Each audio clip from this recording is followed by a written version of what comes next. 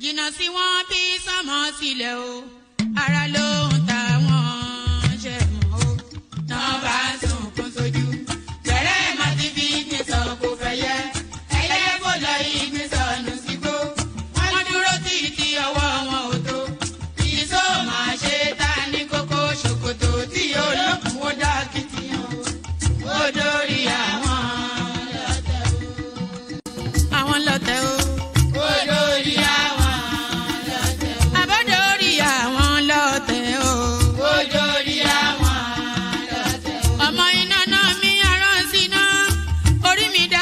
Ṣí mi lọ́nà o mo tẹ́rí bá fàdà àgbà o àgbà ẹ̀ foríjì ni ojoojúmọ́ ni mo ń pọ́n wọn lé mo ń ṣèyá sí àwọn àgbà o mi ò fojú tí ń rìn wọn láyé ọmọdé ẹ má fàgbà ṣe yẹ̀yẹ́ torí oníkọ́ tó yọ lání ọmọdé ń bọ̀ wá dàgbà o màmá ń bọ̀ wá dàgbà o.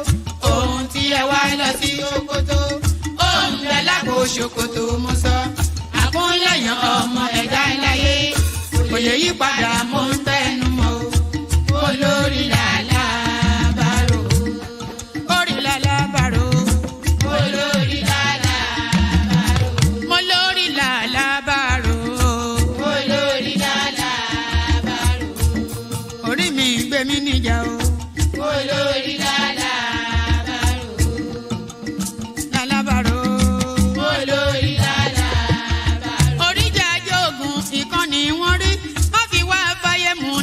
Ayé wa o Olúwa àgbẹ̀ wa níyàwó àmì nílé ayé wa ó tilẹ̀ jẹ́ pé ọ̀tá kọ́ ni wá. Ìmọ̀ràn òfìkà ó ti ẹni sí lọ́fẹ́ àmì ṣàkàlùkù tí ké. Uche tukwa bụrụ uche mmadụ nwanne ịtụba n'ike. Ifeanyị na ya olisa gọọmanụ kpọta ndị ike. Ọsịtịgeti na geti with the lucky location irele ifenu. Rule number 1. Onye na-amụrụ egbula egbe ya. I dey tell you. You better focus on after business with the operation.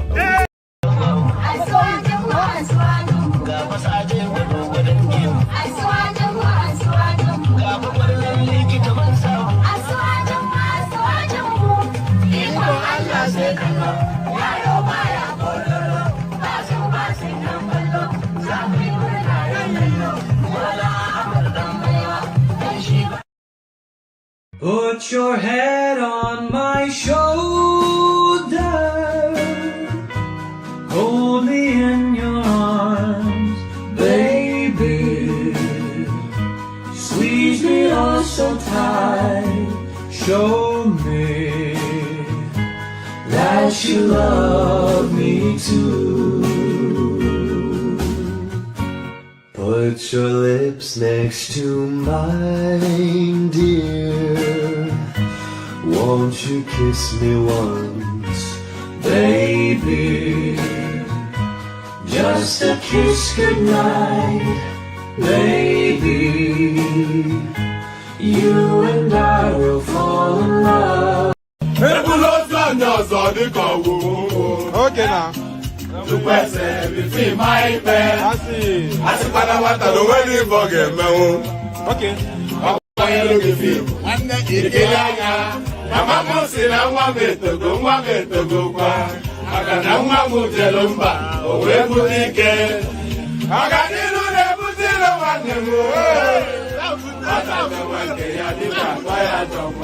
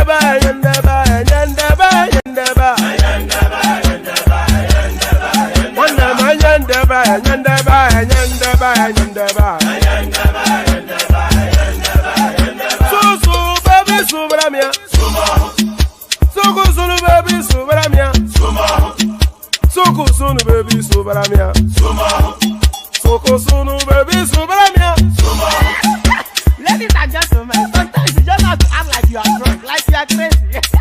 Confuse your enemies, confuse them. Oh, that's yeah, we mo. Yeah, we mo. Oh, that's yeah, we mo. No, basa ye ga ponto mo. Iye de bugana.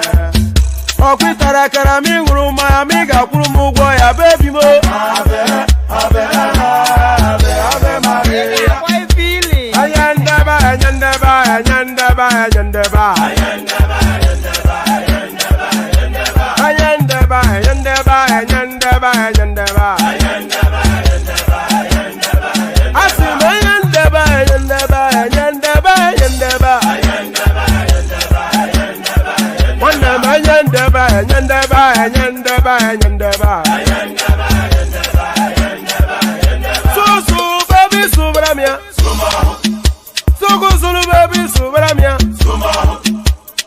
Sunu baby subaramia.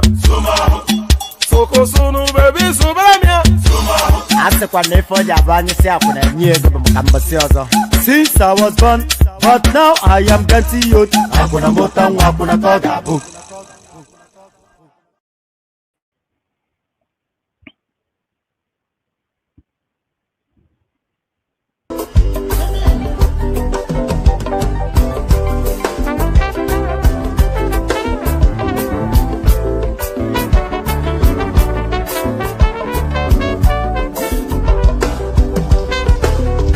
I don't suffer, no be small.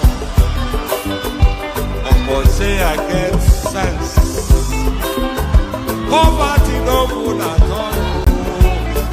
Now it make I join this business.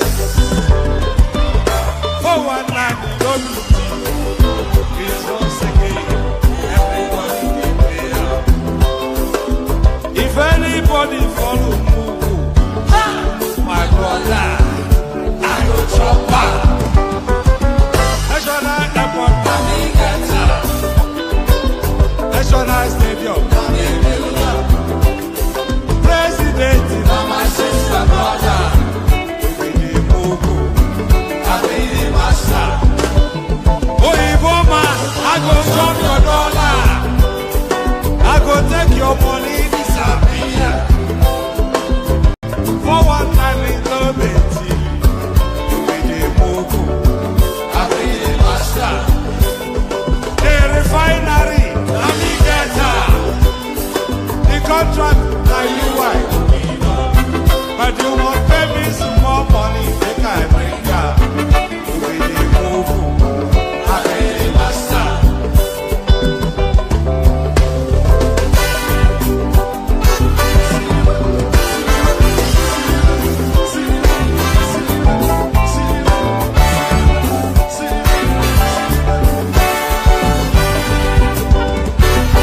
When you go play one, they go say that you style. When countryman do he go, they know they shout. Kill it, whatever you go ban it, I say, I don't see them fire. That's why when they run enter my miracle, I go show them fire. National airport, National stadium, President, my sister, brother, you be the Mugu, I be the master. The refinery, the contract, now you white. But you won't pay me some more money than I bring up. I be the master. Now me be the master.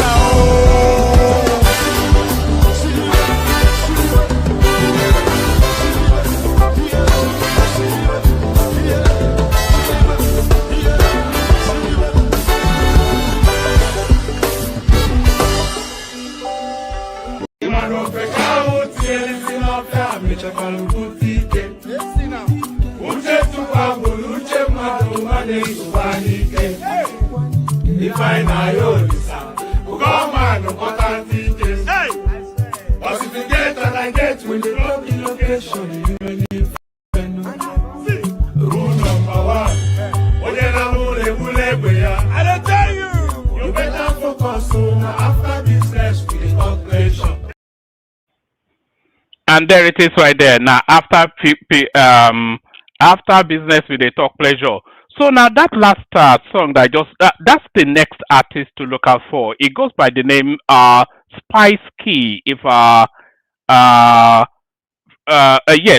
it goes by the name Spice Key. I've just recently come across him. Maybe I'm late to the game, but certainly it's the next breakthrough. By my reckoning, I just adore that, and Charlie Boy's cameo appearance in that, I think it just makes it as well. No, so now this Charlie Boy here, not the light-skinned one. The light for the people who don't know who Charlie Boy is, I'm going to play this. I'm going to play that clip again. It's only about 30 seconds. The dark-skinned guy is Charlie Boy. Now you will find it impossible to believe that this is a 75-year-old man. Watch this. So the dark-skinned guy in the black outfit, that's Charlie Boy. He's 75, but you'll find that hard to believe. If I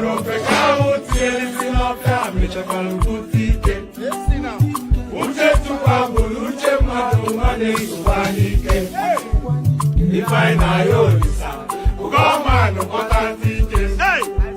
But if you get and I get when you drop the location, you really rule number one. I don't tell you, you better focus on after business with the operation. and there it is right there. And after business, you better focus on after business. I think the song is called Ofeke. If I'm mistaken, correct me in in the comment section. I think that particular track is called Ofeke. And I'm not. Yes, the artist I've just discovered is a guy called Spice Key. So that's just a new disc.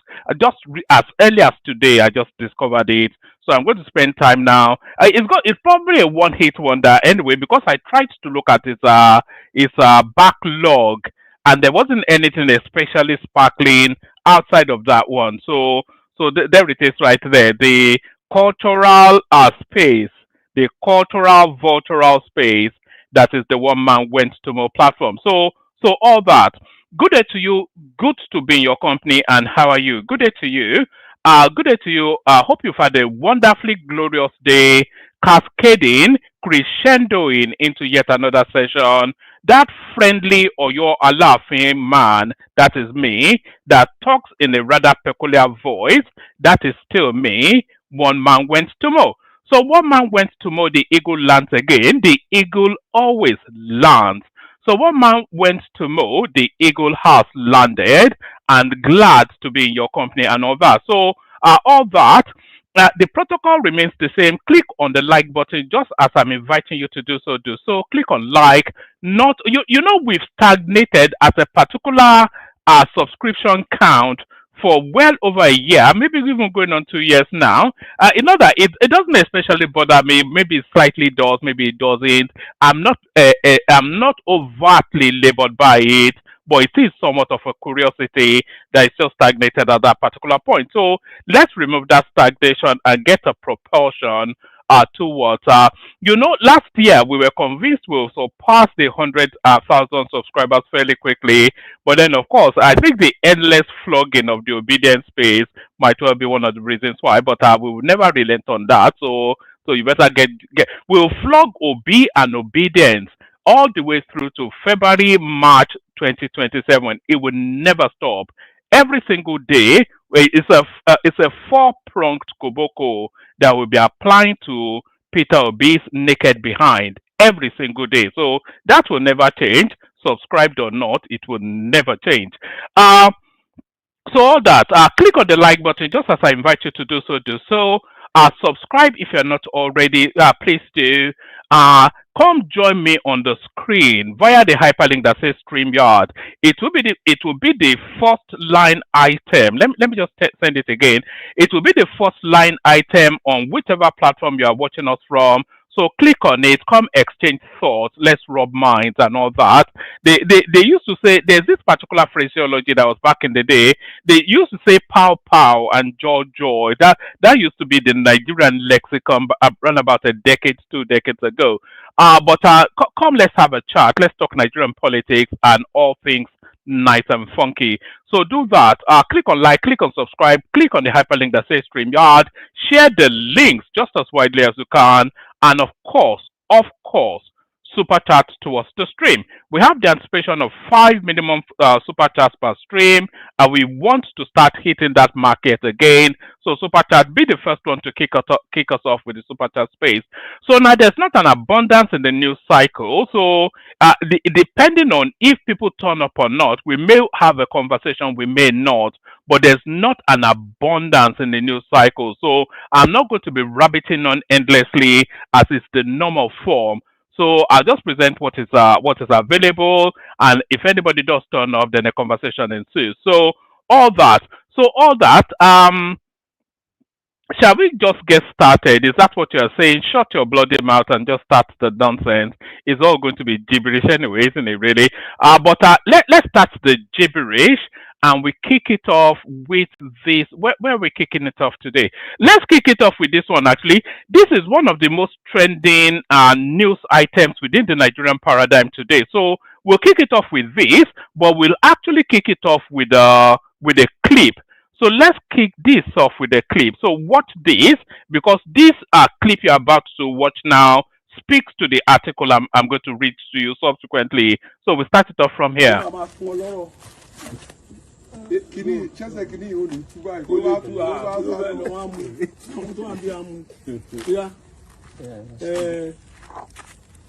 Lórúkọ Jésù. Àmín. Lórúkọ Jésù. Àmín. Lórúkọ Jésù. Àmín. Ọlọ́run ọba a dúpẹ́ lọ́wọ́ yín.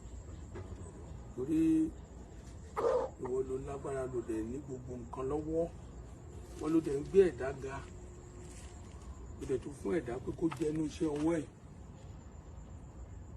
Ẹnìkan nú àwọn ọmọ wa tọ́lọ́run yọ́nú sí lákòókò yìí. Òun ló kó ilé ìwà pé bàbá ẹ̀jẹ̀ ẹran ẹ̀jẹ̀ dìyẹ epo rè iṣu rè lè fúnyàn yẹn ní ohun tó yàtọ̀ sádùá. Ajíjọlá àdúrà ló tọ́ sí ẹ. Ilé ló máa kéré jù nínú oore tọ́lọ́run á ṣe fún ẹ. Ìwọ òjọ́ yẹn ọlọ́tẹ̀ ẹ̀san ẹ ló jẹ́ yìí. Ìyí tó kù Ọlọ́run á máa san lẹ́san dáadáa. Wádìí ẹ̀ wọ́n máa kó tẹ̀mí wá á tún pọ̀ jù báyìí lọ. Iṣu yìí á ju báyìí lọ. Ẹran yìí á ju báyìí lọ. Epo yìí á ju báyìí lọ. Wà á máa láyọ̀ ni. Tó bá ti ń lọ síbi tí wọ́n fi ẹ́ sí òní jábọ́. Ọ̀tẹ̀ wà nú ayé ṣùgbọ́n wà á máa tẹ àwọn ọ̀tá ẹ̀ mọ́lẹ̀ ni. Ipò òṣèlú yìí gbogbo àwọn tó dà wá àti fi wọ́n lọ́lọ́run lọ́wọ́ Ọlọ́run á dá sẹ̀ríà fún wọn. Ajíjọlá Ọlọ́run ti dá sẹ̀ríà rere fún ẹ yóò pọ̀ sí. Àwọn tí ò gbọ́ràn nú wọn tí wọ́n ṣe wọ́n lóore tán fi bí sán ibi ò ní kó nú ilé wọn. Ajíjọlá ire á pọ̀ sínú ilé ẹ̀. Ògúngún mọ̀ pé bí o pa wá ẹran lélẹ́yìí èmi àtàwọn èrò mi káàkiri inú ibi tá a ti jọ ń ṣiṣẹ́ sáìtì àjọ máa jẹ́ ẹran ìlú máa máa fún ẹ ládùúgbà. Gbogbo àwọn tó dalẹ̀ àfàyín lé kóòtù Ọlọ́run lọ́wọ́. Ibi tá a sọ ní dé ibẹ̀ ní kẹ́ ẹ wà ẹ̀kẹ́ máa gbatẹ́gùn nù lẹ́lẹ̀ tẹ́ wà. Ìwà Ajíjọlá kó máa lo òkè nígboro Adó kó máa ga sí nígboro Adó kó máa ga sí nígboro Adó kó máa ga sí. Wọ́n á ṣiṣẹ́ sí ẹ̀. Ayọ̀fà yóò ṣe lórúkọ mi. Gbogbo ẹ̀ bá ti rántí mi nínú gbogbo ẹ̀yin ọmọ tí Ọlọ́run tọwọ́ mi gbé dìde ẹ máa ga sí. Àwọn tó jẹ mí gún Ọlọ́run á jẹ wọ́n gún. Ọlọ́run á tiẹ̀ lẹ́yìn. Ire lọ̀rọ̀ ẹ á já sí òde ní jáàmù. O ní jáàmù. Kò fà wọ́n yẹn lẹ́kọ̀ọ́ tó Ọlọ́run lọ́wọ́. Ire o. Kábíyèsí ẹ bá tún sá. Kábíyèsí o. Ẹ mọ̀ bẹ́ẹ̀. So there it is right there. Bí àdúrà bí èpè. So bí àdúrà Ọlọ́run á dá sàríà rere fún ẹ. What is sàríà rere? Is that not an oxymoron? God will suffer you in a benevolent manner. But what does that even mean? Ọlọ́run á dá sàríà rere fún ẹ. Àdúrà bí èpè. So that was the unmistakable torso of Ayo Fayose, of course. And all that now wraps around this. Nigerians react as Tinubu appointee takes gold, chicken, salt, other items that should say to Godfather video trend. So we've seen the trending video. So what's now led to all that? So it's Lateef Ajijola, who was recently appointed as a member of the Southwest Development Commission by President Bola Tinubu, has expressed his appreciation to former Governor Ayodele Fayose of Ekiti State for the nomination. So apparently, allegedly, Fayose still has that influence to nominate into Tinubu's administration. I'm not quite sure if Fayose is not a PDP functionary. Has he even resigned from the PDP? I think he may well have. We know that Dino Milaye actually resigned earlier on today. So I was even going to bring that, but I thought Dino is not even it's not strong enough a news item to present to you guys. But certainly Ayodele Fayose, by my memory, is a PDP chieftain. So quite why he gets a slot within the Tinubu administration, these are all the horse trading then that's permutating towards the upcoming election. Lateef Ajijola, who was recently appointed as a member of the Southwest Development Commission by President Bola Tinubu, has expressed his appreciation to former Governor Ayodele Fayose of Ekiti State for the nomination. This was disclosed in a video shared on social media by Larry Olayenka, the spokesperson of Yemson Wike, the Federal Capital Territory FCT Minister and ex-media aide to Fayose, in a social media post on Wednesday, July the 31st. Olayinka described the gift as a sacrifice, as it included yams, salt, goat, chicken, and red oil. So, àwọn èròjà ètùtù. That is what in Yoruba land we call that. Those are the food items of the deity, isn't it? So, èròjà ètùtù nìyẹn. So, I suspect that Fashola might not well eat it. He might just do that clip and then throw it away or gift it away. Olayinka described the gift as a sacrifice, as it included yams, salt, goat, chickens, and red oil. Some Nigerians have taken to the comment section of the video and commended the former governor for the moment. So I was expecting them to insult him actually. In the video, the former governor was singing the praises of the Tinubu appointee, and praying for him.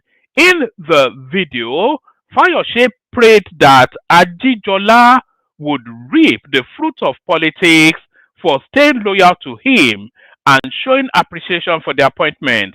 The former governor also prayed that all those he had worked out appointments for but did not remain loyal to him would experience sorrows in their home.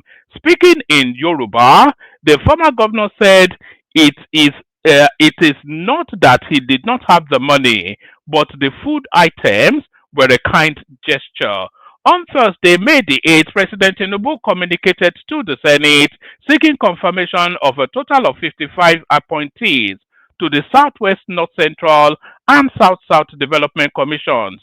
Ajijola, that should say Ajijola. Ajijola was one of the members of the Southwest Development Commission. I'm not even quite sure what these development commissions, what they mean or what they do. I'm not clear on what the purpose is, but every geo region now seems to have like a pardon me, every geo region now seems to have some sort of a development commission. Is that taken away from what does that actually even mean? What is their function? Below are some of the reactions of Nigerians to the trending video. So the first reaction, it says, this former governor na area guy, he get street credibility die. Check around, no police, no soldiers, no bodyguard. Well, don't worry about checking around. They may not be in vision, but I'm sure that he has security. Do you remember though when he was riding an Okada to meet a flight? Fashola sells himself very much as a man of the people and on the ground sort of a politician. So he would have some sort of security protection, but he will make sure that they're not visible because it goes counterintuitive to his brand, to how he likes to be seen. Below are some of the reactions by Nigerians to the trending video. This former governor na area guy, he gets street credibility die. Check around, no police, no soldiers, no bodyguard. Oga just him day very free. I admire him more than ever before. He is cool. I'm starting to get the suspicion that some of these comments that we actually see on some of these things, they are actually commissioned comments. People, they are paid for comments. You can almost get a sense sometimes that all of these people, because the first three comments usually shape the narration of what that comment section would look like, and I'm having the suspicion then that some of these spaces actually either they are making the comments themselves or they are commissioning it. Stomach infrastructure indeed. Continue, says Tom. Eze says, see how dirty the environment is. Now, wow, yes, that struck me as well, actually, that it looked somewhat untidy. Just when I was watching it, it struck me as well. Just look how untidy the environment is.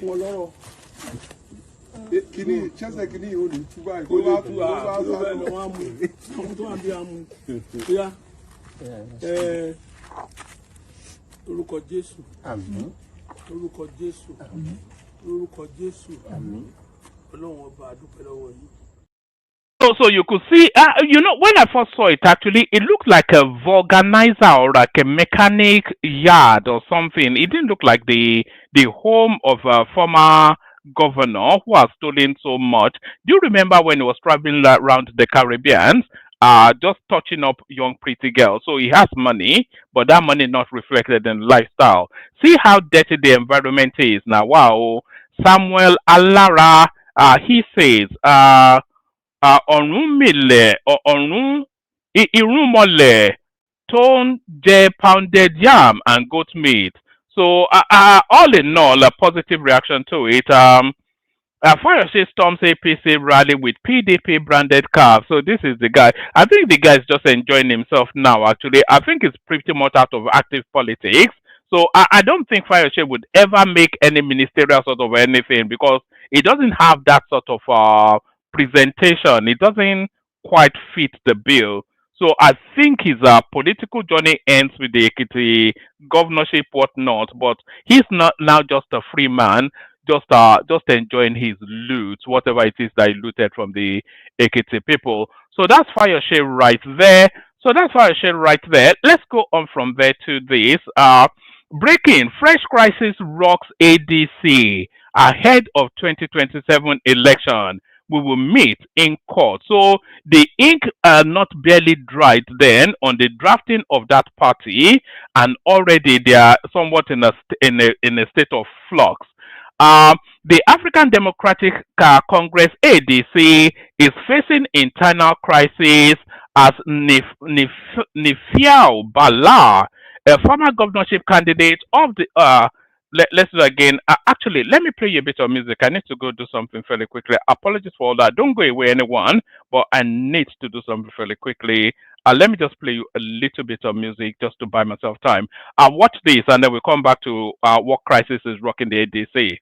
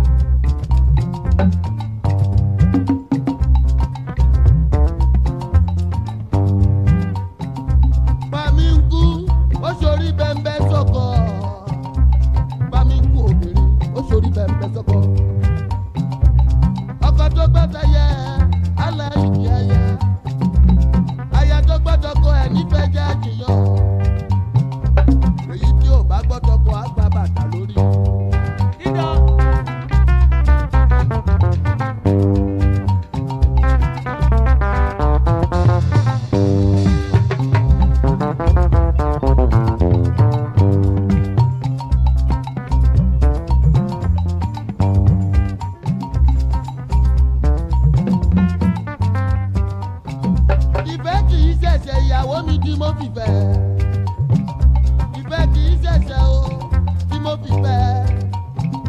Bàbá ń bẹ̀rẹ̀ ló pọ̀, ó yẹ ká mọ̀ wọ́n ara wa. Kò yẹ kó tún máa pàṣẹ fún mi mọ́ o, ìyàwó. Kò yẹ kó tún jẹ gàba lórí mi, ìyàwó.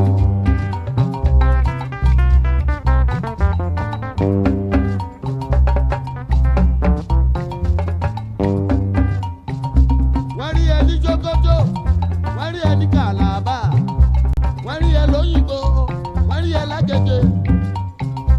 Èmi ò jókòó, Ọ̀túnla Ìjẹ̀bú, wọ́n rí ẹ ní Bìní, wọ́n rí ẹ ní Ìbàdàn. Ìrì wérewère tòmí rì yìí kò máa tẹ́ mi lọ́rùn o. Ìrì wérewère tòmí rì yìí kò máa tẹ́ mi lọ́rùn. Bó bá ń bọ́kọ sọ̀rọ̀, awú bí búrẹ́dì omi.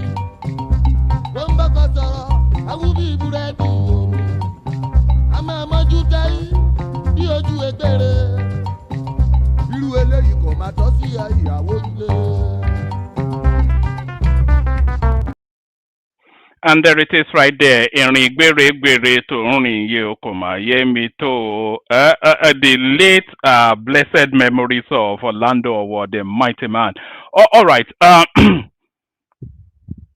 Pardon me. Yes, fresh crisis rocks ADC ahead of 2027 election. We will meet in court. As I was saying, the ink barely dried on the drafting letter for the formation of the platform, and already they're in crisis.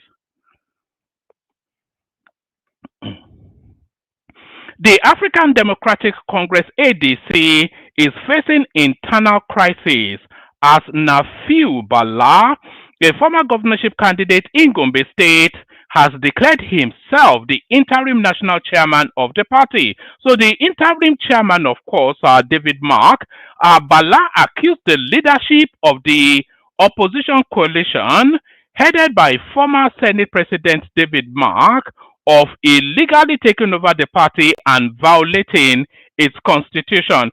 So, you know what I am not still clear on is if is the coalition a different entity from the ADC, which is what I'm not clear on, because of course the Atiku very much a member of the coalition.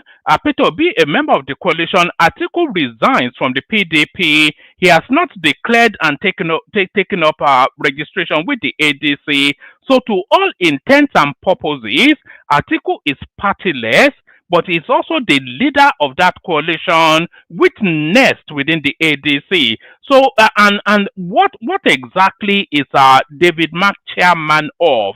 Is he rather the chairman of the coalition, which is a vague entity that has no clear description, or is he the chairman of the ADC, which is where the contention is? So the thing is locked in some sort of foggy maze.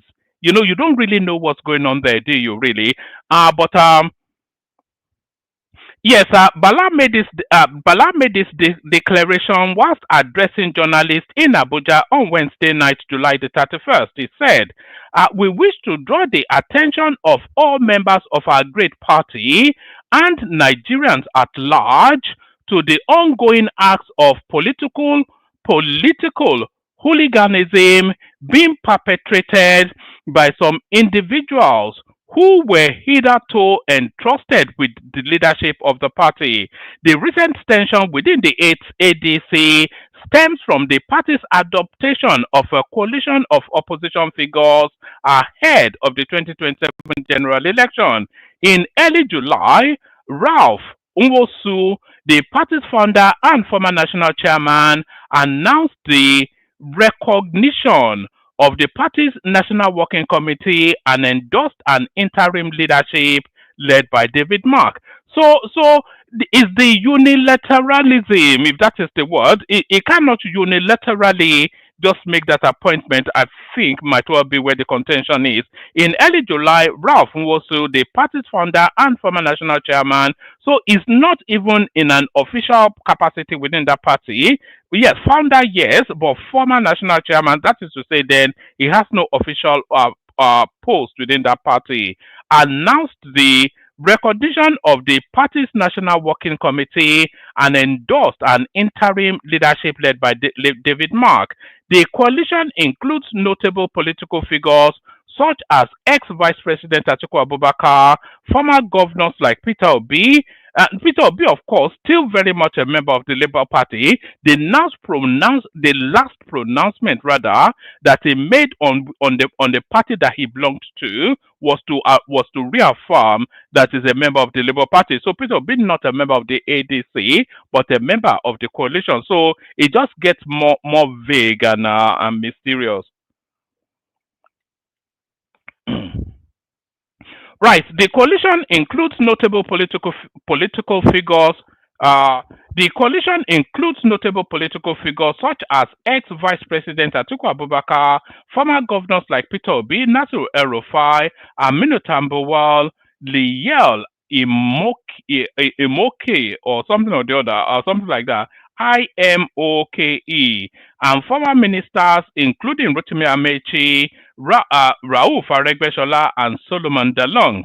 However, this move was met with strong resistance by some ADC members, including Bala and Dumebi Kachiku, the party's 2023 presidential candidate. They argued that the party should not become a private coalition platform controlled by elite politicians who have no affiliation with the ADC. Bala, we will challenge the takeover in court. So I'm not quite sure. They might not still be able to use that party. It's really if Tinubu really wants to push this narrative, it may just stymie them at the court. Bala described the coalition actions as a show of shame and said they amount to a complete disregard for the party's constitution and principles. We are all living witnesses to the show of shame and acts of lawlessness being displayed by these unscrupulous leaders. The idea of mortgaging the future of our great party to powerful outsiders who never belonged to the party is condemnable, Bala said. He warned that if the current crisis is not resolved constitutionally, he and other bona fide members of the ADC would not hesitate to take legal action. If these individuals choose to ignore our calls to obey constitutional guidelines and remain recalcitrant, we shall proceed to challenge this gross act of impunity in court and bring them to justice.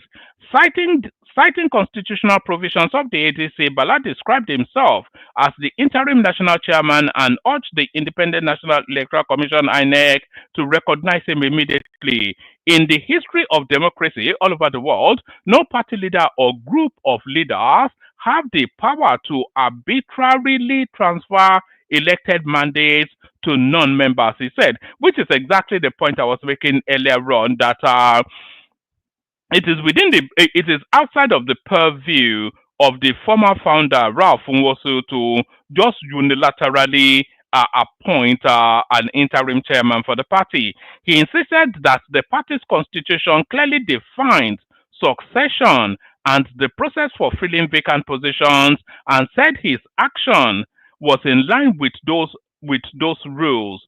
With the 2027 election drawing closer, the internal wrangling within the ADC threatens to derail the party's unity and credibility as a coalition platform. As court battles loom and factions dig in their heels, observers say the ADC may need urgent intervention to prevent a total collapse of the gains it hoped to make in the build-up to the next general election.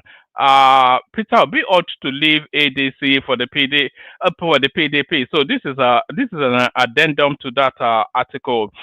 Previously, correspondents reported former Minister of Information and founding member of the People's Democratic Party (PDP), Professor Jerry Gana, said the Labour Party's Peter Obi would gain support from the northern region if he contested under PDP in the 2027 presidential election. Ghana made the remarks on prime time aired by Arise Television on Wednesday, July the 30th, where he also spoke on the strength of the PDP, its founding ideals, and Nigeria's democracy journey. So there it is, right there. So they're still cutting Obi somewhat. Zita was arguing in a previous session that Obi doesn't have political cachet. Obi does have political cachet, not sufficient enough to make him president, but he certainly has political cachet. ADC clears Obi El Rufai to remain in LPSDP. So Obi, Obi is not even fully, is one leg in, one leg out of the Labour Party. And El Rufai, just as early as 2 days ago, was expelled from the SDP. So I think they didn't get the memo. Events have since superseded this sort of position. The newly formed African Democratic Congress is not a newly formed African Democratic Congress because the African Democratic Congress is a long-standing party, so it's not newly formed. The newly formed African Democratic Congress has clarified that Labour Party presidential candidate in the 2023 elections, Peter Obi, and former Kaduna State Governor Nasir El-Rufai have been exempted from defecting from their current political platforms ahead of the 2027 election. So, if they are exempt from contending if they are exempt from defecting to the ADC on election day, then which platform will their name be on the ballot? So which party will be their vehicle to seek election? That's the thing. So under which party would they be campaigning? Will Peter Obi be campaigning equally for the Labour Party as well as the ADC? And will he be presenting himself on the ballot? And the law doesn't even allow you to be a member of two political parties, by the way. So it gets even more confusing. The newly formed African Democratic Congress has clarified that Labour Party presidential candidate in the 2023 elections, Peter Obi, and former Kaduna State Governor Nasir El-Rufai have been exempted from defecting from their current political platforms ahead of the 2027 polls. The interim National Publicity Secretary of the ADC, Bolaji Abdullahi, confirmed the development in an exclusive interview with Punch newspaper on Wednesday. His clarification followed a stern warning issued on Tuesday by the interim national chairman of the ADC, David Mark, who insisted that the party under his watch would brook no form of anti-party activities or indiscipline. Mark, whilst addressing members of the party in Abuja, declared that there will be zero tolerance for anti-party and any form of indiscipline. You are either in the ADC or not in the ADC. No midway in this business. And those not with us, we will not carry them along. So those are two sharply diametrically opposed positions right there. So the national chairman is saying you are either fully in or you're fully out. You can't be or shakala shokolo with a party. But the publicity secretary now is saying it's a loose arrangement. It's just like a brothel. You pay your fees, you have the girl, and then you carry on. You don't have to marry her. This is the sort of it's like an ashawo sort of establishment. Money for hand, back for ground. Deal is done, and off you go. Mark, whilst addressing members of the party in Abuja, declared that there will be zero tolerance for anti-party and any form of indiscipline. You are either in ADC or not in ADC. No midway in this business. And those not with us, we will not carry them along. Those who are not totally committed will not be carried along. We shall reserve our grassroots leadership structures. We shall reverse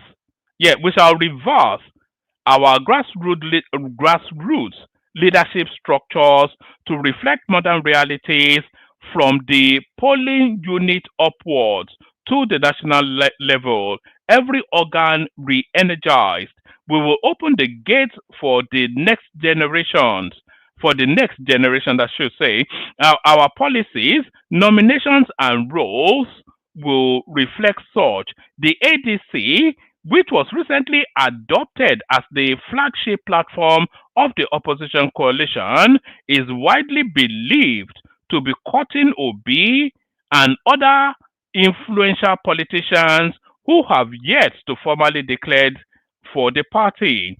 But the camp of the former Anambra State governor dismissed fears over Mark's warning, insisted that their principal had already clarified this position to the coalition leaders.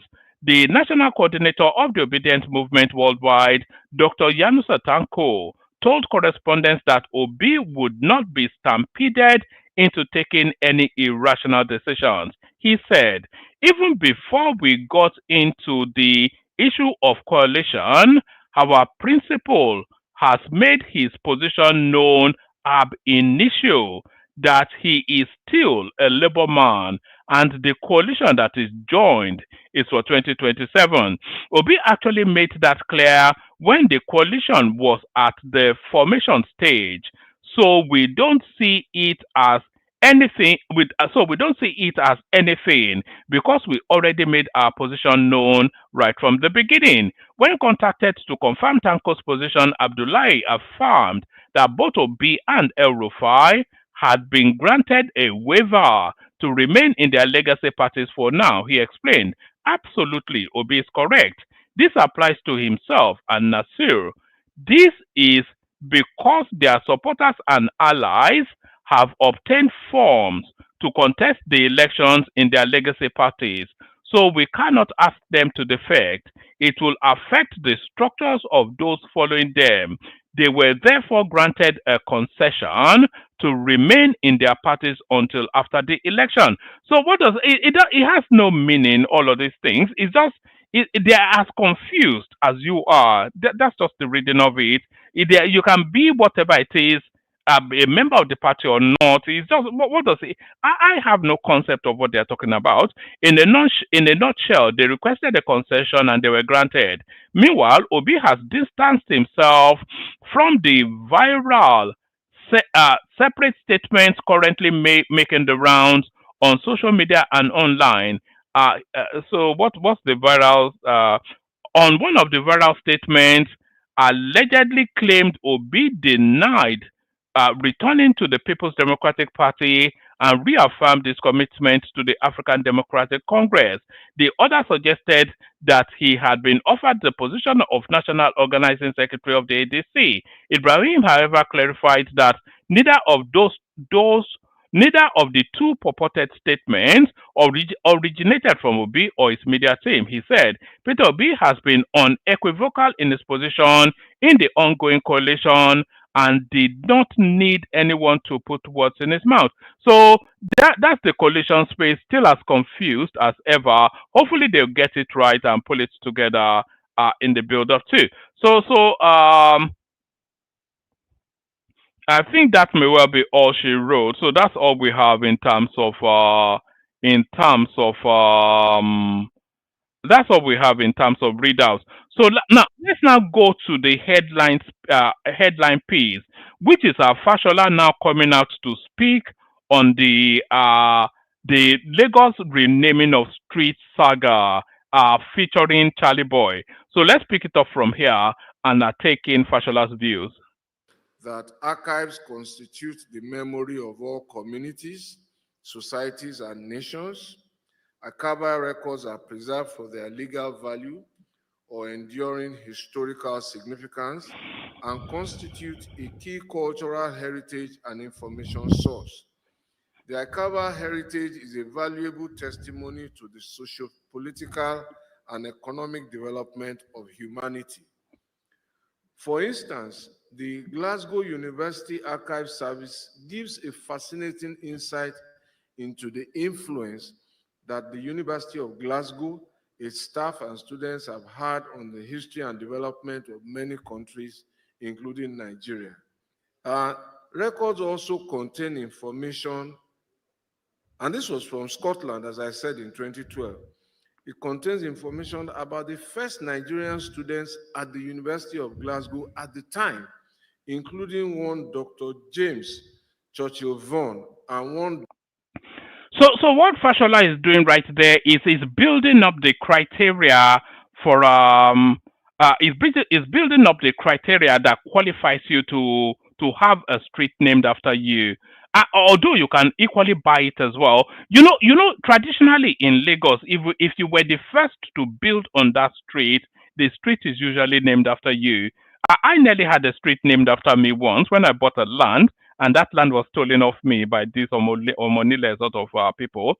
But no, that's usually how it's done. But he's building up now, especially major streets, streets of importance. The criteria for having those streets named after you. So that's the narrative that Fashola is building up now. Dr. Isaac Ladipo Uluwole, that archives constitute the memory of all communities, societies, and nations. Archival records are preserved for their legal value or enduring historical significance and constitute a key cultural heritage and information source. The archival heritage is a valuable testimony to the socio-political and economic development of humanity. For instance, the Glasgow University Archive Service gives a fascinating insight into the influence that the University of Glasgow, its staff and students have had on the history and development of many countries, including Nigeria. Records also contain information, and this was from Scotland, as I said, in 2012. It contains information about the first Nigerian students at the University of Glasgow at the time, including one Dr. James Churchill Vaughan and one Dr. Isaac Ladipo Uluwole, who were enrolled in 1913 and graduated in 1918. Dr. Ladipo Oluwole returned to Nigeria to become the first African medical officer of health in the Lagos colony.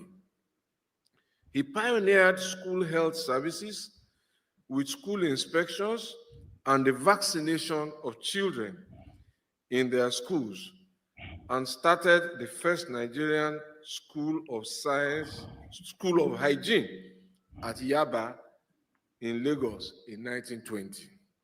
So that's the Ladipo Oluwole, but the records were kept where? In Glasgow, in Scotland. So those of us who drive through streets such as Ladipo Oluwole Street in Ikeja will probably now understand and contextualize the contributions of such a man and why it was considered such high honor to immortalize him by naming a street in his memory. End of quote, 2012. But it is perhaps instructive that we are discussing street naming and street unnaming, and I keep my gunpowder dry.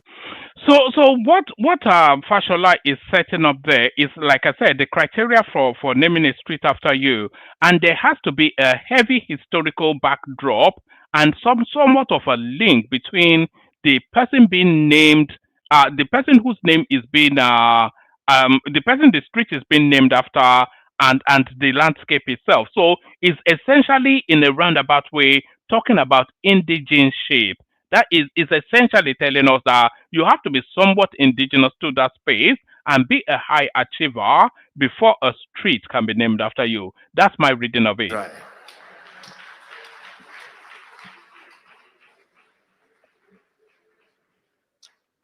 So but that tells you that the more things change, the more they remain the same. So today I reiterate those words about street naming, about Dr. Oluwole, and with greater conviction to reinforce my message that the preservation of our history and the documentation of our progress must be taken seriously. The puzzle pieces of Lagos's past, its people, traditions, governments, and struggles are scattered across time. LASRAB must continue to piece them together. into a coherent whole, one archive, one policy document, one photograph, and one manual at a time. So I urge us all to support this noble work. Let us help preserve history, not as a static museum of forgotten things, but as a vibrant engine of knowledge, resilience, and development. In the past, when we needed to conduct searches about certain things that happened here, sadly and ironically, the place to go was to go overseas, to go and look for records of ourselves. So, and I think nothing validates the idea of the prosperity and the economic value of record keeping than that irony. So when we're talking about Google searches today, all the search engines that we now have in our palms, imagine if records were not kept. There's nothing for them to search.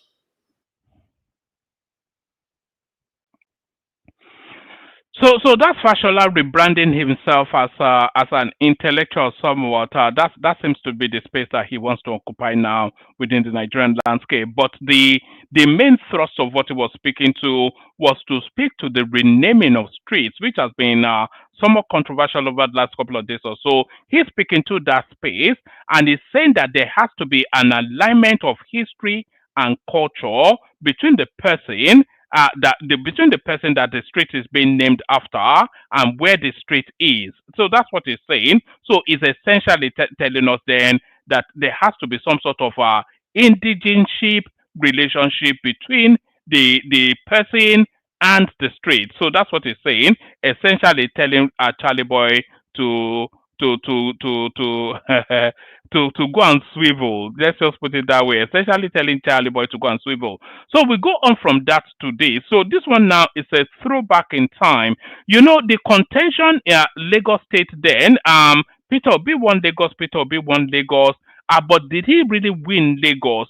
You know, they were. I want you to listen to this actually, because there's some fantastical figures that came out of 2023, and memory seems to be fading a little bit. So let's have a little reminder of some of the fantastical figures that came out in 2023. It says that this is a PDP chieftain who was in the PDP situation room on election day.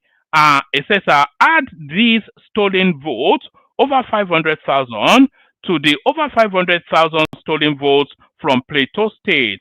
PDP people know exactly how many votes Peter Obi polled.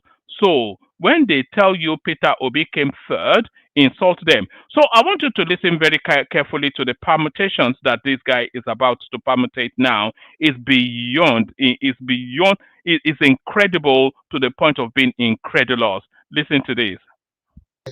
And 36,000. And I have some of the 36,000. And I have some of the, I made some footnotes before, coming in here in anticipation that, these questions might come up. In Lagos, our situation room record shows that Labour Party has 983,069. PDP. So 983,000 is never enough, a million votes. So what it's telling us then is that the Labour Party had a million votes in Lagos State 2027, a million votes. So, but with listen, it gets even more ludicrous. He has 101,003 9 votes. APC has 155,000. Correct. And 1. So there it is right there. That is how incredulous that was. So Obi got a million votes in Lagos State according to the PDP situation room man. Obi got a million votes in Lagos State, and Tinubu, who is the creator of modern Lagos, he got 100,000. So just suspend your prejudice and biases and apply reason and logic to how is that even consistent with anything that any sane mind. You have to be mentally unstable to reach to that level. Obi got 1 million votes in Lagos. Tinubu got 100,000. That is according to the situation room of the PDP. So that tells you all you need to know about that space. It's beyond belief.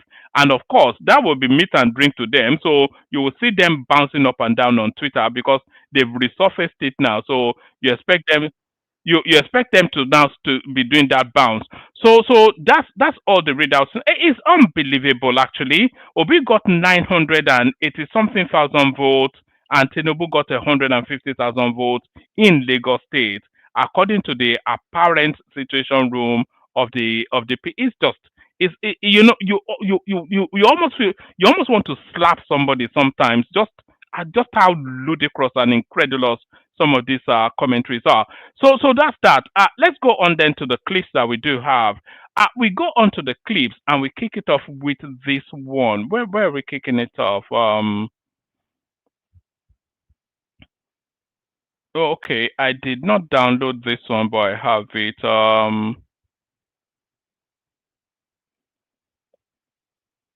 Yes. We kick it off and we start it off with this one. So a lot of people tell us that that Lagos, that Nigeria, that there's no jobs in Nigeria, everybody is hungry, etc., etc. What you have in Nigeria is opportunities. What you have in Nigeria are opportunities, and anybody that's willing to put in the labor will always come out on top in Nigeria. Nigeria, out of all of the countries in the world, you probably have the most opportunity to wealth and the quickest route to wealth in Nigeria. So we cite this guy as an example of what I'm talking about. But there's an addendum, there's a sting in the tail of this narrative. So we pick it up from here. So watch this first and then wait for the sting. This fish industry, they very broad, though, but most of them no know.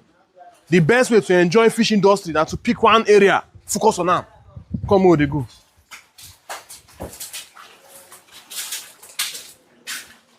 For fish industry, they get the hatchery. They also have pond construction. They have oven building. They have different areas. There's the grown out. There's the processing, the choke. There's the feed formulation. The fish industry is broad, you know. Can't show them fish.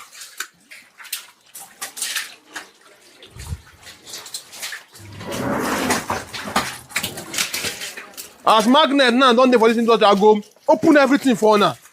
But now see how broad where this industry be. We are broad. Just say most of us no dey for media. We dey offline, they provide fish for now. But now magnet don't dey media now.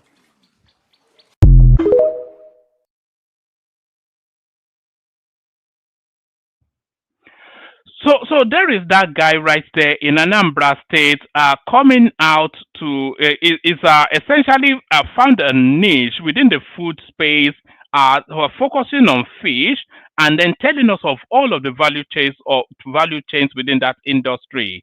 So that's that guy, young, energized, intelligent, and ready to take on the world and taking on the world on his own terms.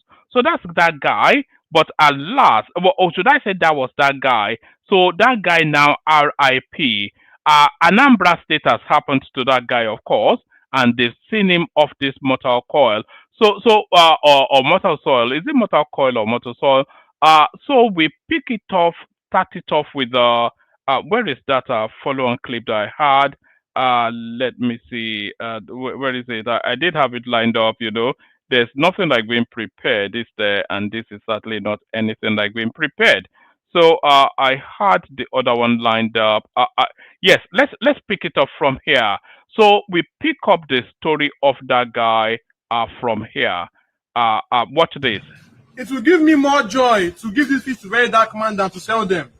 Just as a way of appreciating him for all the good deeds he has been in Nigeria, and for him coming to Onitsha, Anambra State, my state, to help traders to speak out. So that is still the same guy now. He sells fish, as you already know, but he has also now taken that trade onto social media, became somewhat of a mini sensation as he tries to align his offline enterprise with an online presence. So that's what he's doing. And because he's gotten somewhat of a traction, he's now reaching out to the bigger names within the Nigerian social media space, like Very Dark Man, to even propel himself even further. And that's what's going on here. So that's what's going on here. But like I said, there's a twist to the plot. It will give me more joy to give this fish to Very Dark Man than to sell them. Just as a way of appreciating him for all the good deeds he has been in Nigeria, and for him coming to Onitsha, Anambra State, my state, to help traders, to speak out for us. It's not easy. So I want to send this fish to him, only if I can reach him. Please help me tag Very Dark Man so that I can get this fish across to him. Please and please. Come and see the fish. Help us tag Very Dark Man. Unfortunately, he will not be able to give me that fish because he has been kidnapped and he has been killed. So there it is right there, and that is the narrative of what's going on in the East at the moment. That guy right there, as famous as they come, one of the prides to come out of Anambra State, they've kidnapped and killed him. That young man is dead.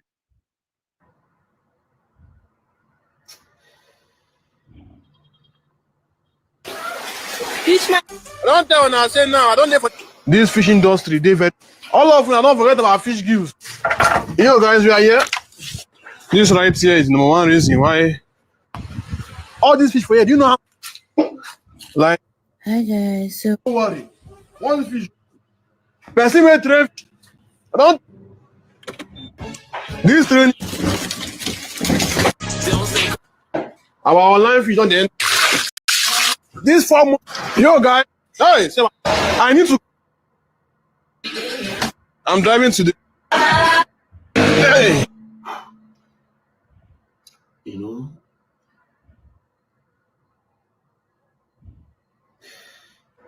We ask, right? What is the offense of this guy? If you go to his page,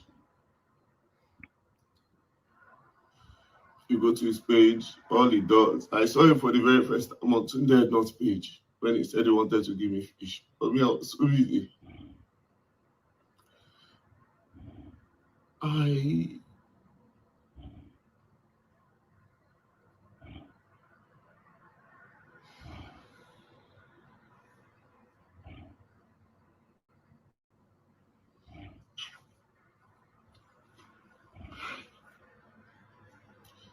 Every time I talk about the government, I always talk about, even if you're not going to give the people anything, just give them security. What is the offense of this guy? Go to this guy's page, you will see.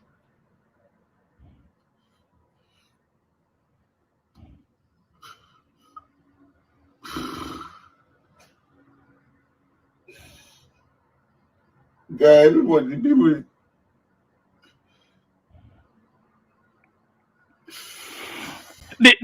The story of this guy is so sad. It's so sad. They kidnapped him.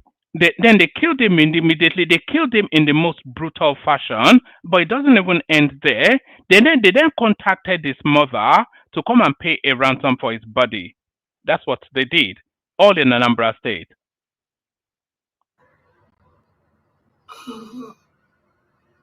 I don't know what the guy did.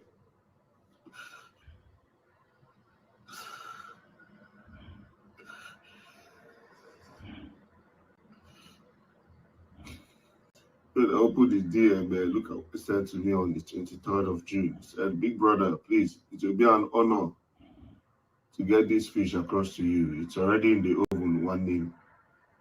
On the 26th of June, sent another one. He said, "I greet you, big brother, your fish is ready. Any info where I will send it to will be appreciated. Please accept this gesture."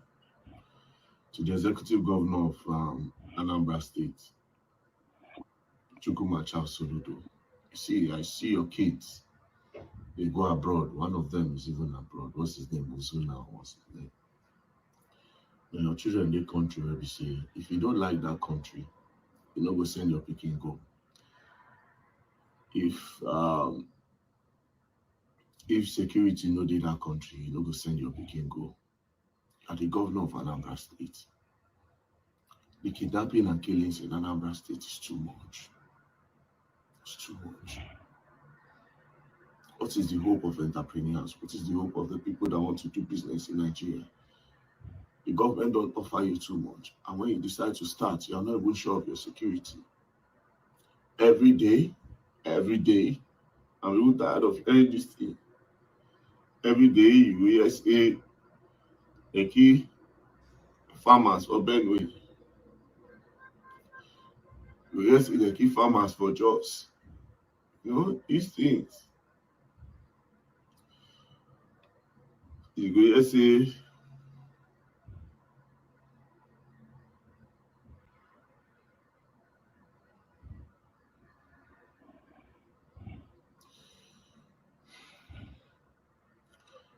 please guys, I'll be coming to Anambra State, maybe like on the 4th.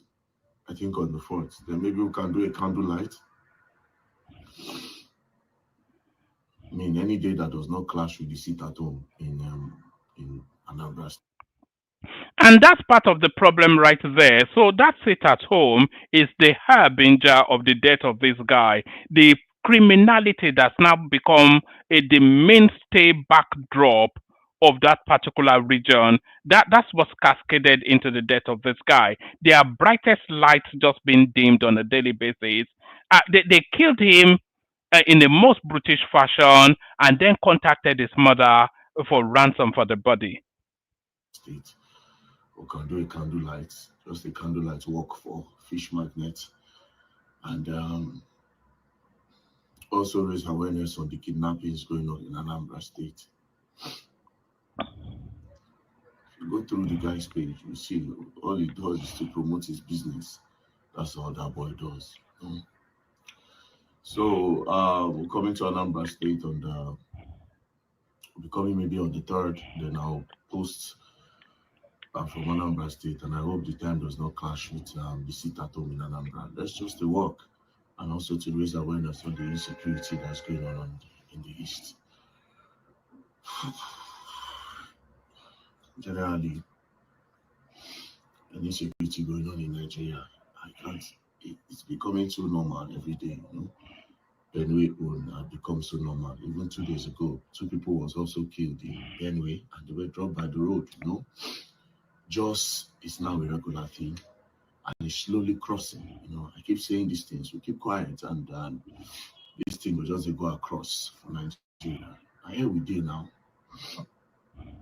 The painful part is that the youth pay little or no attention to insecurities in Nigeria.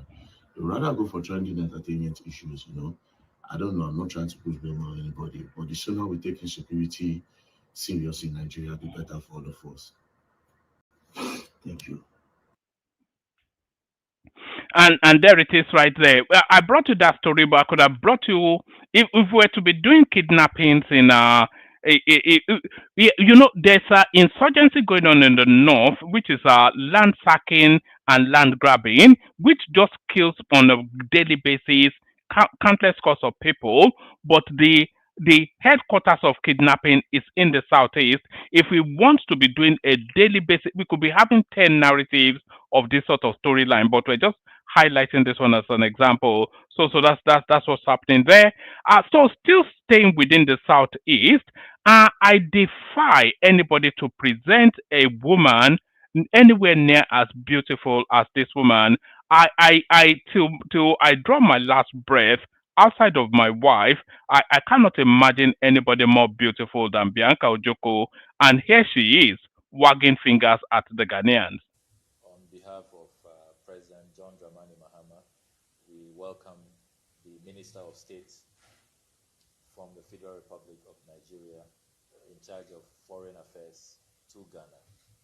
We have just concluded a very successful bilateral discussion on the recent disturbances which have sought to undermine the cordial and friendly relations that has existed between our two countries historically.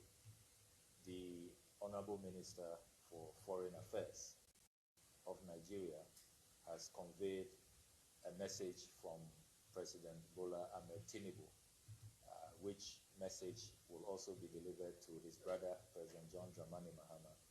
And it is a message of peace. It is a message of love.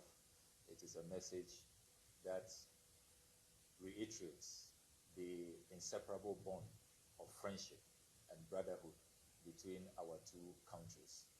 As we have agreed, the video that went. All right, let's fast it forward to where Bianca Ojukwu speaks. Nobody cares about what a Ghanaian has to say. Let's fast it forward to where Bianca speaks. President John Dramani Mahama, we welcome the Minister of State from the Federal Republic of Nigeria. Where is the fast forward now? To Ghana. We have just concluded a very successful bilateral discussion on the recent disturbances. He's not letting me fast forward though, so I think we may listen to all of it. But I just want you to hear Bianca Ojukwu speak on this particular matter. That has existed between our two countries historically. The Honorable Minister for Foreign Affairs of Nigeria has conveyed a message from President Bola Ahmed Tinubu, which message will also be delivered to his brother, President John Dramani Mahama. And it is a message of peace, it is a message of love, it is a message that reiterates the inseparable bond of friendship and brotherhood between our two countries. As we have agreed, the video that went viral, which incensed Ghanaians legitimately, we were all outraged when we saw that video. That video has been condemned by our counterparts from Nigeria. They have reprimanded the gentleman. He has been asked not to engage in such statements and such commentary. As you do know, I had met him earlier, and he was very contrite in the meeting, has apologized. He's issued a public statement apologizing to President Mahama, to the government and people of Ghana.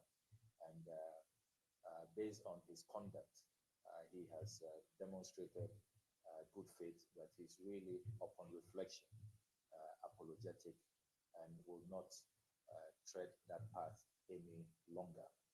It is also important to emphasize that we have agreed that we will deepen our community-to-community engagements. We are conscious of our history, that even though we have a historical background with a lot of ethnic groups having the same heritage and antecedents. We do know, for example, that the Ewe people migrated together with Nigerians, sojourned in Ile-Ife, and continue to the Gold Coast. The Gans have a similar story. So we have very interesting anthropological antecedents, which shows that we are one people. But regardless of that, there have been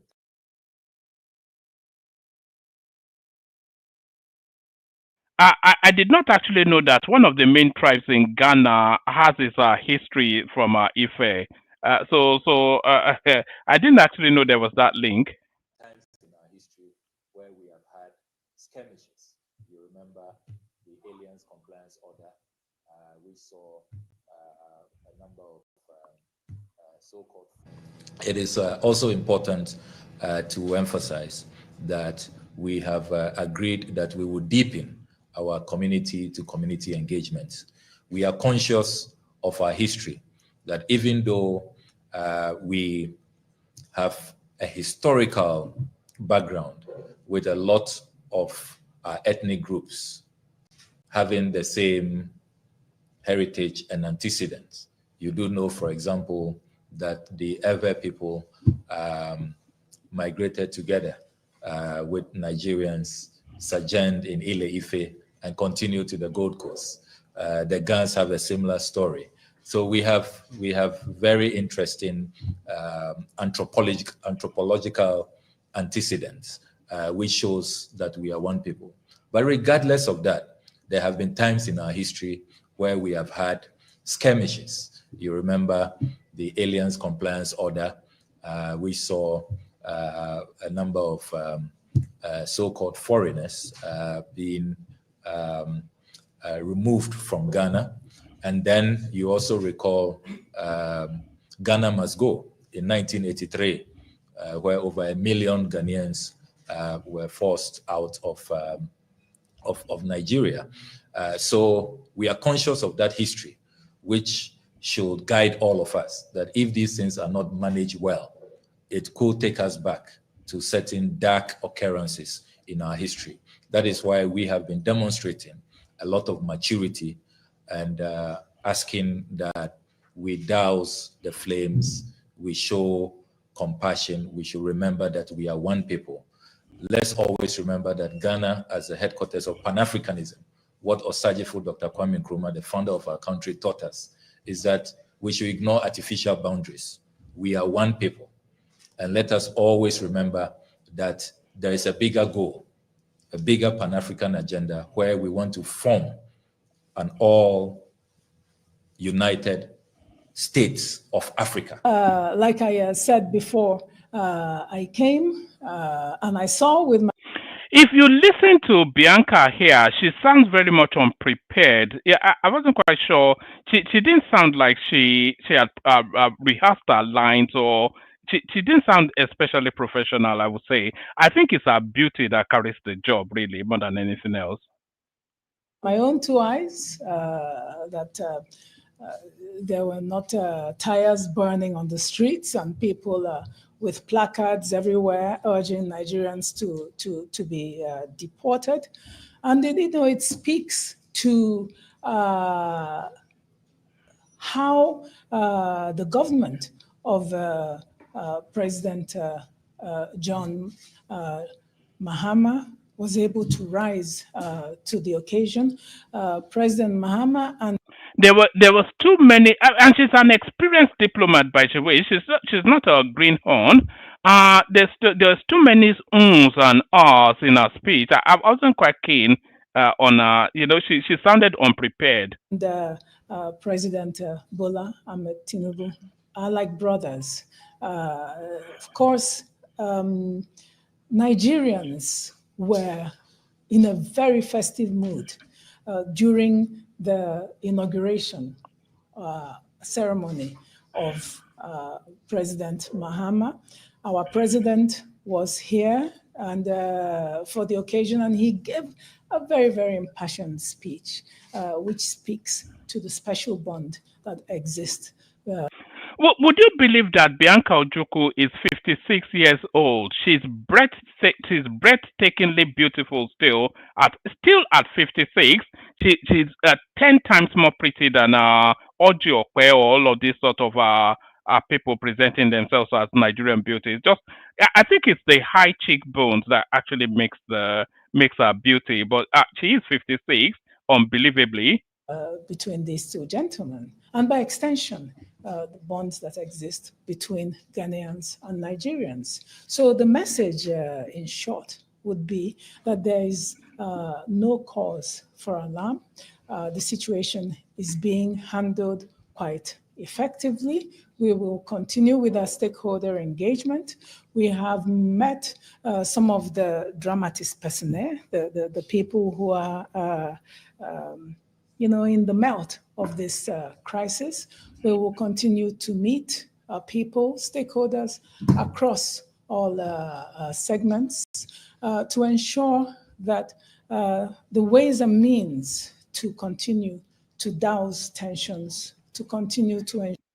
Oh, all right. I wasn't even really bringing you the clip for anything she has to say. I just wanted you to see. I know you all enjoy seeing Bianca Ojukwu, so there she is right there, still as let me actually show you something. Let me show you her wedding pictures. Hold on. There she is, Marine Ojukwu, right there. She's still as pretty. She's even prettier now than she was then. You could still see some sort of baby farts in the cheeks, but the cheeks are now pruned and just like more chiseled, So an outstanding beauty, Bianca Ojukwu. So there's that right there. So let's go back to the other clips. We just rattle through. Here's DJ Adenyoju saying what we all know about our P to Obi. Obi is a little bit different. But he's also a devil. But you know, he's a lesser devil. Do you understand? How is he a devil? My brother, look at his antecedent in Anambra. But he did good in Anambra. Oh, he did good? I mean, he was able to defend it, right? Oh, he did good in Anambra? I didn't know. Where are the legacy projects that he did in Anambra? Even the roads were bad. There was one video, I mean, where I see where they say the money he saved was the money they used to build airport. Yeah, that's kind of okay. I saw that video. Okay. You was the former governor of Taraba that said that. Yes, you are saving money. Now, Obi are not told him. See, you are saving money that you put in a bank that you have interest. Is that how to run government? Maybe. Well, you put state resources in family business, which you yourself admitted. Is that how to run business? Easy. Yes. Kaderi Ahmed interviewed him. Go and Google it.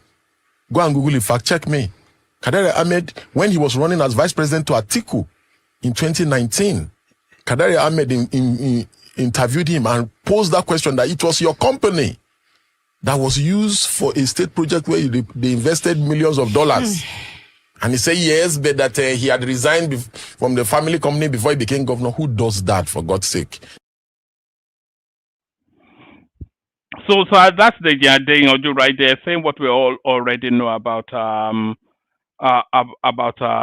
Peter Obi. That how that guy gets away with it is just beyond me. It was very pedestrian. There's no abiding. You can't go to Anambra State now today and point to anything as the legacy of Obi's period there. In fact, there's nothing. He did nothing for the 8 years. He said he built all these roads. They are all washed away. He said he invested in education. We found out there are miracle schools. He said he saved money into his own bank and he built breweries that is in his own wife's name. And it gets it. And he will be talking about integrity and capacity. Where has he demonstrated that? Anyway, let's just leave that. I don't like to go into that guy too much. But let me go into this space. Jigawa State, one of the poorest states in Nigeria, which makes it one of the poorest states in the world. So how do they then spend their federal allocations? This windfall now coming from Tinubu, what are they spending it on? Well, they're spending it on these.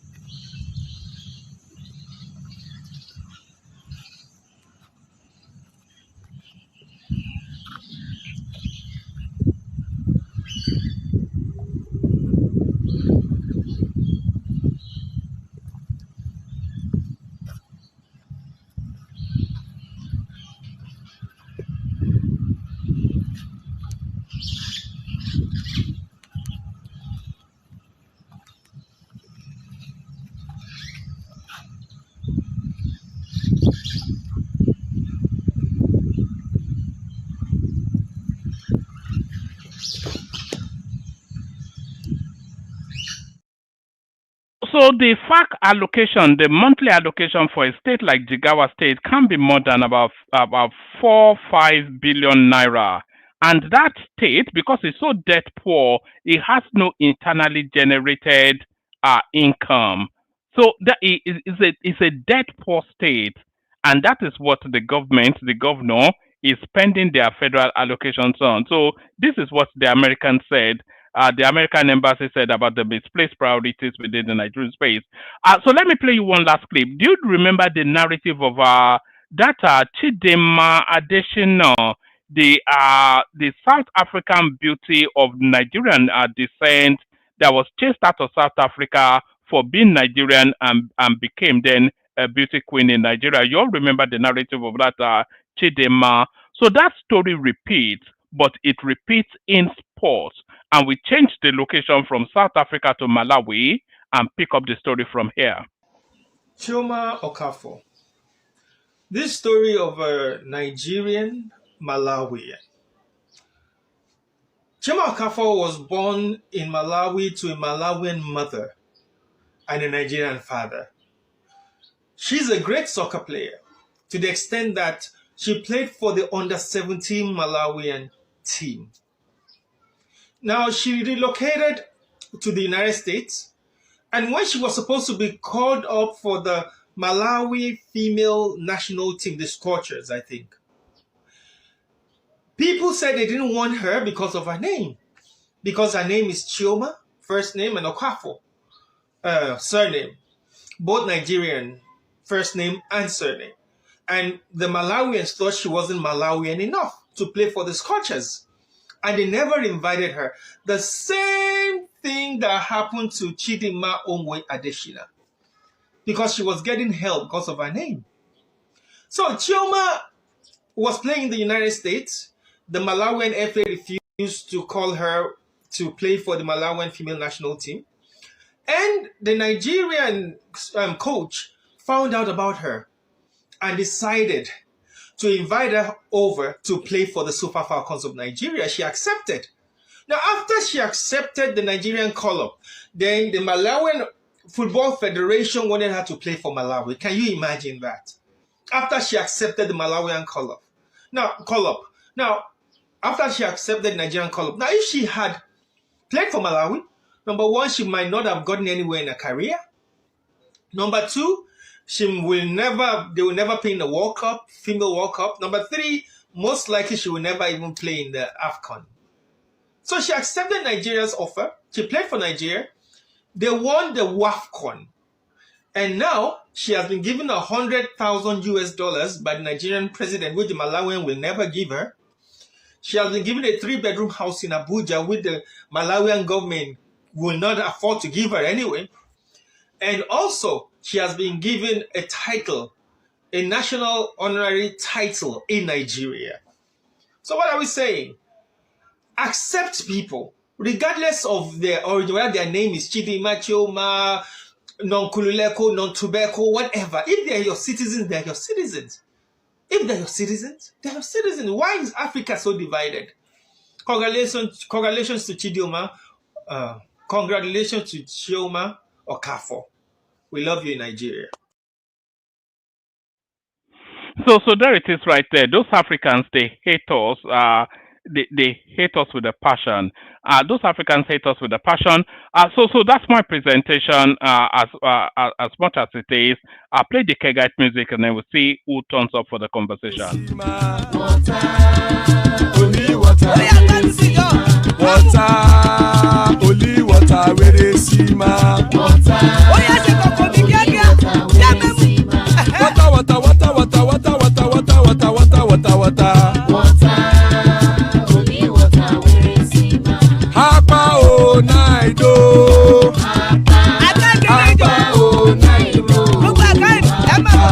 Hapa you don't come oh.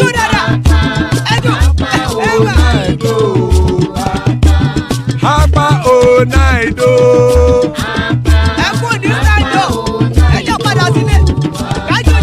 Oro kẹ̀kẹ́ ẹlẹ́mù yé o. Ilé ṣọ́dí kẹ̀kẹ́ ẹlẹ́mù ré o. Bobby master kẹ̀kẹ́ ẹlẹ́mù ré o. Chief Wáìlà tí kẹ̀kẹ́ ẹlẹ́mù ré o. Eruku lẹ̀lẹ̀ ẹlẹ́mù dé. Eruku lẹ̀lẹ̀ ẹgbẹ́ ẹlẹ́mù dòde ojàre o. Eruku lẹ̀lẹ̀ Ghana ti dé ẹgbẹ́ bọ́dì o. Ọmọ ẹlẹ́yẹ ẹyẹ o ó dilé o. Odúyẹ̀lá ẹyẹ o ó dilé o. Petrosodana ẹyẹ o ó dilé o. Petrosodúnkẹ́ ẹyẹ rẹ̀ ó dilé o. Ẹlẹ́kọ̀ ọ̀run mú ìní o.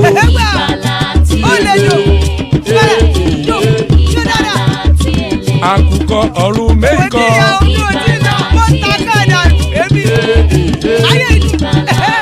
Ikú kò ní ríwà gbéṣe o.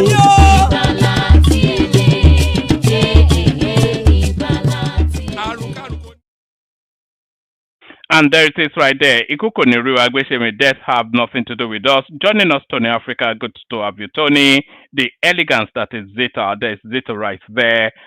Solid not in bed, so he's with us. And Ola, of course, in the house as well. So good to have you, lady and gentlemen. Good to have you here.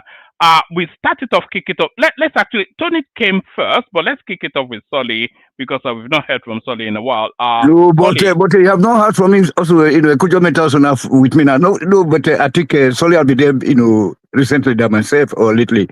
So let me come in, please. I will take your time. All right, carry on. There's not much of topics. Crisis rocking the ADC, the newly formed party. And then this young guy that was killed, who was an emerging name.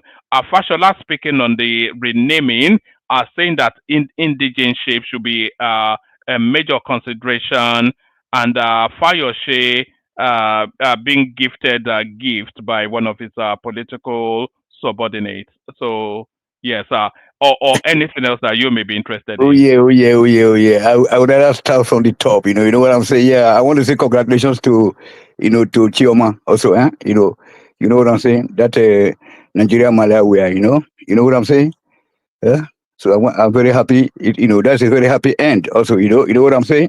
And then a shame to those people that are not accepting their citizens. You know what I'm saying? Big shame to them. So now it has backfired on them, and then I hope that we're getting a lot of that. Actually, we got that with that Chidinma also. That was the most that she was the big queen of South Africa, and they refused her to represent them because she carried the Nigerian name. Yeah, and then one of the opponent, is on, it's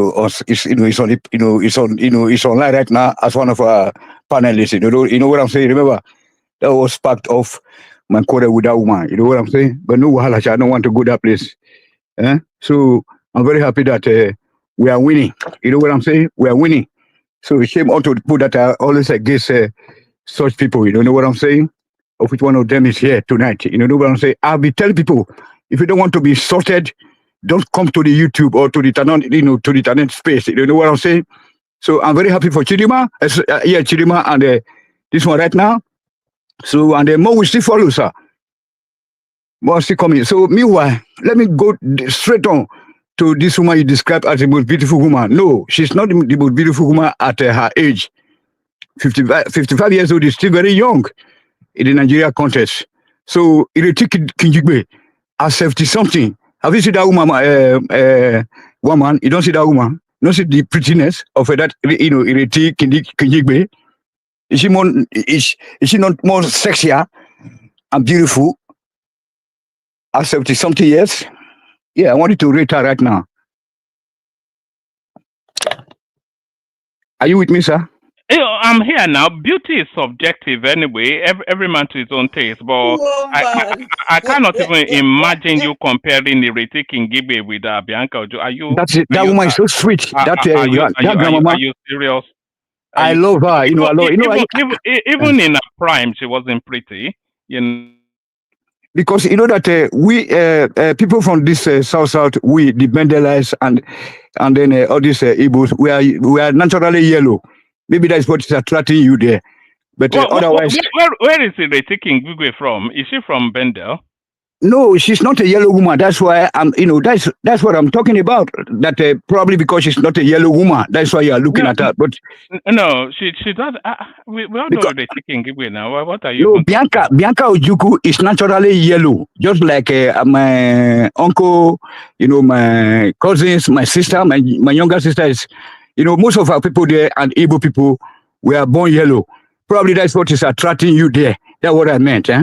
So, but if you look at a black beauty in Nigeria right now, I would rather give Madam Ireti Kinjigbe Miss Nigeria for life. She's too pretty at 70-something years old.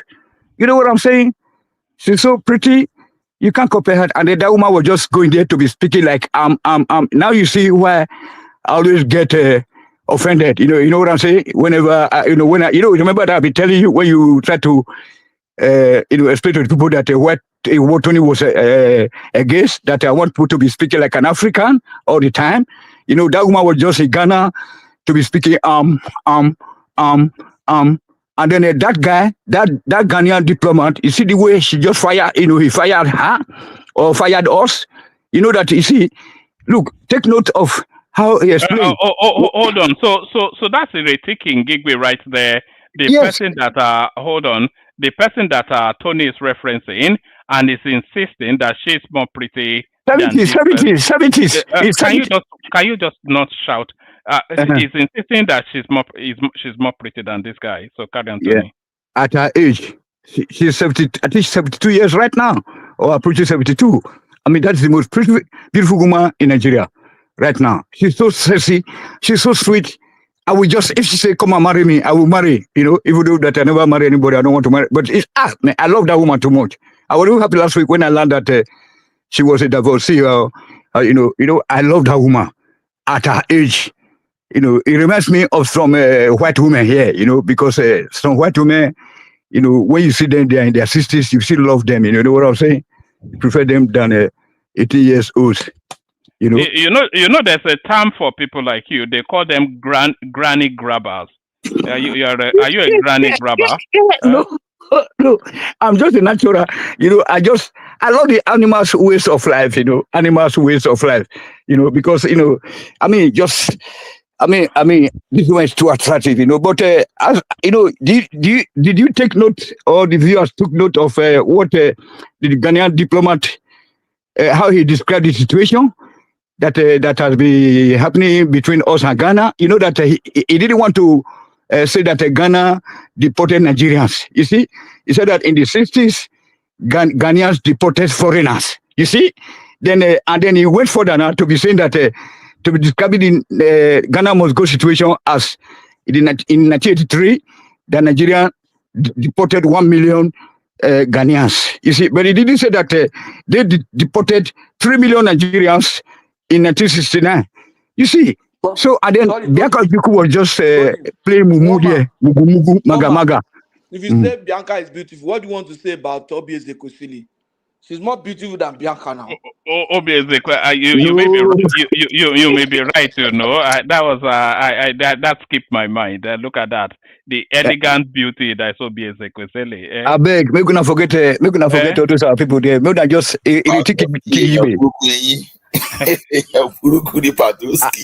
at her age, 72 years old, and she's too fresh. She's too fresh. Jama will say fresh from fast. That is fresh from the gas, from the beer vessel. You know what I'm saying? That woman is sweet. I really. All right. Let's just move it on. I think we've had enough of politics now. Politics, yes. So now we go to this Fashola. And, Fashola is very wrong there. Charlie Boy. Growing up, you know what I'm saying. As a little boy, I love Charlie Boy and Felix Liberty. This Lover Boy. Lover Boy, Felix Liberty. Yes, Ngozi, was it on that? Ngozi, is that Ngozi, didn't it? But I'm your Lover Boy. Okay, that's Chris Okoche. The other one is Lover Boy from Benin City. I used to go to his house. So he's very good boy. And then Charlie Boy, others, I used to go to the other guy's house because he was having Judy's house opposite my one of my uncle's house. Bowo, close to the University of Benin there. So I used to go to his house as a kid. He would give me some money for sweet, for goody and all those kind of stuff.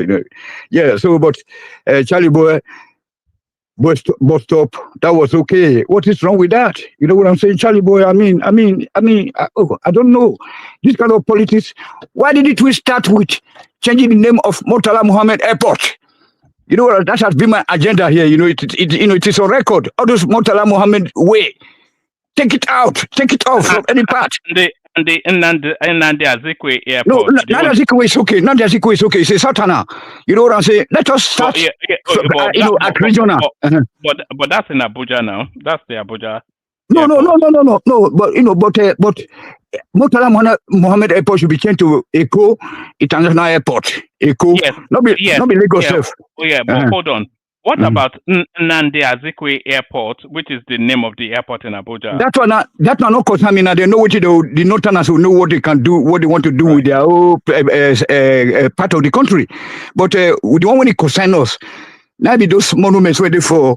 Yeah, but you're from Edo now. You're not from Lagos, so it doesn't even concern you. It doesn't concern me. I say hold on. Do you know that what is there? Hold on. Only Ibadan that we don't have all these Hausa street names. If you go to Benin and Lagos, they all. I mean, riddle with all these Hausa names. Murtala Muhammad Way in Benin. There's also there. They should take it off. Then Lagos, Eko, International Airport. Don't go to that place. Don't go to that place. We are part of the Lagos play. You do listen to Baba speak now, and many people speak here. Johnny Coco, when they speak, you are just, woman. What is ordinary trail line? What is development? It's okay for us. But don't forget the beginning of Lagos. You know what I'm saying? Look at your Oba. They are children. They are children. Right up to Badagry. They are the children of the Oba of Benin. That's okay. We're not fighting over all this. You're not from Lagos. Who tells you you're not from Lagos? I know Lagos pass you now. You don't drive Kabu for Lagos before you come out. You fear that they will fight you now.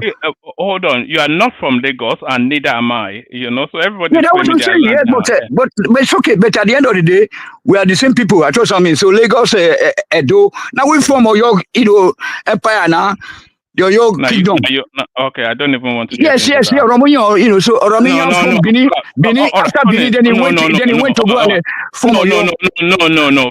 Let's just give us something. Give us about 2 minutes, and then we move. Yeah, but I don't want any quarrel. Hold on. No. Let me finish. No. I can't bear it. I'm sorry, I can't bear it. Just don't do it. Don't do the screaming and shouting.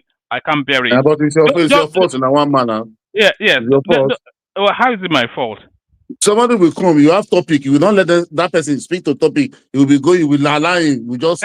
Tony never speaks to topic now, but today is a special. It's just going to go on.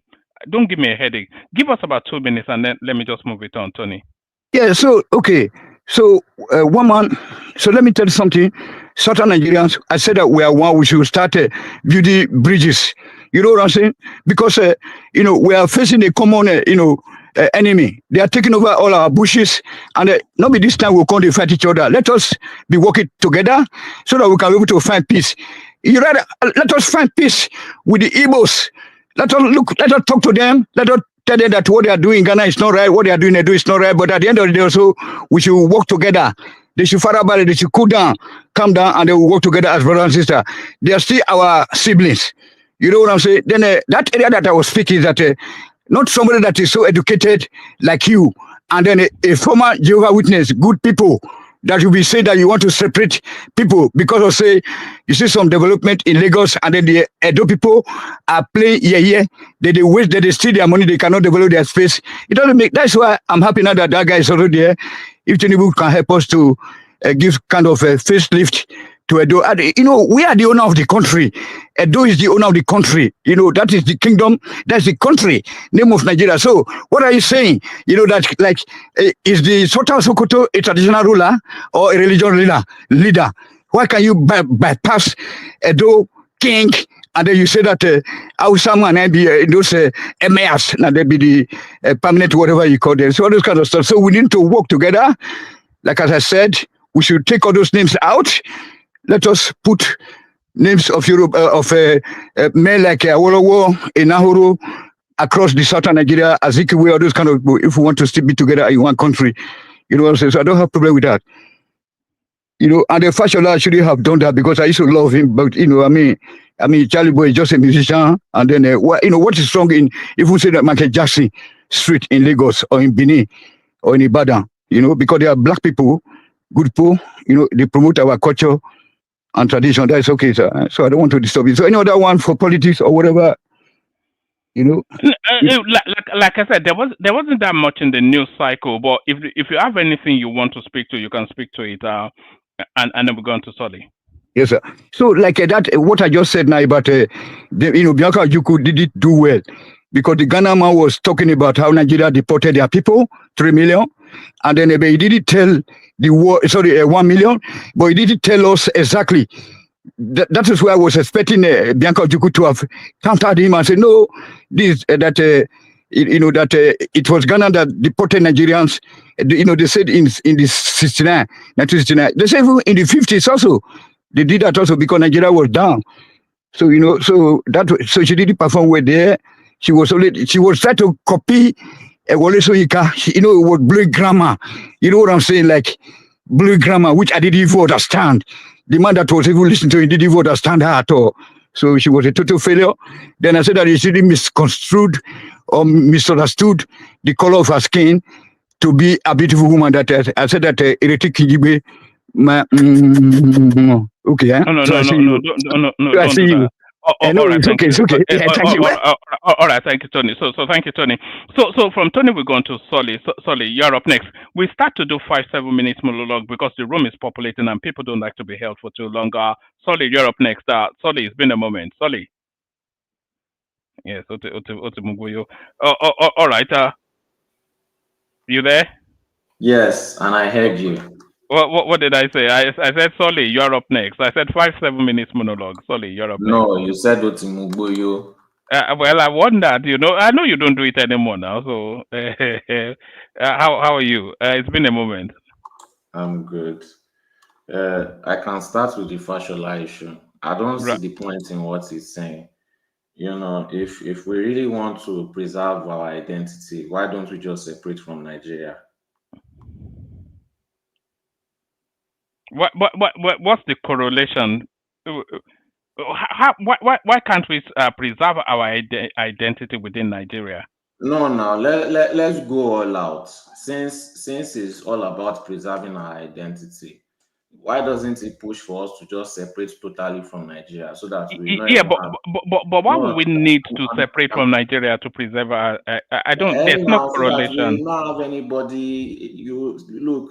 Okay, let's say it buys. Let's say in the next 5-10 years, other people will start bringing their identity, putting their street name again, and all these things. So to totally avoid it, if if that's what he's really trying to do, let's go all out. Let's go home all the way to the top. Let's separate from the country. Why not?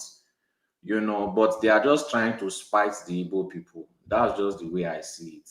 It wasn't only Charlie Boy's name that was removed. There was a whole slew of names removed.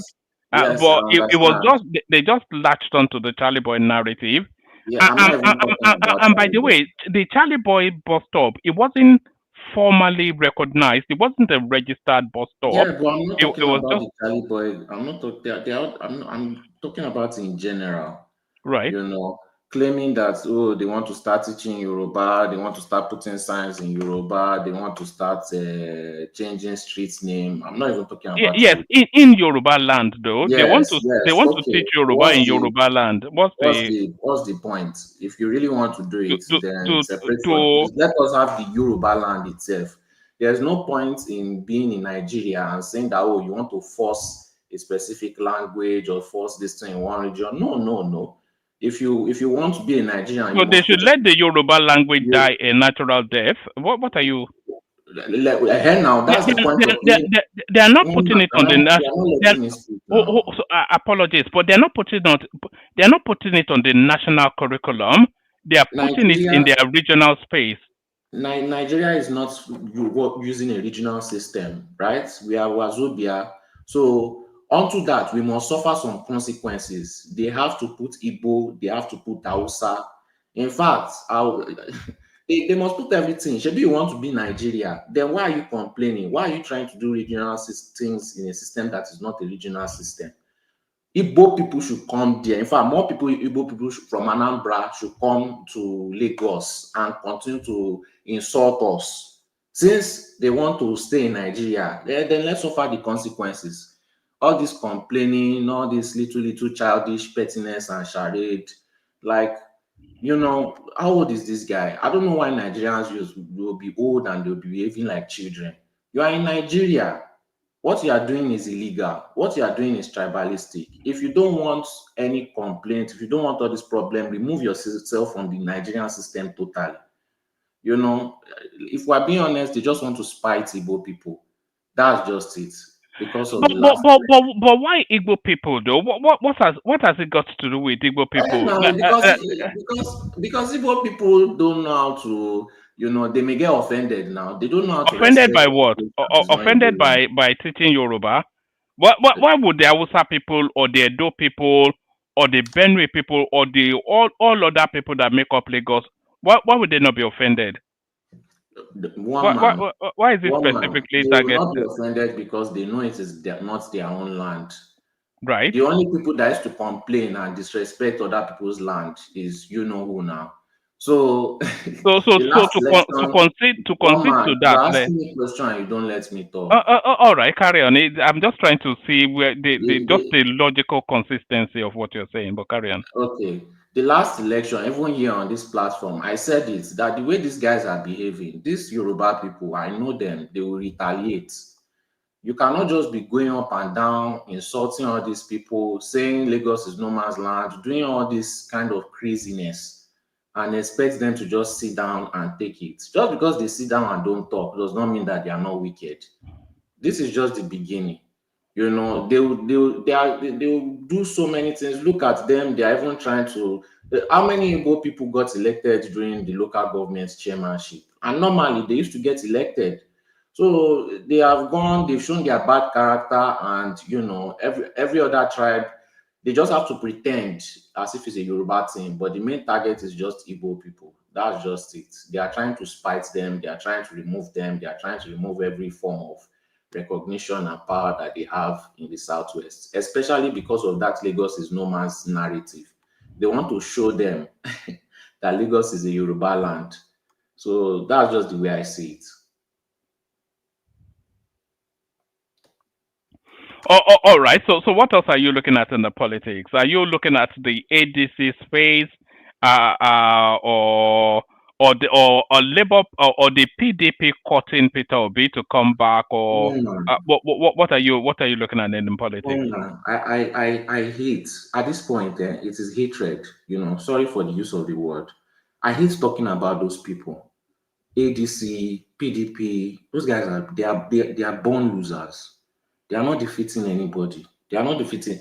Look, Tinubu can continue to destroy the country and he still won't lose. And when you try to tell these people this thing, they don't listen because they like to be delusional. The number one way to solve your problem is to identify that there's a problem. They don't want to understand who Tinubu is. Some of them act like they are I in think I America. think these people know Tinubu a lot better than you. You know Atiku Abubakar, Tinubu and Atiku Abubakar, they came out of what was known then as the Musa Yar'Adua stable, which was the progressives at that time, going back about 3 decades. So they've been in lockstep in politics for 3 decades. So you Okay. can't say Atiku doesn't know who Tinubu is. Okay, then why doesn't he defeat Tinubu since he knows him so well? Why is this? Because Tinubu is is he knowing him so well? Tinubu is intending to win as well. So One what do you man, mean? Why doesn't he one defeat man. him? If he knows him so well, why does he Yes. keep making the same mistakes he makes Which is every what? election cycle? Which is what? It doesn't look. One man. Okay, is Atiku going to defeat Tinubu since he knows him so well? I'm asking you a question. Is he going to defeat No, him? he knows him better than you, but Tinubu is cleverer than him. No. So that doesn't mean he If you doesn't know know him. somebody, it doesn't matter Yeah. how clever the person is. The fact that you know them means you know Yeah. their weaknesses and you know their strengths and you know. Yeah, but they know you too. They know you Okay, too. all right. Yeah. Anyway, I don't know why you are. I think you are just trying to force No, this there's out. no logical. Apply logic to what you're saying. I know you very well. You know me very well. If we lock in battle, as well as I know you, you know me well. If you are smarter than me, you defeat me now because we know each other very well. So the fact that he knows him doesn't mean he can defeat him, which is what seems to rankle Article so much. Okay, if he knows him and he knows that he's cleverer than him and he knows that he's going to win, why enter the battle? Since he knows him No, so no, well. he doesn't concede that he's cleverer than him, but events tell us that Tinubu is cleverer than him. Because as much as Atiku maneuvers, Tinubu outmaneuvers him. Can I But he ask you a doesn't. He question? doesn't concede that Tinubu is cleverer than him. if let me ask you a question. If you know me so well and you feel that if you go into a battle with me, you will lose. In fact, you know you lose. Will you fight No, with me? I don't know I would lose. That you don't get it, do you? He feels he can defeat Tinubu because he knows him so well, but Okay. he is not recognizing that Tinubu knows him equally as well, and Tinubu also feels that he can defeat him because he knows him so well. So it is the actual happenings, is what actually happens that defines. It's not, he feels he can permutate to unseat Tinubu now, and Tinubu feels that he cannot, and it's the result that would land who the winner is. So it's not conceding that it doesn't. You don't get it, do you? All right, carry on. I fully understand, but I don't agree with you. These people are a joke to me. I don't like talking about them. I already know that they are going to lose. I don't see the point in conversing about them. We just have to wait till 2027 and see how much of a loss they will take. As for the Anambra boy, you know, you see, when you say the truth to people in the southeast, that have lived in the southeast all their life, I'm not talking about people that have left the southeast. I noticed that they don't like hearing the truth. They don't like hearing the truth. When Soludo said that over 90% of the kidnapping that is going on is by the Southeasterners, you should, if he wasn't a governor, I'm sure they would have lynched him. The obsession with blaming everybody outside the Southeast, is what is burning the Southeast to the ground. And it's not going to stop. It's just like watching a movie. We can't do anything about it. We can just watch it burn down, and it's just going to keep on getting worse. They'd rather blame Fulani or Hausa people or whatever. The obsession with trying to take out the Fulani people, will not allow them to face the internal issue. The obsession with tribalism, like they blame everybody for being tribalistic, as in while making that statement they will say something tribalistic. When I came on this platform years ago and I said the most similar people I've seen to Igbo people that are white are Germans, people started screaming and shouting here. Go to Germany, just go to Germany for 1 week. You will see how similar they are, the way they talk, the way they think. I think Tony will understand exactly what I'm saying. The way they do everything is just the same way Igbo people behave too. So they are not going to learn from their mistakes. It's just going to keep on getting worse. When are they going to learn? I don't know. I really don't know. Even if you give them Biafra. In fact, if you give them Biafra, it will burn faster down than if you give them them being in Nigeria. The only reason why it hasn't burned down is because they are in Nigeria. So I'm not surprised. This has been going on. It's going to continue. They say kidnapping is going on everywhere. For me, as long as the kidnapping is not going on in a place where there are natural resources, it is the indigenes, it is the people living there that are committing the kidnapping. And they are always so wicked. Like it's not even, if you look at political, like who kidnaps politicians and unalives them and stuff, it happens more in the southeast. Most of the violence, done by the indigenes happens more in the southeast. I'm not quite sure that the records show that. How many politicians have been kidnapped in the southeast? I don't know. I've heard stories, but I can't recollect them now. But anyways, now as for the Fayoshe guy, I'm not surprised. That is how Ekiti people play their politics now. Somebody like Fayemi, they didn't like him because he's too serious, he behaves too educated. They like their Fayoshe. He likes to go into the market, he eats corn with them, he laughs with them, so they will vote for him like that. Even the current governor of Ekiti, the Fayemi that fought for him to get there, he has gone back to go and meet Fayoshe because Fayoshe understands state politics. That's just how they are in Ekiti. They don't want to develop. They like their village lifestyle. They like their illiterate lifestyle, and they are not going to change. One man, do you know that they still have bank robberies in Ekiti, and people behave like it's normal?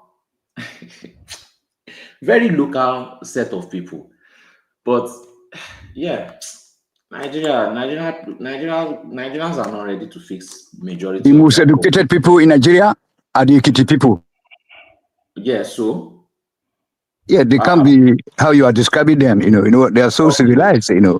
you can go to Ekiti and experience it Only yourself. that due to Just their because simplicity, somebody is drinking, their ways of just life is cool. They are good people, temperamentful. Now you understand okay. German now. Let me ask you They a are full of question. temperament. Good people. God bless you, Tony. Tony, Don't mind this Tony, guy can that I ask doesn't you a know anything question? about If it. you take a Kitty Percy and Odo Percy and Edo people, you blindfold them, go and drop them in one bush, they will survive together. Unless when they start to speak their dialect, you know that they are different. Their system is different. Their farming system is different. Cocoa plantations, cola nut plantation on the street to the farm. Oh, all right. We are the most civilized. Okay. All right. I want to ask Tony a question. No, Tony, don't ask Tony a question. Just wrap it up in about 2 minutes so that we can get other people to I speak. have to, because you say Ekiti people are the most educated.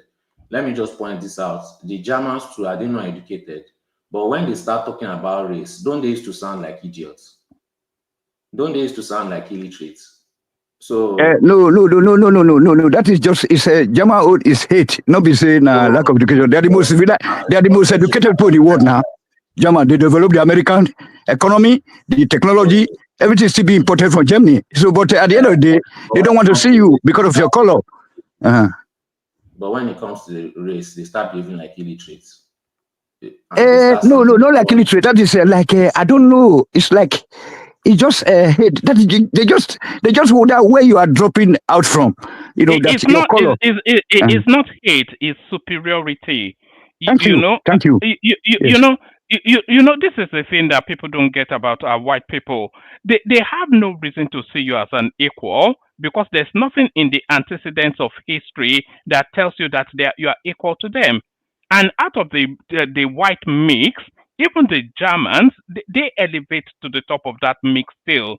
So they have their history and what they have done in the world. It entitles them to a sense of superiority, and that's why they look down on everybody. But let's move it around. Let's take it to Zita just to get through the room fairly quickly so that people are not held for too long. Zita, you're up next. We don't have an abundance of topic, so we're just free flowing somewhat. But the floor is yours. 5 7 minutes monologue, Zita. All right, Zita is in the fridge again. Oh, Zita. All right, Madam Zita. Oh, okay. As we are with Zita, let's hear from Man of Prestige, who has been away for so long. Prestige, what happened? Did you travel? Yeah, hold on one man. Just a second. All right. Greetings, everybody. It's nice to be on the platform again. Can you hear Uh, me? yes, we can. You sound nice and refreshed. It usually takes 2 days for the holiday to be beaten out of somebody, so you must be fresh back. How are you? What are you looking at in the politics? Well, I don't know so much about politics, actually. I think we're about 8 hours behind, where you are right now. So I just got back this morning. I've been gone for a while. I took a trip with my parents and and my family member. We went to the island, some Caribbean islands. So we just got. How was it? A lot of seafood and all that, Abby. Actually, we went to up to 6 countries to be precise. Just starting from Puerto Rico. All the way to Saint Bat, I think Saint Bartholomew, Barbados, Dominican Republic, Saint Martin. So just my dad, not that, And the yeah. and the language varied, did they? Because I know some of those islands they are Creole, aren't they? Yeah. Some of them speak Creole, but I mean, it's a very tourist. Most of those are very tourist areas, so they speak English too. Particularly the area where we went. So, but it was a nice, refreshing. Um, so I'm back this morning. Back to I don't really know what's going on in Nigeria because um, me and my family we have this oath that we took. Whenever we are on vacation, we don't go to social media that much. Particularly right now that I'm with my parents and other brothers and sisters. It was a lot of us that went. So social media wasn't anything I have to go to. So most of the things that I'm going to talk to is what I just gathered this morning, and I play one. I think I played this thing yesterday. Try to refresh, see what's going on in Nigeria. But to be more precise, I don't really want to get into politics about what's going on in Nigeria. I think I'm getting tired of that. Okay, I want to preserve my mental well-being. So the only thing I'm going to talk, then I will listen after that. Like I said, all this Lagos renaming of street and all that kind of stuff. Look, I think I'm going to chill about that when it comes to Nigeria. Nigerian politics. Having said that, I'm just going to talk about the Super Falcons. That's where I derive my joy. And so congratulations to the Super Falcon. They achieved the S victory. Which is a monumental, achievement compared to no other African countries, not even in the world, has achieved have achieved that. I think the only country that maybe Brazil have done it. I think 5 or 7 times. But anyway, having said that, so congratulations. There's a topic I want to touch that I heard you all talk about yesterday. Oh, actually, it was by a very dark man. So sometimes very dark man just says something. I mean, I like very dark man, but sometimes he bring out a topic, you know, that in my own opinion, he's kind of illiterate about, or he has he has no knowledge about what's actually happening. That's why they classify him as one of the most foolish influencer in Nigeria. I think they rank him from what I read today. They rank him number 2 in Nigeria. I don't know if you all know who Daniel Rega is. Daniel Rega was number 1. Very Dark Man was number 2. This is a topic. Reno was number 3 or whatever. Femi, Kayoda, and some other things. 10 of them. But anyway, so the point I'm trying to make about Very Dark Man, he's one that brought that topic about my governor Hope Uzodinma. I mean, I'm not a fan of Hope Uzodinma, okay, but the way Very Dark Man played that story, he did not really get the full context of what actually happened. Hope Uzodinma has been doing that for a long, long time. This is not the first time he has done it. And there's about 8, because the Falcon is dominated by the Yoruba and Igbos. I think 24 of them, maybe 11 Yorubas, 11 Igbo, but, something like that. It's only other, something like a BB and some was that person, but the rest are Igbo and Yoruba. But having said that, out of that 11 or whatever, I don't know the number, 8 of them are actually from Imo. So when he took out 7 of them, the only person that wasn't there was Michelle Anozie, originally from Iba. I mean, a lot of them born, overseas. Esto Koronkwo is from Abia. But anyway, he has done it before. Even last time they went to the World Cup, he invited them to the Were, and give them land and some other things. I mean, to me, is that a right thing to do? If you want to invite them, he can invite all of them. I don't have an issue with them, but he's tried to patronize the indigene of that particular state. He's not the only one has done it. This goes back, way, way, way back. The Delta State governor, he's, Okocha, what's his name? The guy that died, Keshi. By that time, there's more player from Delta State, that comprise of super egos, they invite them and give them a house or something like that. Even last year, when the Falcons went to the Do you not get the point that Very Dark Man was making? No, he's wrong, because he made it sound like hold on. I'm landing somewhere. He made it sound like Uzodinma. Like I said, I'm not a fan of Uzodinma. It made it sound ethnic. Right, he made it sound like Uzodinma invited the whole Igbo. No, he did not invite the whole Igbo. Like I said, it's about 11 Igbos in that team. But he invited only Imo indigene. There's no other indigene. If you see there, Esther Koroncha was in there. The other guy, Uchen Indio from Anambra, she was in there. Just the Imo indigene. He has, like I said, he has done it before. He gave them house and everything. So the way Very Dark Man, neither he didn't understand or ignorance, or he does not did his research. He just made it like he invited the whole Igbo team. There's no other Igbo from any other state that he invited that was in there. Not even one. Go and find out. Like I stated, Imo has 8 players in all, but 7 of them was invited. Michelle Aloje was in there, so the rest, Echegini or whatever, some of them that hasn't even been to that country. That lady, Christy Echegini, that went to Florida State and Mississippi, I'm very familiar with him. But anyway, having said that, the way he made it sound, that wasn't the right narrative. It painted like it's more Look at Hope Uzodinma that behave like he's an Hausa person. Can you even imagine Hope Uzodinma being tribalistic? I mean, he doesn't sound look like somebody.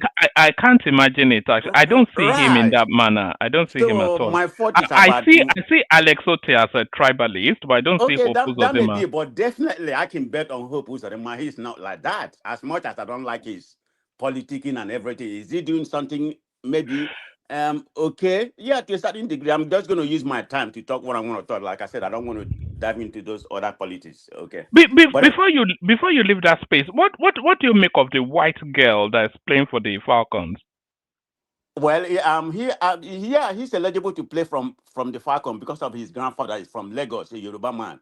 Yes, he's eligible, and he choose to He play for doesn't look Nigeria. anything like Yoruba to me. Oh, she looks No, as the white. grandfather is a Yoruba. Yeah, the grandfather is a Yoruba. So forget about all this Morocco because Morocco right now they have lodged a complaint because they are sorry losers.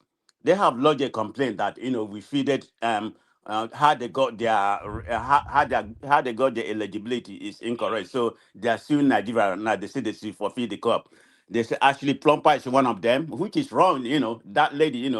Used to play. I think she used to play for Leicester City or whatever. The woman before he played his future to Nigeria. I think 2022. I think she plays in Saudi Arabia. Yeah, no. Currently, I'm talking about. She played for England before. I mean England, Lexington. Then she's playing in Yeah, I Saudi think she was Arabia. at Crystal Palace, and then she Crystal went from Palace, okay. Crystal Now she's Palace. playing in Saudi. She's playing in Raya, but is she eligible to play in Nigeria? Right. She is completely. Like I said, the first time in that she future was for Nigeria was 2022. So Morocco are just beating the drum. That doesn't make sense. I think him and Michel Alozie, two of them, they say they're not supposed to play for Nigeria or something like that.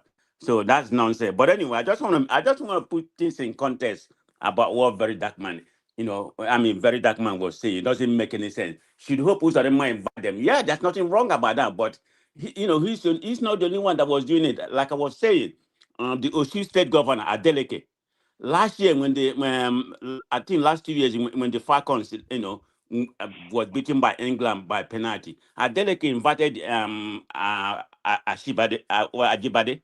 I mean, I like that lady a lot. She's very classical. The captain of Super Falcon. She's from that place. I think two of them. Adeleke invited them last year, yeah, and hosted them and give them cash and all that kind of thing. So that's not really even the Edo State Samuel Ozagezi that played for Fernandez. He was invited by the Edo State governor and give him house and everything. So it's not really new. It's only Lagos State. When they invite people, they always invite everybody. That's the only state that does it. But even Ademola Lukman, they invited him, last year, and did something for him. But I don't really see any problem in that.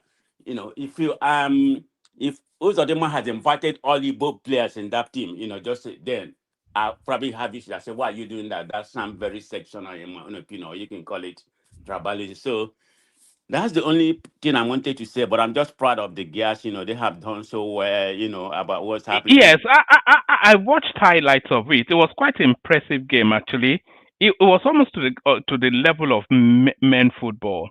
Man, that's the only time I took her to watch it, while I was there. I mean, I thought they was going to lose that game. I was just proud of them. That lady, Esther Koroja, man, the lady is good. People don't know about her. She played for Toronto FC. Go and watch her, how she used her left foot. We have good players. And this game is going to be repeated again next year in Morocco. So we see what happens because right now they are lodging complaining about the referee and everything. So, but we have a lot of young players. We have a lot of young players. That's what people don't really realize. Like the leading goal scorer in Nigeria right now. That supposed to have been invited.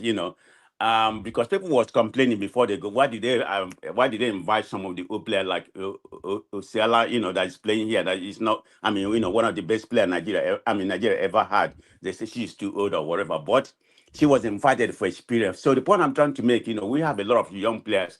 One of the players that should have been invited, what's his name? Is it Ajibade or whatever? The best local player right now. Even another lady, a young lady that's playing for Seattle here. I think Monday Gift. give money the right. So we have a lot of young players.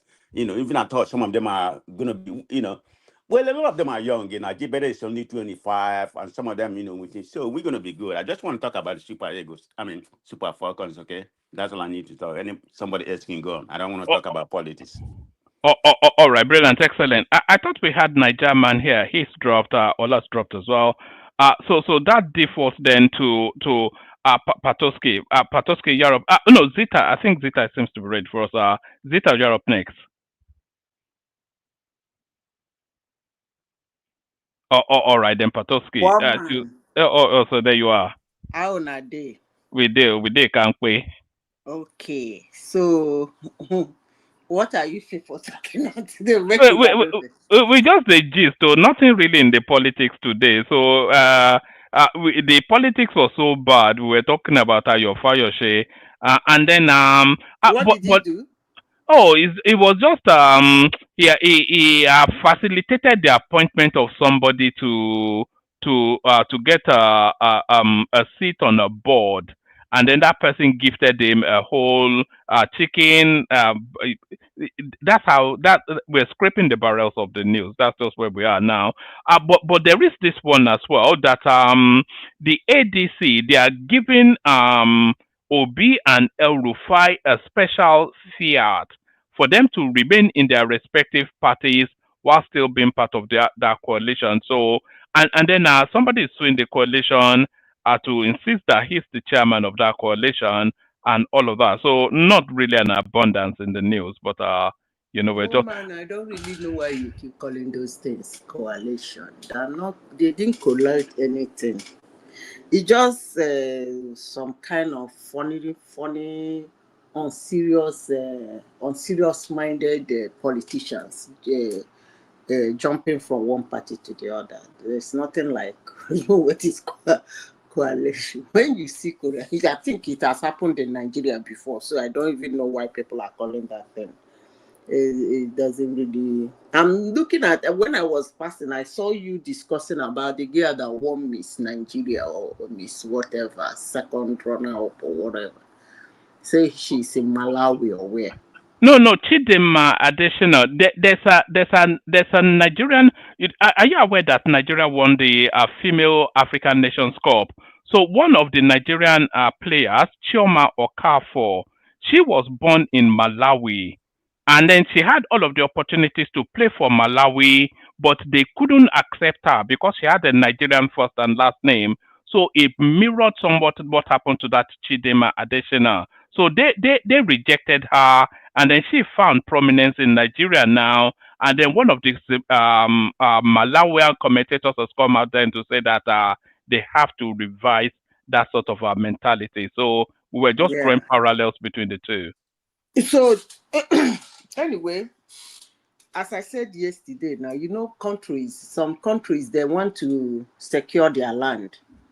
They always believe that they want to shine. You as a foreigner should not come in their land and shine. But it is what it is. The globalization is not working. But that's actually not. I wanted to speak on something quite different. Well, I know that if I say it here, the whole place will be rowdy. As I say it now, we are used to rowdiness anyway. Now, not be war zone with the run for here. Now war zone now. I was trying to speak on what is happening in Gaza. I don't know why the world is doing what they're doing. Honestly, sincerely speaking, I don't know I why thought you that is. approved of it. I thought you were saying the Israelis should slaughter them all. You don't understand what I am saying. What I'm trying to say is that the attention that they're giving on the side of Israel, if the world can as much as turn that attention, even if it's just for 1 month, on Hamas, this war will end. I don't know why nobody is putting pressure on them. I don't know why. Because if you say somebody is holding your thing, and because that person is holding something that belongs to you, you're not gonna let go. And for 3 years now, or for 2 years now, everybody has been shouting, let go, let go, let go. You are holding, everything is tearing, trousers are tearing, shirts are tearing, pants are tearing, let go. And you are still holding on. Why don't they change the narrative or tell the other party, at least for 1 month? I'm not saying for 2 years, just for 1 month. Because the site is becoming gory. It's obvious to me 2 of them cannot live there. That's just the truth. Like it, hate it, it's not anything. So the Palestinians should be removed then, it's your... Well, you see, woman, in this life, life is... Might is right, Abby. Huh? Might is right. The stronger gets to get the pick of everything. Might is right. Yeah, you don't overrule that on earth. You don't. I keep telling people, but they don't listen. When they talk about United States, I will tell them, listen, any country or group of countries that want to do anything to United States, they have to do a very good job. It's not all about holding meetings and flying up and down with their presidential jets, giving themselves name and walking pocket. It can never unseat the United States. The same thing I'm telling them in Nigeria. If you want to unseat somebody that put in a lot of work to get in there, you too have to put in a lot of work to take him out. It's as simple as ABC. So 2 of them cannot stay there. It's obvious they can't. There is nowhere where they can stay there together. The anger has gone overboard. So what happens to the Palestinians then? Wipe them all out, or? I don't know. But what I am saying, the bombing, the starvation and everything, if the whole world, as they're screaming, and some trying to recognize people who... Is the world right to be alarmed by what we are seeing? Are we right to be alarmed by what we're seeing coming out of Gaza? Yeah, we are all human beings. When you see things like that, you are supposed to be alarmed, unless you don't have human feelings. Me, I'm not alarmed though. I'll never be alarmed. You know, what's my own business? Okay, We no have problem. We have more than enough problems in Nigeria. That's okay. What's my own business? And then what is happening in... why are they not alarmed So by if you what? don't care about them, then why should they If care they don't about care you? about me, why am I caring about them? People that when they were sending missiles, did not allow other people to enter the safe zones. You are now caring about them. If you were there, they would have pushed you on the streets. I don't understand. Let me not lie. This kind of thing used to piss me off, especially when I hear people talking about Ukraine. These people literally pushed a pregnant woman off the train that there was space from. And we were the same people that they hate. We're not saying if we are human beings, we're caring about them. I don't understand. Who is speaking, by the way? That's Solly. Solly. You see, the way we talk sometimes we speak as if we don't realize that this place is a lot of people are listening. The last time I heard from you, you said that during slavery, the blacks were being eaten. They cook them and eat them. And then, sometimes you said about all manner of horrible things they did to them. And some people even, some accounts even say they give them their poo to eat. Some accounts say they give them their weed to drink. And the general account was that they despised them and their look. And then if you despise somebody and their look, and you give them their shit, and they do all manner of all jobs to you, and you flog them to the extent that they get sore, and some of them, their wounds are not healing, and then you turn around and say, those people cook them and eat them. You know, when we say things like this, we mumble our case. Every issue on earth has weight. Racism, tribalism, slavery, they're very weighty. But the way they run it these days, it becomes things that you hear, you don't even care any longer. Sorry, Madam Zita, before you divert way out of your point, could you conclude? I want to know your conclusion on the issue in Gaza. What are you asking the Palestinians to do, or Hamas or Israel? What are you concluding? What I said, let me repeat myself again. For 2 years, there was riot in the street, riot on campus, flying Hamas, tying head ties, screaming, even to the extent that some Jews and some Israelis were at harm. Most of them were hurt. Some led to fatality all over the world. For 2 years. And Israel is not letting go. And they gave a simple excuse. Give us our people. And in all those demonstrations, all those presidents speaking, all those recognition of a land called Palestine, and all those anger and bitterness, none of them considered what is causing the problem. And I said, why don't you change it and say, these people, you must release these people. And let's see what Israel will do, whether they will continue fighting or bombing the whole place or starving those people. But that's their only leverage now.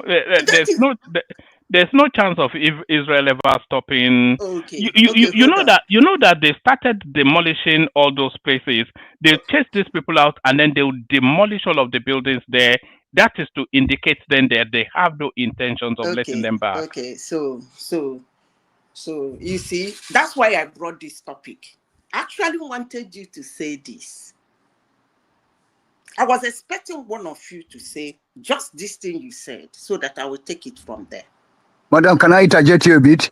Let me finish. I don't want to say that you should concentrate on the Nigeria politics and then Anambra State, and Imo State, and Edo State, and Oyo State.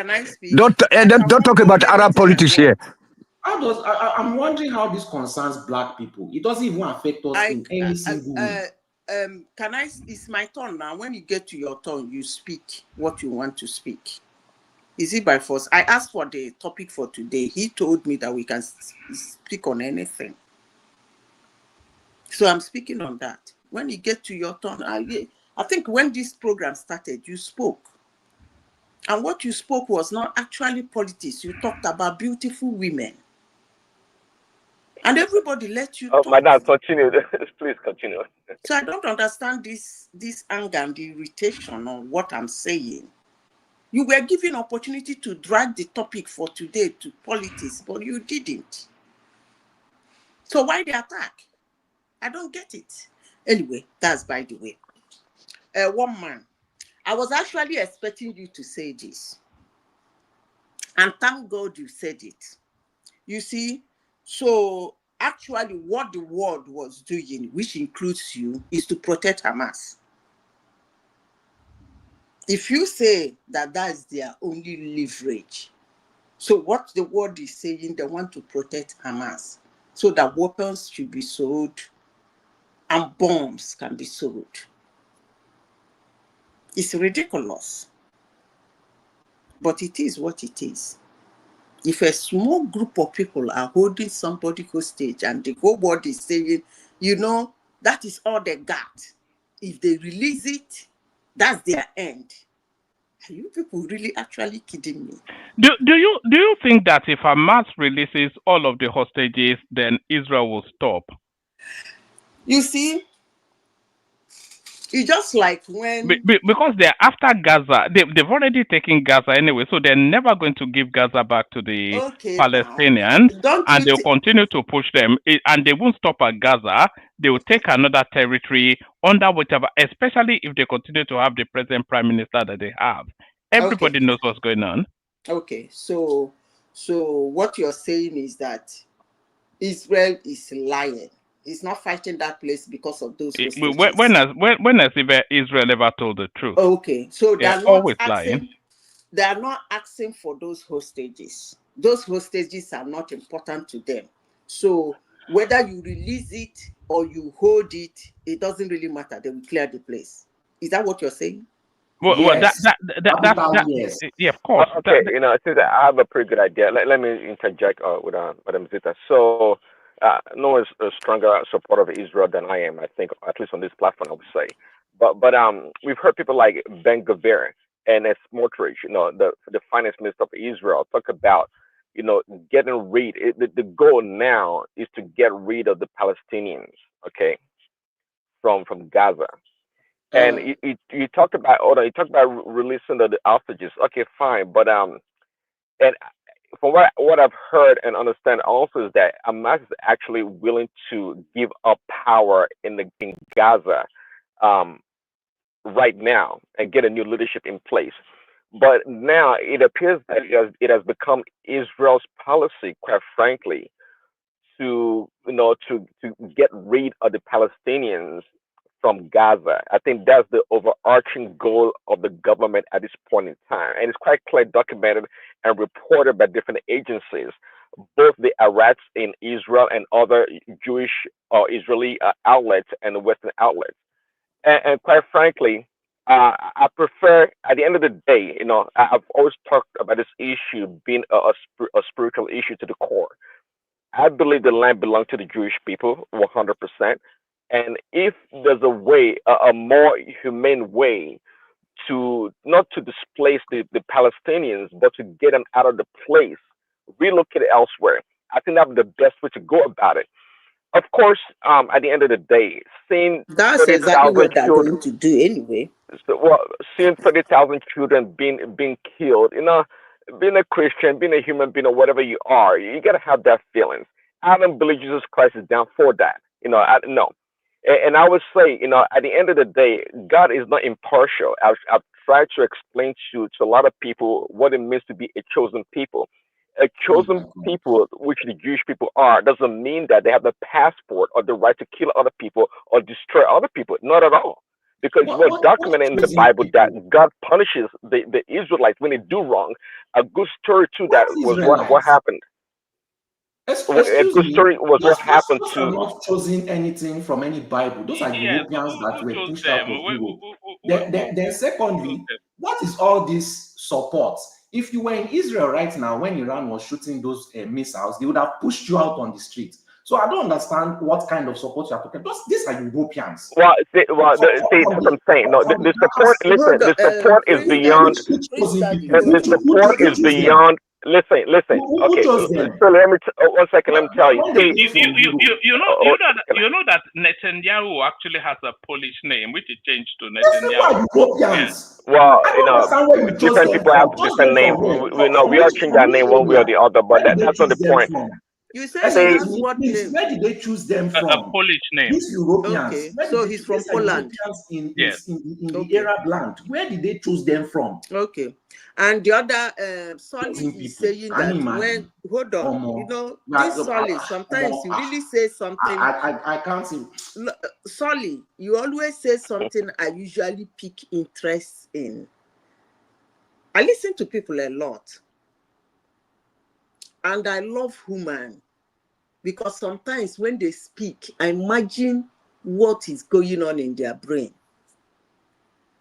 Because all we see on earth today came out from human brain.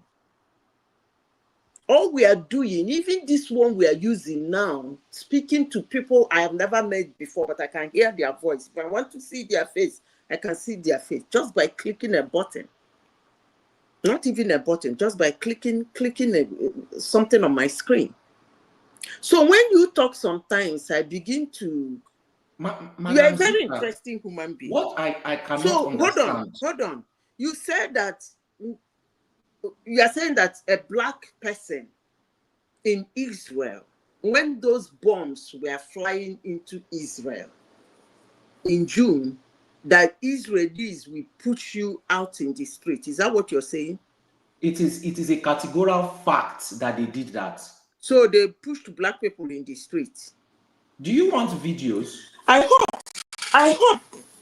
hope.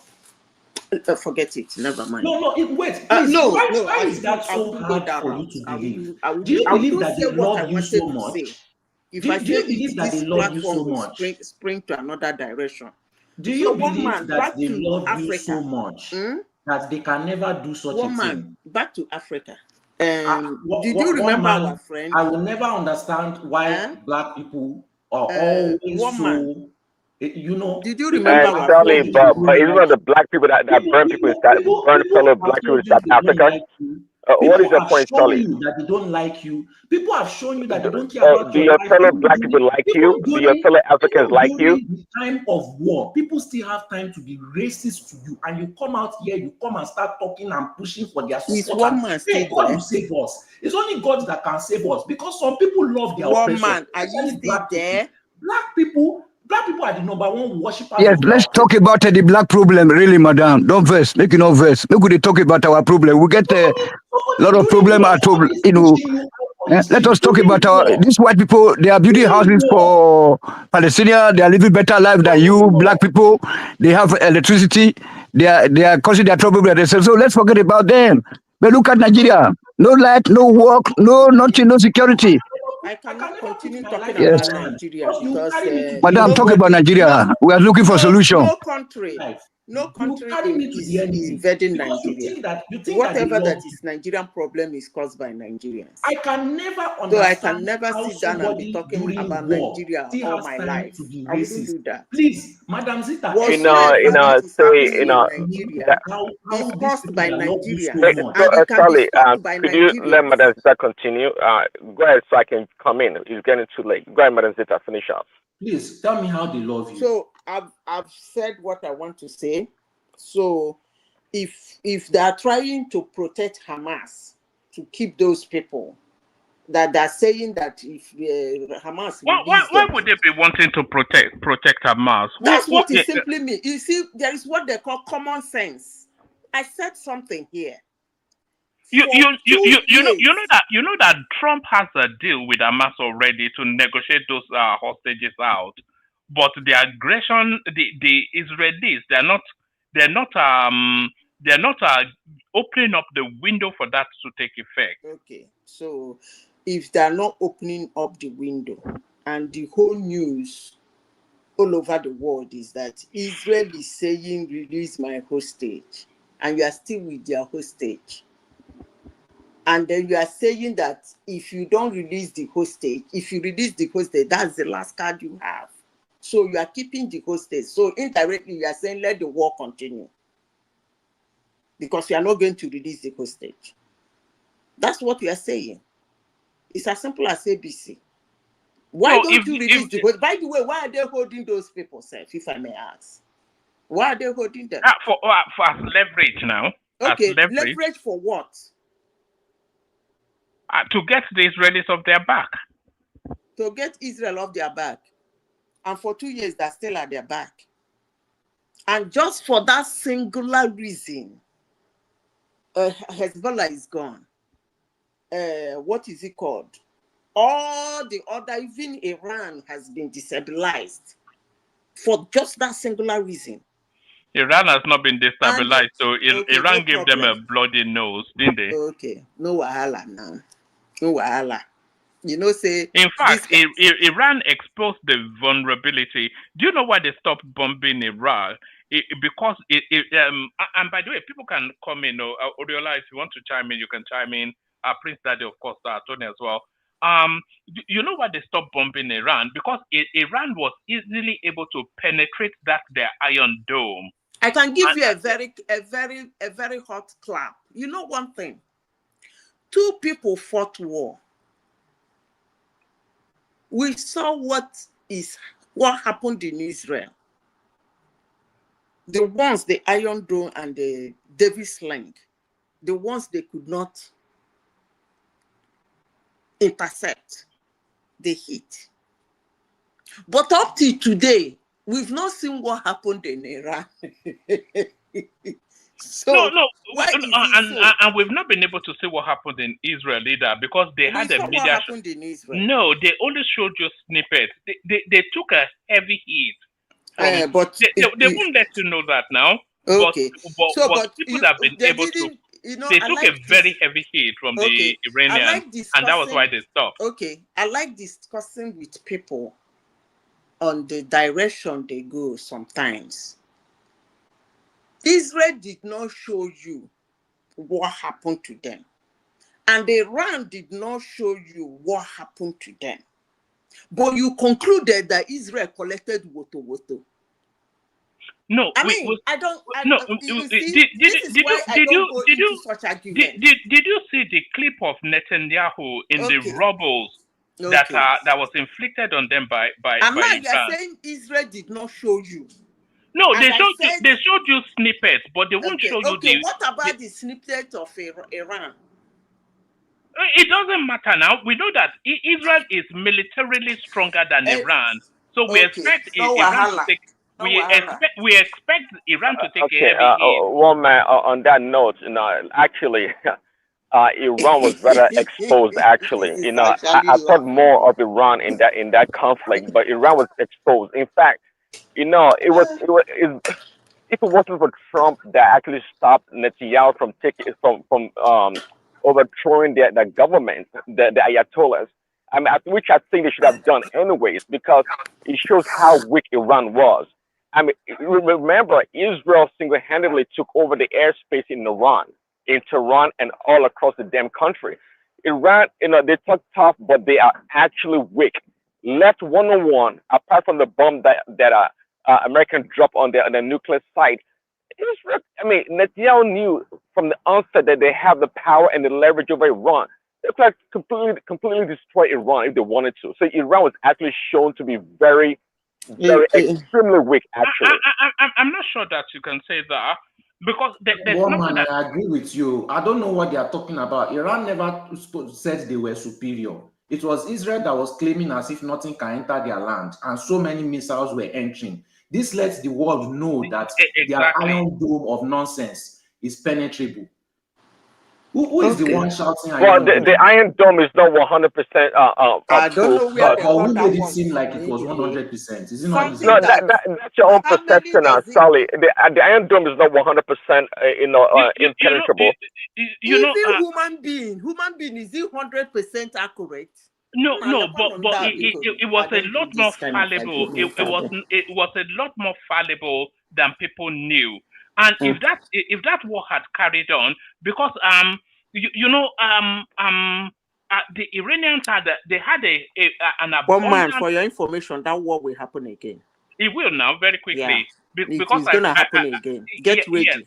No, I don't want to. Everybody knows that anyway. I don't want to hear children, women. No. So they can. It's coming again in a very massive way. Mark my word. Yes, but because Iran has been exposed. That's why, and the only reason why it's going to happen again because Iran was exposed. I'm telling you, that's the bottom line here. If they showed some kind of strength, Iran was not. Hold on, Sita. Iran was not exposed though. So what actually happened?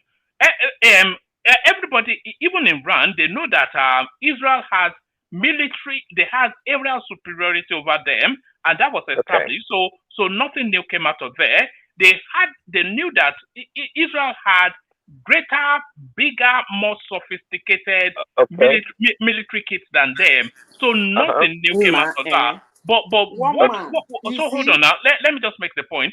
What did come out was that Iran was able to penetrate very heavily into Israel. That was not known, but that's known now. No. One second. Let me respond. One man. Hold on. See, no, you have the wrong perception about the Iron Dome. The Iron Dome is not 100% impenetrable. That's not the case at all. Before I move to it's not. One man, it's actually really laughable that you gonna fight a war with somebody for just 12 days. And he wiped out all your generals and all your scientists. Loaded 40. and you couldn't even kill, even if it's one of their generals. And by the In way, 12 days. Israel was constrained by Trump. Days. You keep saying And they you fought a war. No, stand here no. to talk. It wasn't. It 12 wasn't. days. Hold on. You are giving somewhat of a skewed information right there. It wasn't a war. That's the first thing. It was a surprise attack. So of course Iran always aware of the threat that Israel posed, but Israel was engaged in a plethora. They were in Syria. They were in Lebanon. They're certainly in Palestine. So there was nothing to indicate, and Iran was not even involved in any way. So it was a surprise attack using the bridge of yes. Iran see, one man. And also all those people that they eliminated, it was part of that surprise plan of attack. So there wasn't one man. It doesn't take an hour. It takes time and days for another country like Israel to take over your airspace, in which they did. So if Iran had a counter offensive tactics, they would have gone after recover rather take back the airspace. They could not. The accurate answer was 100%. The airspace to Israel. Twitter page. It wasn't about a surprise. It was a surprise. It wasn't really a surprise attack. They knew, but they couldn't do nothing about it. That shows how weak they were. It was actually, before the attack. Actually, they couldn't do anything about it. All those. I thought Iran was much stronger. Actually, I thought Iran was much stronger, and they had more. So what is all this argument? I believe the only people who are buying the Israel narrative is Madam Zita and Daddy, and I believe we should not continue arguing. Defending them that Let them believe what they want. Let them believe what they want. I want to talk about the guy in Africa. What's his name? The man that his pictures are all over YouTube. Did you hear one man that there were 50 soldiers there? I've been following that guy very well. Which guy? The highest leadership scam I have ever seen in my whole life. What's his name now? Is it for Bia? No, the small country, the young boy. What's his name? That his pictures this Tuareg or Toure or something. The scammer. Yeah. The scammer in what Burkina happened Faso. there yesterday? What happened? Are they gotten rid of him? No, they said J something. One, they said he's African. These people that are, they said that, what do they call that terrorist group? They said it's African branch for ISIS. They said they moved into the country. Al-Shabaab? It's not Al-Shabaab. There's one thing they call them, J something Islam. I've forgotten something Islam. That's what they call them. They said that a branch of African ISIS, something like that. They went in there. Islamic State of West Africa, ISWAP. No, it's not that one. Something Islam. They call it Yes, I think I know the one, do something, but carry on anyway. Yeah, so they went there yesterday. It's all over the news. And then run over the military cantonment. They paid 50. The other time was 200 and something. This time around is 50 something soldiers, and walked away. They left with all manner of ammunition and weapons, all those things Russia has been sending them. Those guys scattered them away. And do you know why I'm saying this? The only thing I used to give to the military junta is that I always believe that if they're ruling a country, somewhat that country will be safe, like security-wise, in the sense that they are actually no-nonsense people.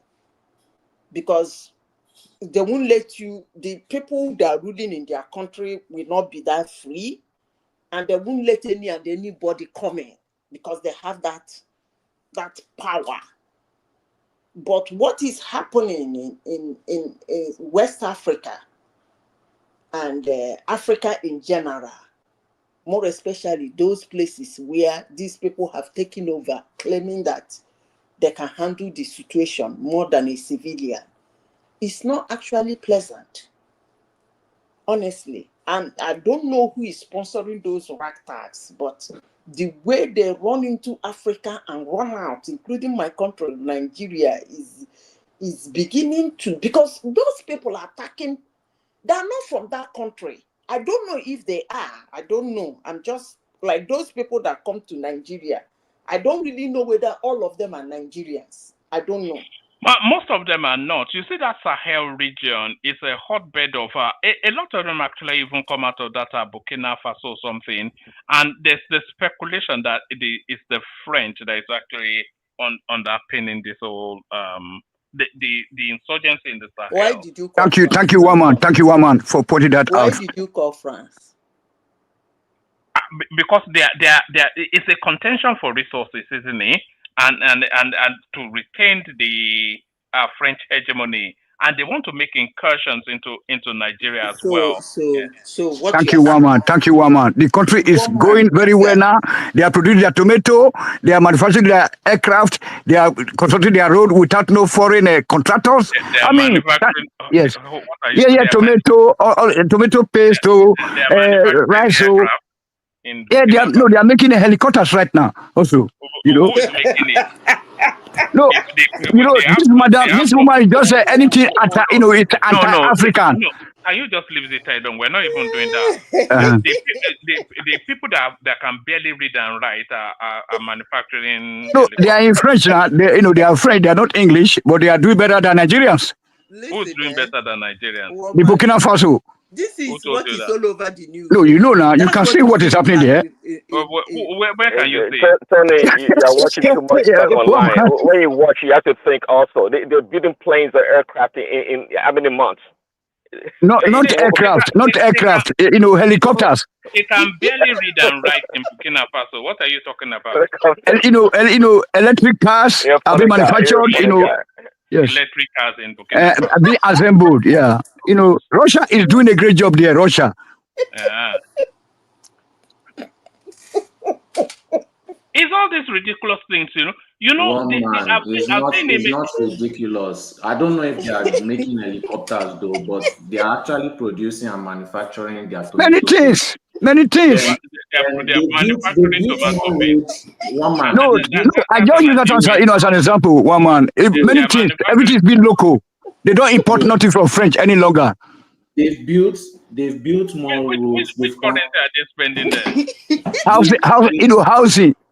Housing for the people. Housing. You are saying some things that are not. It just says Hold on. Which currency are they spending there in Burkina Faso? They are still spending the CFA, but they've been working on creating. All right. They are spending French money, but you asked the question, but you don't want the answer. Yes, that be the wahala when they there, Yes. No, you've answered the question now. They are spending French money. If you are confident that the answer is wrong, you will let me speak. That's one thing I know about you. You won't be mocking No, me. you've answered the question. I said which currency I didn't finish answering. I didn't finish answering. Okay, just go. Yeah. They are spending the CFA, but they are working on a currency, Mali, Niger, and Burkina Faso to create their own currency. Obviously, they cannot have their own currency overnight. Nobody can. So, what is the next thing you want to mock them for? Nothing. Not to mock them. They are very, very good people. God bless. Our ancestors will help them. Let one man mock them. Let me address everything he wants to mock them. No. It's the most ridiculous thing. That narrative coming out of that space. I'm telling you, but the only thing I ask is I don't think they are going into. I've not seen anything like them building aircraft. What else? Why don't you take a holiday? They are creating tomato paste. Yes, they are. You can Google that. You can research that. Dangote has 10 tomato paste. No, they are farming, and then everything is local. No scarcity of food stuff. We are mixing a lot of propaganda with food. It's bit by bit, there is Tony, something I'm you said mixing now propaganda with that the caught truth. me. That is why one man feels like You he's They are said being trending is French the francs, and they are still one canceling. man. Most of these things that is being mentioned, not the helicopter thing and the car thing, or the things like tomato paste, they didn't have all these things before. They are putting their Jakande houses all over. You know, you they are see why Yeah, don't they I'm not do, sure what is I don't impressive even about know. this what these people are doing. I'm not. You talk about tomato paste. You guys are not even serious. I They mean, made tomato no, we paste. just started that one they are as part of farming. the They are progress. farming, and They are letting them No, win this Yeah, argument. and they are better than listen. Nigeria. There are a housing for couple the of guys. people, housing Listen, there are a programs, couple of guys housing in programs. Abaleke. Hold on, Tony, there are a some couple of of the guys in information that Abaleke, you are saying is canning tomatoes, propaganda. That is why doing they big kind feel of they are stuff. winning Why, the why, argument. why are you talking about tomato? We just use that Hold as on. as an example. Hold on for Prince Daddy. You are mixing propaganda Solly, with the Solly, truth. hold on for Prince So Daddy, they so that feel like they are winning the argument because they are catching your I don't propaganda. think it's not a winning an argument. It's just a ridiculous. That Traore is just an opportunistic chancer, One man. and that's just it. It's not My doing a argument, single thing. Yeah. A role model for Africans. Oh God. Tony, you are aligning this. You are mixing propaganda Role with the models. truth. You're kidding yourself. I keep on telling you that is why one man is seeing them as ridiculous. I do not see them as ridiculous because they are actually making progress. They have been in bondage under the French for a very long time. Where this situation that they are is far better than anything. Yes, Are they independent now? wait, one man, Hold on. one man. Don't worry about all that. Are they independent now? Independent in what term? You said they've been in bondage for to the French for so long.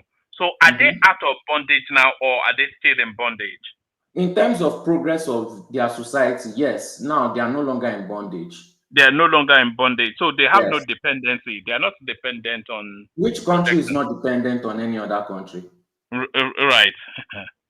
No, so I'm not Tony. I can face every argument that you want to Don't bring worry, forth. I'm it's not just going to ridiculous. put But let's propaganda. you have no concept You of. are laughing. You are laughing Can at their I tomato. one man? They are laughing at their You tomato said two paste. things. But Let let me me say ask you a this before I question. close that chapter. We These open things that you are another one. laughing at, did they have it during the French regime? You The said roads something, that one man. they had only Well, about 5,000 how kilometers do you of know? road. How do you know they did not? How do you know they did not? What did they have? How do you know they did not?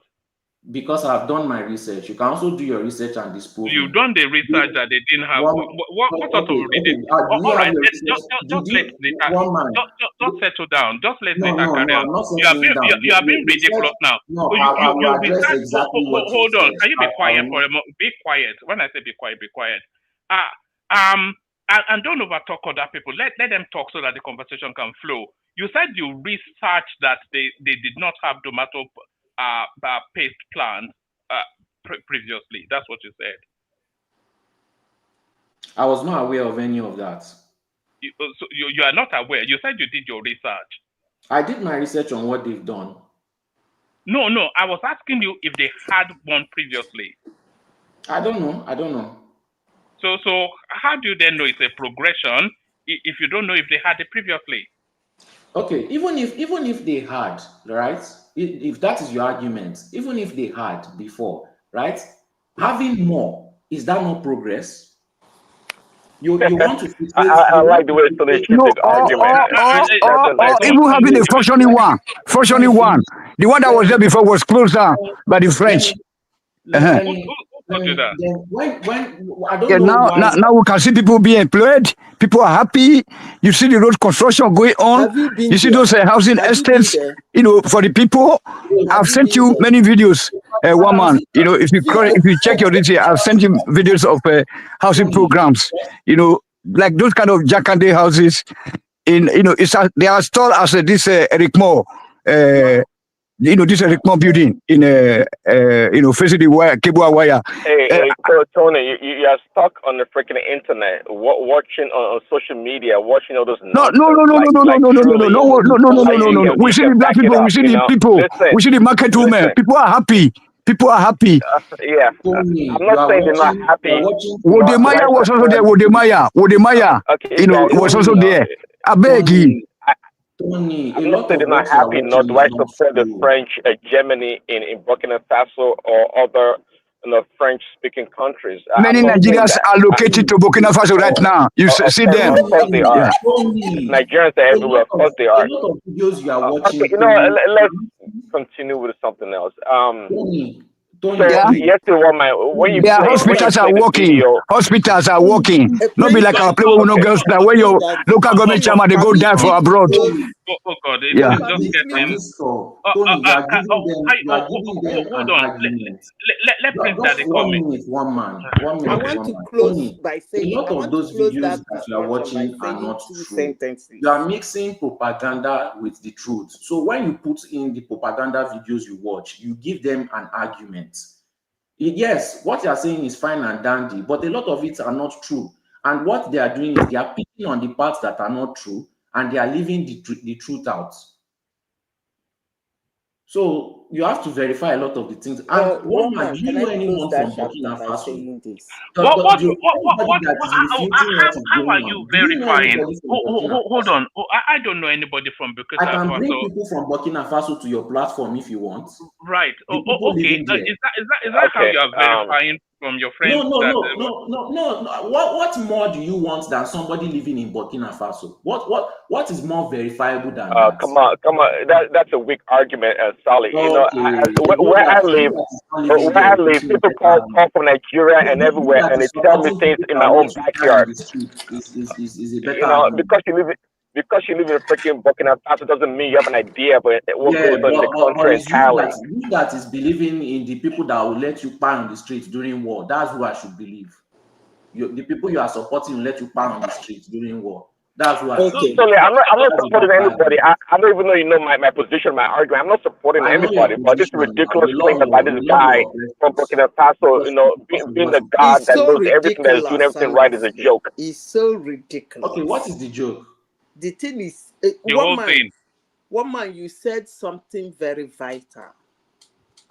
I said something that just happened yesterday in that country, and you said it is the French.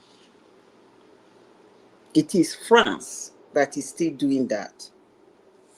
You see, I want to close that chapter by saying this. And anytime I want to discuss that guy, I will always close the chapter by saying the same thing.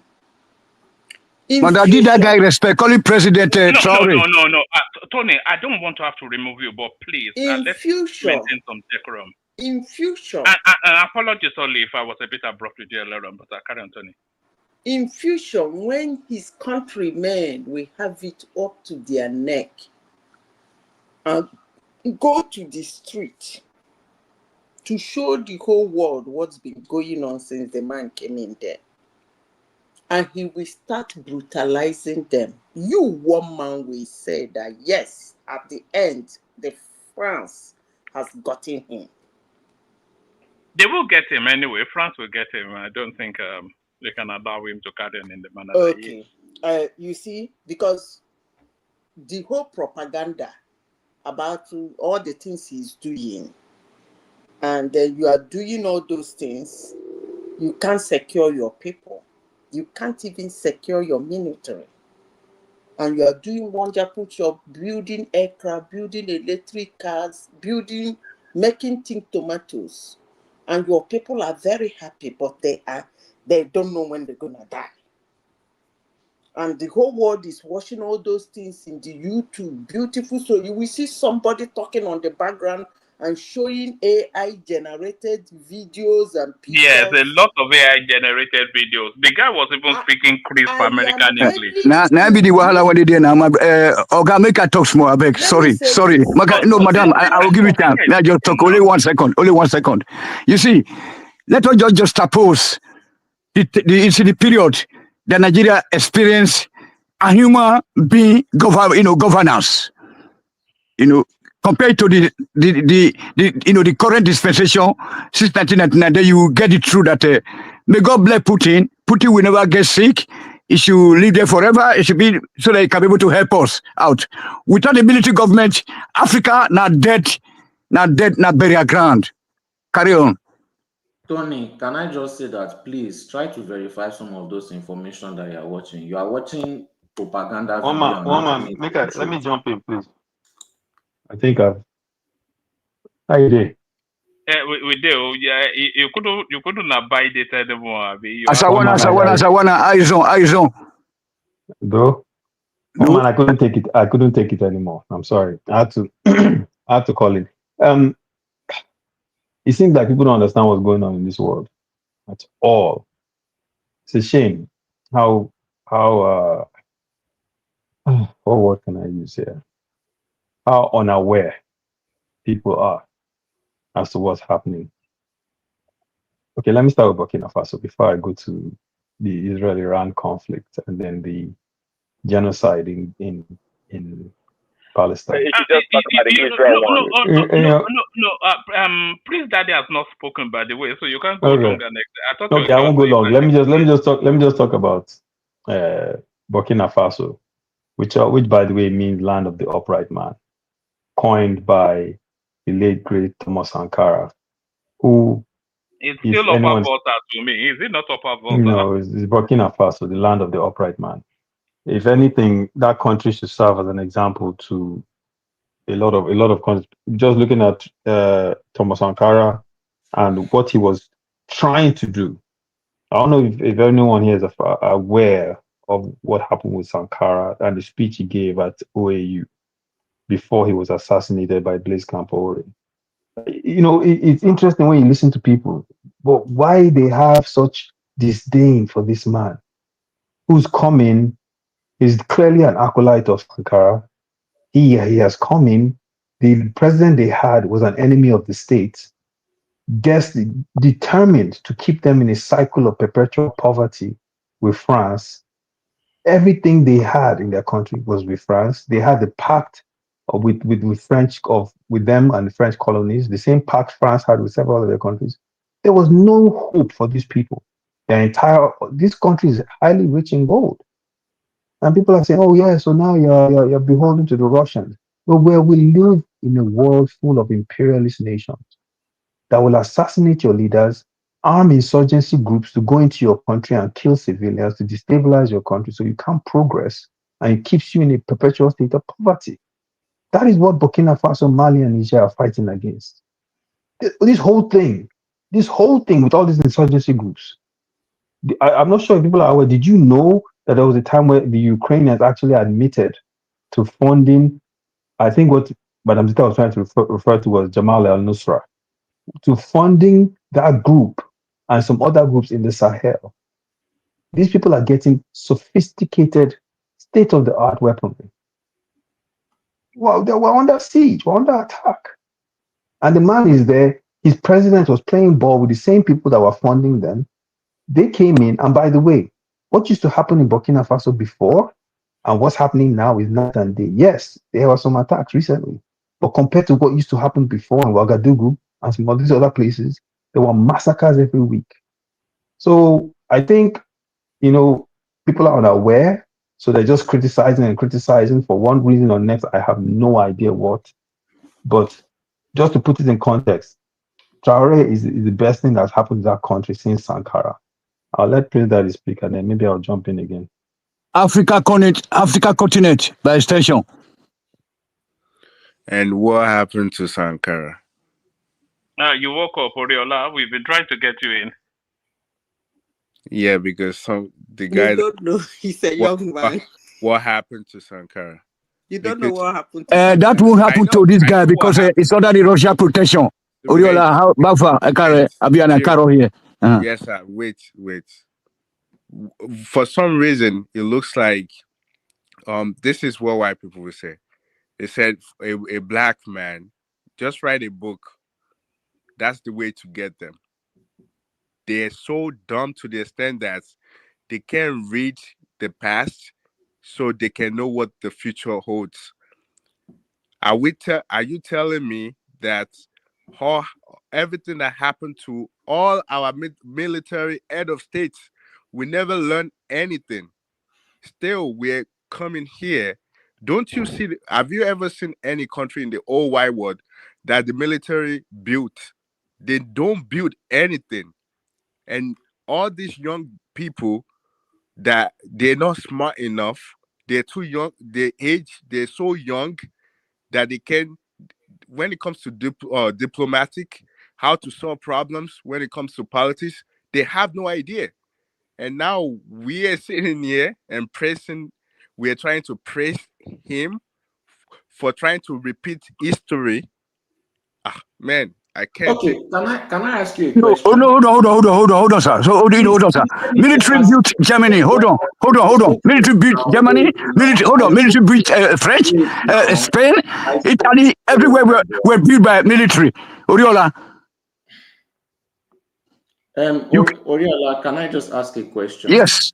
If Yeah, you go are ahead. going by history, right? Because the way you spoke, you spoke like, oh, nothing ever changes, history always repeats itself.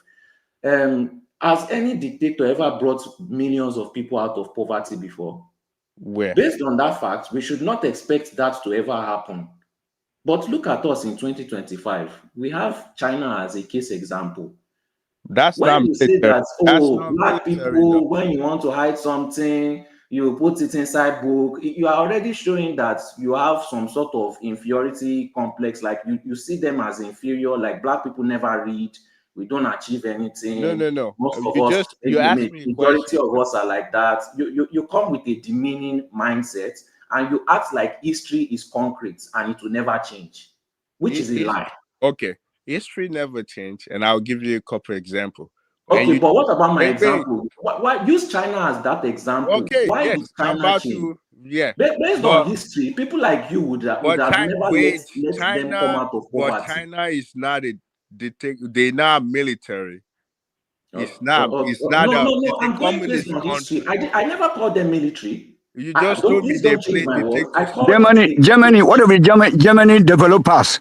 French developers. This is Spain. Were they not military? Wait, you not listen. Please listen to me. You can have military build stuff. You No, can but you have said them they've build. never built Wait, anything. No. wait. You Ah, said they've man. never built anything. Can you listen? But Military. you are changing Oh your my words. You are standing gosh. on what you Okay, said, how and now did you are I change changing it? it. How did tell me Okay, guys, I only tell have me 2 how minutes I left. changed it? Let me just come in Instead and of you to just talk and listen, be done. you're not No, listening. there's no point in listening Wait, because wait. All right. Wait. All right. Wait, All you're right. not going to Hold on. manipulate my words. Everybody hold. Everybody hold.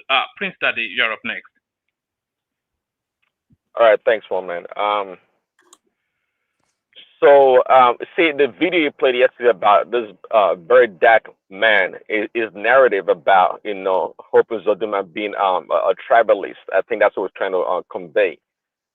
Inviting only Igbo Falcon players. And now this Prestige coming on a show to tell us otherwise, explaining in details what actually happened, which makes more sense.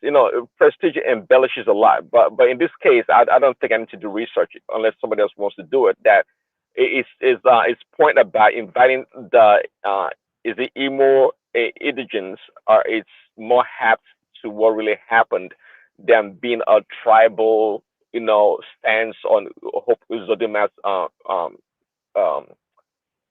position on the matter. So yeah, so it makes sense.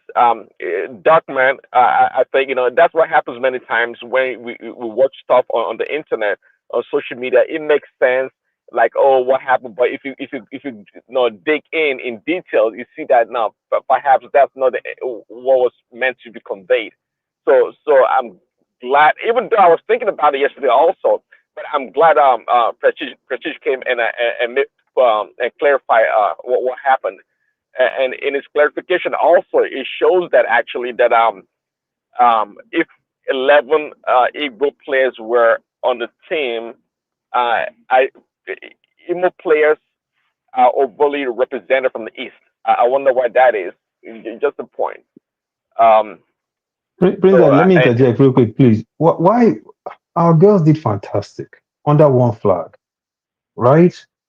Why why is this a thing? When I heard Mano Prestige talking, I was just scratching my head. Why are we talking about the ethnicity of X amount of girls that happen to be of Southeastern stock? Why is this thing even an issue? Why is it even something we're discussing? No.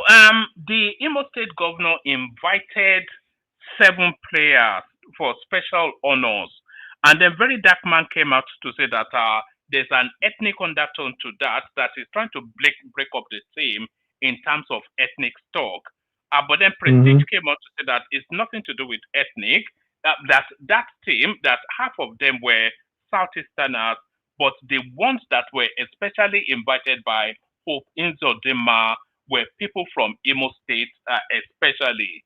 So it was really just honoring people from his own home state. Only 7 of them, a Yeah, woman. a Yeah, woman, only 7 of them. a woman. That's the issue. I agree with Very Dark Man. They won as a team, right? When they were No, playing but as a he team, has an they didn't he's done. say, He has "Oh, an antecedent. No, just like Prestige said, he's done it many other times, and it's nothing new. He always make it a it point doesn't make to it right honor. if he's done it. No, It no, doesn't make it right if I he's don't done see it anything 12 wrong with times that. and this is I the don't see anything 13th wrong with time." that. No, I don't it see anything doesn't wrong make it with right. that. Look, let me explain something to you. He In honored his sport, state in people, which is sports, correct. Hold on, he's not the president of the Slowly country. now. Yeah. let me explain something to you. In sport, when it comes to sport, right, and you're part of a unit, you're part of a team. I don't know if any of you have really played as a team in a team sport at a good high level, but when you do, there is no when you're under a flag, there is no Igbo, Yoruba, Hausa, whatever. There's nothing like that. It is Subnational, super. subnational, state of origin. No. This is our issue. Prince Daddy, it's your turn. Can I interject you, It is please? Super Falcons, and Yeah, they're playing Madam. as a When it unit. lands, you can go ahead. If Hope Uzodinma wanted to acknowledge the Super Falcons, Right, he should have them. acknowledged them as a Super Falcon team, not as Yes, 7 no, from. But Tinubu already did that now. yeah, Tinubu already did that, and that's where he was acknowledging, and I have some, when Prestige came to explain, I had to realign my thinking because I was with Very Dark Man yesterday, but when Prestige broke it down now, it made sense. He didn't invite all the Southeasterners. He invited especially the Imolites. But Zita, you wanted to come in. I think You see, Prince is happy for you to come in. Yeah. I don't really know who this dark heck of a man is. I don't know. From time to time, they keep bringing his issue here.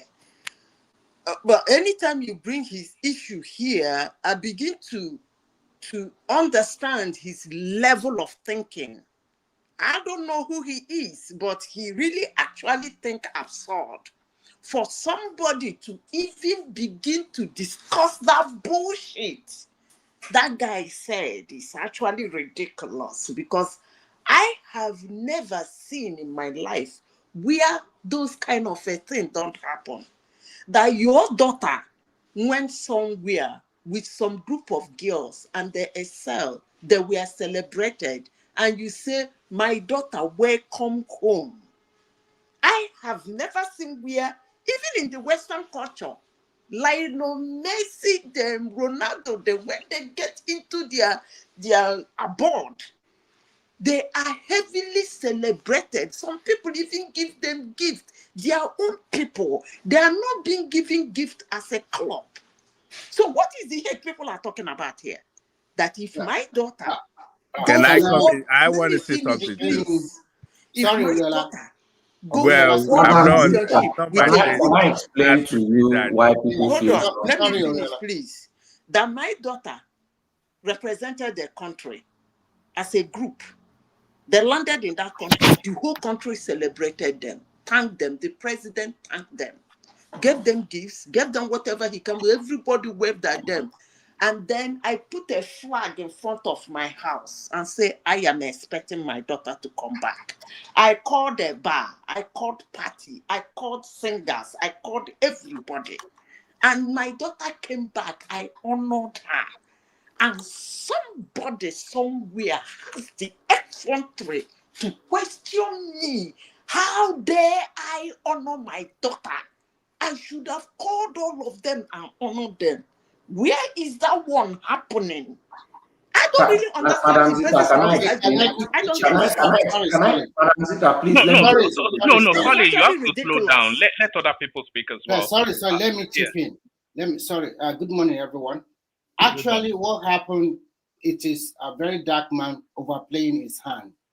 After the event of the Falcon won the championship, there was a video that was circulated. The governor of Osho State, Adeleke, personally invited Rashid, their captain, to come to Oshun so that he can give him an award and whatever. And this is not the first time this thing is happening in Nigeria.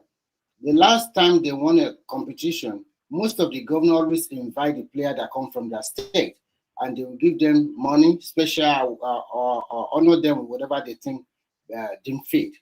I think because unfortunately for this country now, we rely too much on what goes on online, especially on social media. And I think that I think that this is the right time for Nigeria to regulate social media, because there's a lot of things that flies out there that bring division, and this is one part of it. What Zodima have done is the right thing. It's not the only government that have done that. They have been doing it for the last 10 years. Everybody will buy their players from their state of origin, and then we give them money or whatever. So I don't know why this very dark man. I think it's high time Nigeria regulate the social media. Thank you. First of all, not everybody if I'm not invites. Not mistaken, everybody I invites would the say people from their I state would of say origin.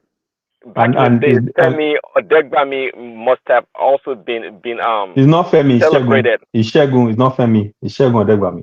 Look at this. This Americans. It doesn't. But When let I me say about Super Eagles football now. Look, okay, look. If it's an individual sport, if you are a wrestler, an Olympic weightlifter, a track star, or a sprinter, yes, I understand it. But as a unit that accomplished something together, When I want to give them as a unit that I accomplished should call something all of them and together, give them gift too. the Imo State governor, if he wants to acknowledge the team, he should acknowledge the team. Most of those girls that he's claiming from But they Imo have State, been doing this most kind of of them thing have for never, over most of them have never. You're not going to shout over me. Be quiet. Most of them He's have not never. acknowledging Most the of team. them have never He's not been to Imo State acknowledging the before. team. It doesn't matter. No, most of them have never been to Imo State before. Never. Are Most of they them not go in abroad. Hold on, What are you talking? Hold on, is on. Not all of them have business in Imo State now. Yes, now. Hold on. The nation honored them at the Aso Rock. We all saw it. They gave them honors, awards, monies, etc., etc. So that's what needed to happen as a collective team. And then individual states then, at their own choosing, they pick people from their state, bring them home as an example to either young women or young, so they're indigenizing it and still celebrating it. So Uzodema does not have to do it. He's not the One man, president. let me give you a He's not precedent. the president. Let me give you a precedent. There have been under 17 teams and even Olympic teams that have done well. And in certain cases, the president acknowledged them and state governors on top said, you know what, these boys played so well, come down in my state. They all have 2-bedroom flats. They acknowledge the team. Can you give an example The of a team. state? Clearly, you people No, I here just have want no to ask you a concept. quick question. Be quiet, I'm Can you talking. Be give us quiet, I'm an talking. example Be of a quiet. state? Be quiet, I'm talking. No, just He's sorry, trying one to man. shout over Just me. to I'm not going to clarify. tolerate that It nonsense. is Give Be us Prince an quiet, I'm Daddy's talking. example of turn a now. state Why I are you am telling talking. that somebody gave to be all the I'm quiet? telling him to be quiet because I'm yeah, talking. When I'm talking, you're supposed to be quiet. just always You understand me? Everybody, hold on. And that should be the language. Maybe hold on, let me finish rather than be quiet. But make that One point, man, and when then you're we go. talking and someone just starts to shout over your voice, that is rude in itself. nobody is So shouting he on needs to you. check himself. Like that. No, He needs to check himself. let's And if not he go in can't check that. himself, I will But check one him. man, I promise you All right, that. are we done with 5 minutes round? Yes. All right. I didn't get my turn now. Yes, it's your turn, Patoski. Not only is it your turn to speak, after Prince Daddy, that is, Prince Daddy has the floor now. It's your turn, and also I'll step down, and then you can bring it home. So Prince Daddy finishes, you take the floor. Oriola to speak is on them, Remy. Thank everyone. See you tomorrow. The super chatter, that's Ayo Okay, as thank always. you.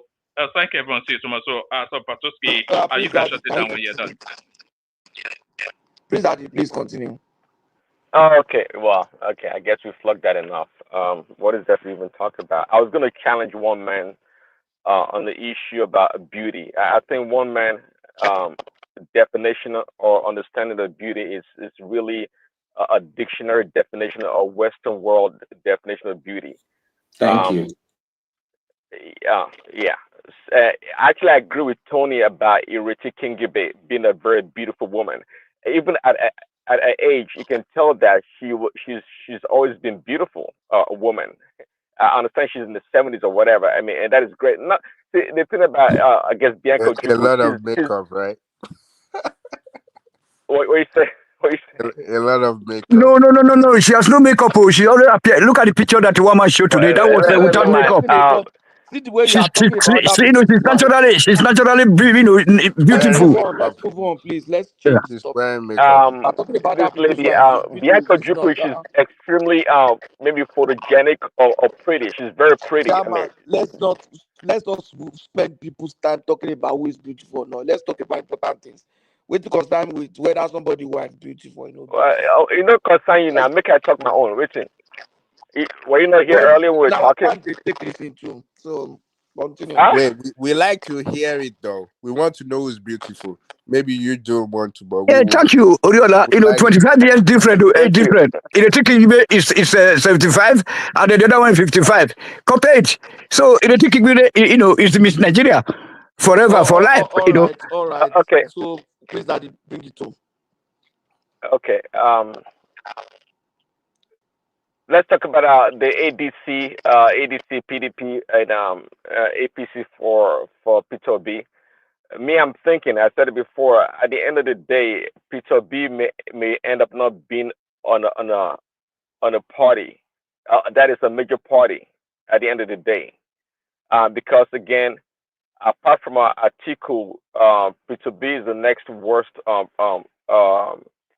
politician in the Nigerian space with all the resources and the followership he has. It's just he doesn't have it. And the kind of the master of strategist or planner, if you can call Atiku one of them, they are trying to corner P2B, and because he's such an unstable politician, you know, it is everywhere. If he ends up in PDP, obviously they're going to lock him up. Not like literally in prison, but they're going to lock him up. The ADC was supposed to disarm him and his followers. And that's what they've been trying to do to Peter B. At the end of the day, and I think Dati Ahmed is making moves with the LP, the Labour Party, to maybe be their flag bearer. And at the end of the day, you see Peter B ending up in the fringe party that has nothing to offer, because we can then conclude that look, he has, you know, having missed the three major or four major parties, being on the fringe party is as good as being on no party. So Peter B is not just a smart guy; he's not that good. But again, I give him credit actually more than Atiku, because I think Atiku is absolutely the worst politician in Nigeria, given that he's been there for many times, over many years, with all the resources and money connection. He can't make a headway. That's how terrible Atiku is. So Peter B at the end of the day may end up not being on any major party, and it wouldn't be surprising at all. It would not be, because Peter B to me is the Kamala Harris of Nigeria. He hates primaries. He hates to compete with other people where you have to display your own your strength in terms of your ability to negotiate, in terms of in the ability to coerce other people and bring people together. These skills and abilities needs to be displayed, be put on display, and that's how people know you, and that's why we give a lot of respect to Tinubu. That's why Trump gets a lot of respect. If you like him or not, it's totally relevant, and that's why even Barack Obama gets a lot of respect, because he knows how to do those things, negotiate, coerce, and that's politics. He doesn't like that. He doesn't like that. He just wants the ticket being given to him, and so he can be the flag bearer or compete. It is just like Kamala Harris. That's the reason why, not to take it to American politics, but that's why Kamala Harris now, she's refused to run for the governorship of California, and the only reason being because of the competition. I'm telling you, come tomorrow, if they guarantee Kamala Harris that, hey, we're going to split the ticket for you, she's going to come back right away and run as the governor. The only reason why she's not running is because she doesn't have a double L on her record because the devastation of the last election is really telling on her. She has no chance. She has no talent. She's lightweight and she's no good. Thanks, Matoski. Yeah, thank you, Prince Daddy. So it's my turn now. Anyway, when you are talking of beauty, I don't know how you talk of beauty without talking in Nigeria, without talking of people like Obi Ezekesili, Ngozi Okonjo-Iweala, and Titi Atiku. To me, those are the three most beautiful women. But Obi Ezekesili look like man. Obi Ezekesili, Ngozi Okonjo-Iweala, and Titi Atiku. Those are the most beautiful women in Nigeria. Now But you now, think Jigbe, I beg you. I think he's looking at it from the academic and intelligence angle. That's what. Pastor Stig, please. Those three people, they're fine past anybody. Now But you but think don't create Jigbe. your Oh my huh? God, Patrick. I mean I don't know how you dey look woman. Yeah, Ngozi Okonjo-Iweala, Titi Atiku, I and beg you, Obi. you know that man. Titi Her Atiku. dress is okay, her dress is that her scarf. Okay, but if you look at, I mean, Ireti Kijigbe, just Okay, imagine, you but don't see her, she not just dress at yeah, all. I don't want to talk too much about the beauty. That's And not the without even taking nothing, just waking up. Look at To- her. Tony, I it's was messing So with your I natural. head, was man. listening. I It's was reading. messing with your head. You don't get it. She not married I now. was She's a divorcee. No It's wahala. messing with you, I man. was reading. It's allowed, you know. I God was bless reading. her. I was reading. Obi tweet. One of his Obi tweets. I think today as well. He said, "I am going to make Nigeria the giant of Africa, not on paper and for real." But somebody say, you don't even make Anambra the giant state of Nigeria. How will you be able to make Nigeria the giant of Africa?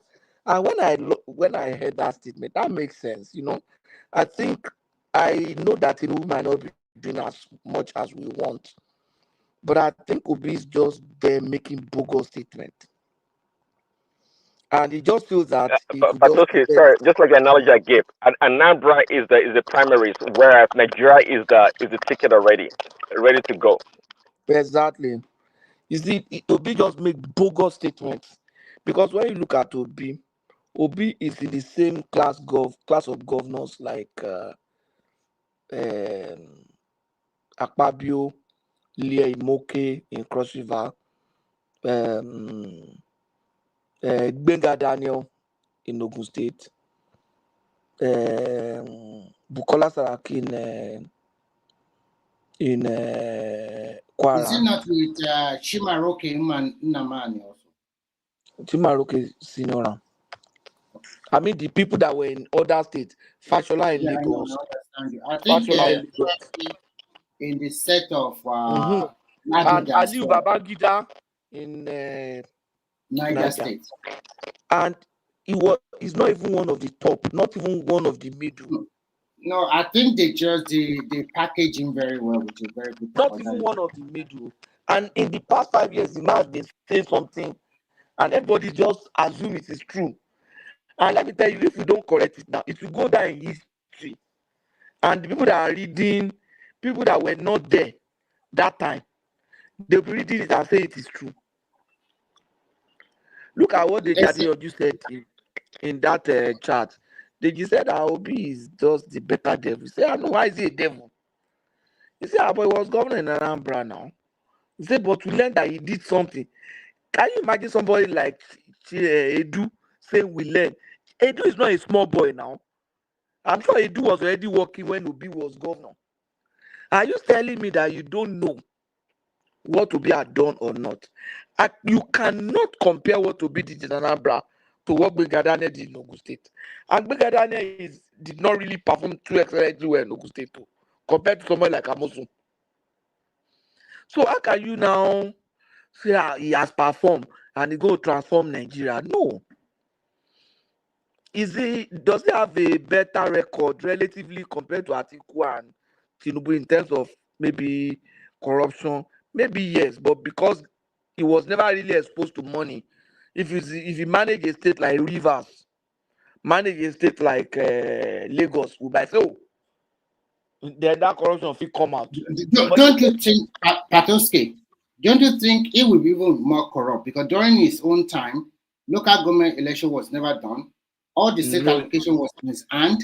a The lot of person no, a that lot said of. the vice It's president. not the only governor that didn't do local government election. No, I'm just trying to say that No, all this kind of stuff mm, that all the money in his no, pocket. that's not a unique this thing. But what I'm even saying is that it might not be strange and unique if he did come to campaign on the ground that is better, is different from them. But now if he didn't campaign that I'm different from them, and he's just campaign, nobody will talk because all of them too didn't call. A number But of them did another call. thing we should ask ourselves that why is he not joining the structure of criminality, the No, one no, he no, has no, no, already no, no, no, condemned? no. No, no, no, it's not like that. It's not like that. It's just a political talk, not really No, serious. the point is that if he says, "Oh, I I will do better than them," not that I'm clean or I'm not.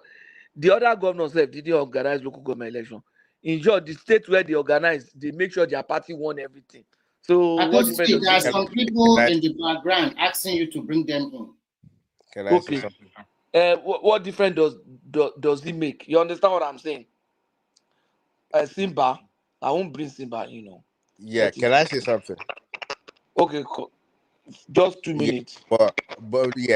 but he never said anything that is cleaner than anybody else. So He never did what? he never said He he's said that. He said he's the best. let me He wait, said it's let me clean. He said the impression that he's creating and that his group is creating is that every other person is corrupt. He's the wait, one that is not corrupt. wait, And the moment if you can I say sorry, finish? Jerry, I will land this. If you meet Batify today or Agbado and say Tinubu is corrupt, they will not be quick to defend him and say he's not corrupt. He's not corrupt. The highest they can tell you is that bring your conviction. Has he ever been convinced in the court of law? They are not quick to defend him that he's not corrupt because we know that Tinubu is corrupt. But when you say to be obedient, that Obi is corrupt, they will go start by abusing your grandfather. Yeah, but that's They will say exactly what that's how you will die in Nigeria. That Nigeria will continue to happen to you just You because you want said to me Obi with is also laughter. You corrupt. want to me with laughter here. let me say something quick. So that's the point I'm trying to make. Obi himself is not saying he's saint. Obi He's says not that. trying to Obi says that. He says it that okay. He never he doesn't where touch an He Ambra's money. said He never doesn't. steal any money. So what are you Uh, trying to defend he here? where says you it. can say wait, saying that I don't steal money does not Eh. mean that I'm saint. It's not No, I'm now no, saying he to you, doesn't have to say I it that beg oh you, I why am are you saying. talking like a baby? Is okay, he a baby? Are you a baby? Is a baby that is not baby? Somebody say it's wait, the There's bad stick. So nobody, what does it mean? there's nobody that will say man, I'm saint. Even man. saint will not say it. Okay, if you ask Tinubu today that you stole money from Lagos, he would tell you that he never stole no money. But I'm just saying to you that the saints Tinubu has like told you that he's not a saint. Tinubu used to have said it before. that. And Well, yeah, but Tinubu, Obi will I tell didn't you know go Tinubu, this and guy find stole out. money. Tinubu. Even though he Wait, said he's not a saint, but he never claimed that I stole money. He Obi never will he tell said you that. go never and called find other out. people corrupt. Obi says other all of them are corrupt except him. So what do you mean by Never that? What That said means what the that. what saint does that now. one mean? His people say that. His people, his followers, the ones It's saying that. not his people. He said it on his own. Where? So what is the difference? That okay, I never steal Where did any he money. say it? If you see any money that I stole, come and challenge me. He said Of it. course, any governor will say that. Any I past governor beg you. will say that. We cannot be arguing on this one. If you want another thing to say, just say.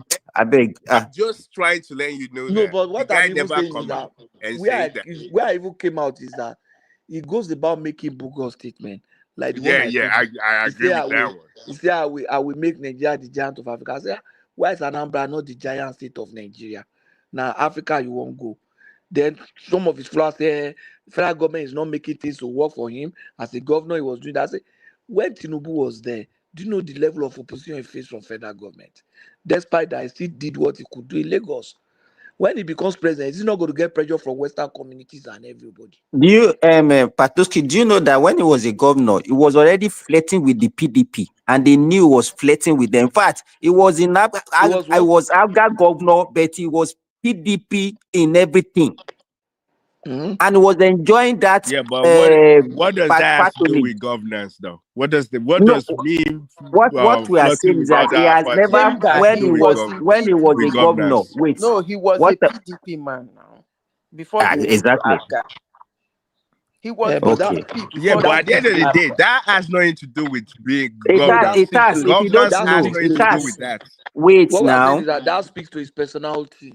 You It's not understand? even That speaks to him. personality. It's not even personality, Patoski. You were talking earlier. I said Tinubu faced stiff opposition because he was Yeah. in an opposition. They deny him allocation. They deny him so many things. So if you belong to the ruling party, there are so many benefits that you can enjoy. So what are you talking? I say what does that have to do with governance? The There guy are so didn't many do anything in benefits Anambra. if you are in the ruling party and your state belongs to the ruling party. There are so many things that you can enjoy. So what are you Okay, saying that it doesn't have so anything to do there's with so many governance? things. While Tinubu was governor of the state, he still were able to carry Lagos State. Like even I'm definitely I sure don't even, during his sometimes time, the way you argue during is his actually Chairman, time, let me ask. awkward. I don't even understand Let's you. it's remove. not awkward. It's Chairman, awkward to you because Chairman, let's you take not Tinubu get out of. you know Let me. what you know Sorry. Let and you me. don't Let want me to say listen to something. others. Sorry. Let me That's bring why it's something awkward to to you. you. Should I bring You know something to what you? you know. Let's take Tinubu out of it. Let's take him and take another governor. Maybe a governor that is about his set or just a little bit earlier than he said. Take Donald Duke and take the resource of Cross River. They took Bakassi from Donald Duke. So Cross River left the list of, I think, oil producing state, or even if they are oil producing, No, there they was are no more oil, Patrick. Sorry. You know that uh it's like I do, they adjusted the budget, sorry, their boundaries and so they allocated all adjusted the their oil budget. wells to Akwa Ibom. You know what I'm And saying? Bakassi, But at the end the of the remaining one. day, so he was able to use his brain to Wait revamp now, this yeah. Obudu Cattle Ranch. Let Hold on, me sir. finish now. Then the cable cars. Wait now. Uh, I get one thing where I won't make this guy yeah, now. many things when he do. I want him to compare. You see, they took Tony. Thank you for even bringing it up. They adjusted his boundary with Akwa Ibom. Most of the oil block got to Akwa Ibom. All. The little that was left was ceded to Bakassi, and it was left with nothing. He did Obudu Cattle Ranch. He did Calabar Festival. He was able to make Cross River look. Cable cars. He But was able to he make. did that. Let me, The only one in Nigeria. Patoski, The only one in remember, He Nigeria. was able to make Cross River look larger than life. Then no, Tinapa but he business, was able, business. he performed. Hold Free on, trade Remy. zone. I mean, who? Hold on. Tinapa business center, where Free all trade these people zone, from Tinapa. Europe, they come and hold all these their business conferences every year. Then the Carnival, the Calabar is still rated among the fourth best cities in Nigeria today, Cleanest. as at yesterday. Clean. Yeah, clean and the infrastructure wise also. And So people yeah, respect Donald Duke up till tomorrow. Let me tell you, if tomorrow he should Donald be Duke our comes and president. say, Yes. yes, a lot of people, even people that are not, and he's from a minority tribe, people that are not even in his party, if they say Donald Duke wants to be president, people will say, he did this in Crossfire, he did this in Everybody Crossfire. we just follow him. Everybody knew that Donald Duke did something. Can you Patoski, if you point to remember, he was one of those people. that were supposed to be vice president of Yadua now? Yes, it was Obasanjo that just said, no. I don't even know what he has against him No, that he now my proposed brother that said that he not process. get money. They say not get money to the give out. That's what my brother said. My old brother. My brother lived there in Port Harcourt, and then he told me If that Donald Duke yeah, and no Donald money. Duke has a Patoski, he was able to do most of the things that he did during his first tenure. yeah. By the time they ceded all this thing away from him, and that was even the Crossfire didn't reason get why one again. all his successors could not even sustain those And he things. was always on the construction site to Simba. Simba. He was always on the construction site. Exactly. Checking the project, all the project What as we well. are talking, what we Yeah. are talking about is the effect of not belonging to the ruling party Ruling at the party. national level And the demand as is an not loud. effect. And the demand is not loud today. It's a very silent, Now, the achiever. question why Toriola, Yeah. Toriola, you still there? Yeah, I'm Toriola. still here. I'm listening. Now, what I'm saying is that if tomorrow, Patoski, it's good that everybody is talking about Donald Duke, even when most of of Nigerians, most Nigerians have not been to Cross Cross River River. State. During his time, his name was very loud. What he was doing, even a blind man could see it. The deaf Yes, could hear. And now I reverse and say, all those people that are screaming about Obi, I know some people will say I hate him. I don't hate anybody anyway. Screaming about Obi, why didn't we hear all his good works until 2019 when exactly. they repackaged him? After he had left after 5 years. Almost 5 years after he had left. That's when we have started hearing about him. If he actually did that. Patoski, Reno said it that they were the one that did the packaging, that they have to rebrand him. They took him to bedroom, wash him, clean him. Even most of the tweets against him on the Twitter, they removed some of them. So that's what they did. Is repackaging. Let me give you another good one. Everything is still in the cloud. Let me give you another good. Any president who wants to, anybody who wants to rubbish him can still bring down all those things. It's not hitting anywhere. They just Let me try give you to another erase good some one Google and some of the Nigeria. browsers. Doesn't mean it disappeared. There's a Nonsense. governor. There's a governor that people think that he has not done well, but he's loud. He will say it. Oshomole took over from Lucky, especially in his first term. What Oshomole did in Edo State that time, you can see it. Even till now, they are still present.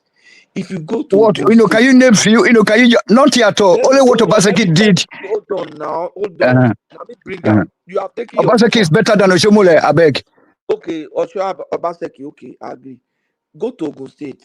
I'll give you something. So, OGC that we are talking about. You see this, they say, bigger than that Dangote wants to build a deep sea port in Ogun State now. Do you know that that deep sea port project, the vision and the proposal and everything was written, and the project, the project work was done when OGD was there. Ogugu and Don, free trade zone, as far as when OGD was there.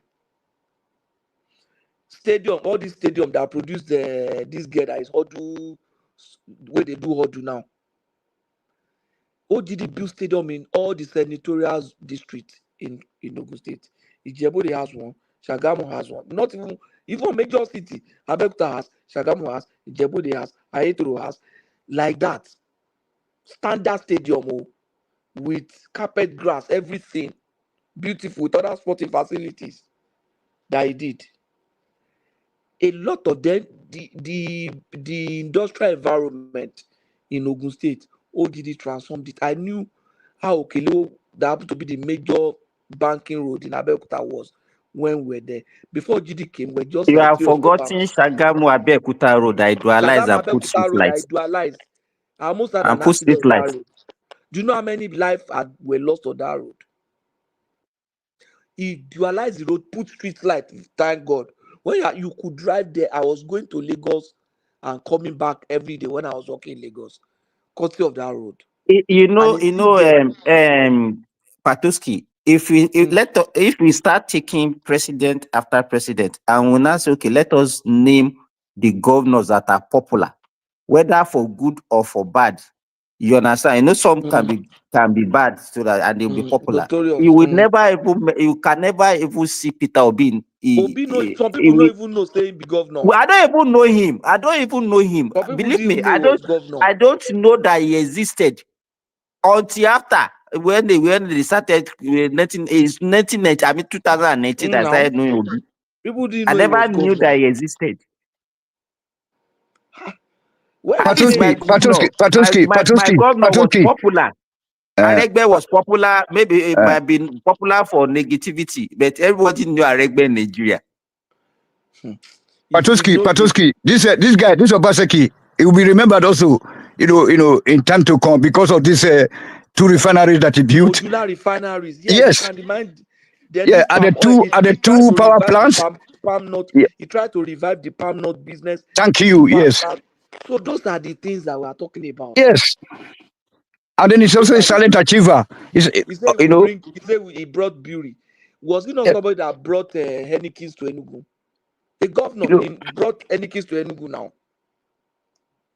Like all those emergency call center, Patruski. That is guy now just close up. This emergency call number 112. Emergency center. They know this lot of project that all those rubber plantation. Obi maybe he tried in his own way, but what I'm saying is that if you stop making all these bogus things, I will do this, I will do that. They say not for WAEC. They say not for WAEC. Now Obi do WAEC. Ordinary WAEC. What's it going to do?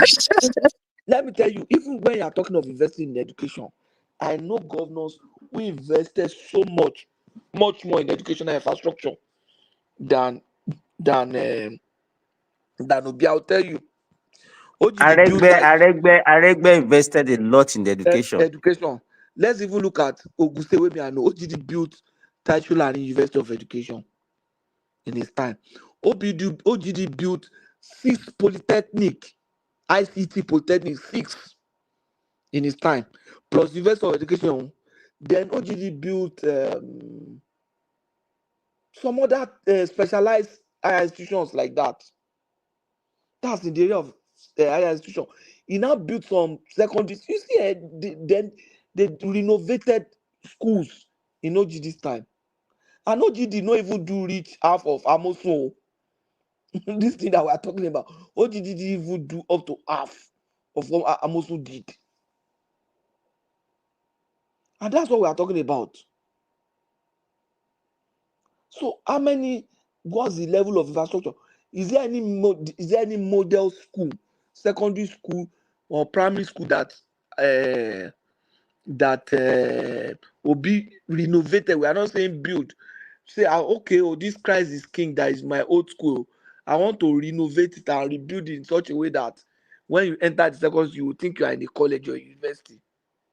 Is there anyone like that? So Umahi also in Ebonyi State, sir. He did a lot. Universities, everything, road. Oh my God. University. Even everywhere. Even Ogbeni, even Arakunrin.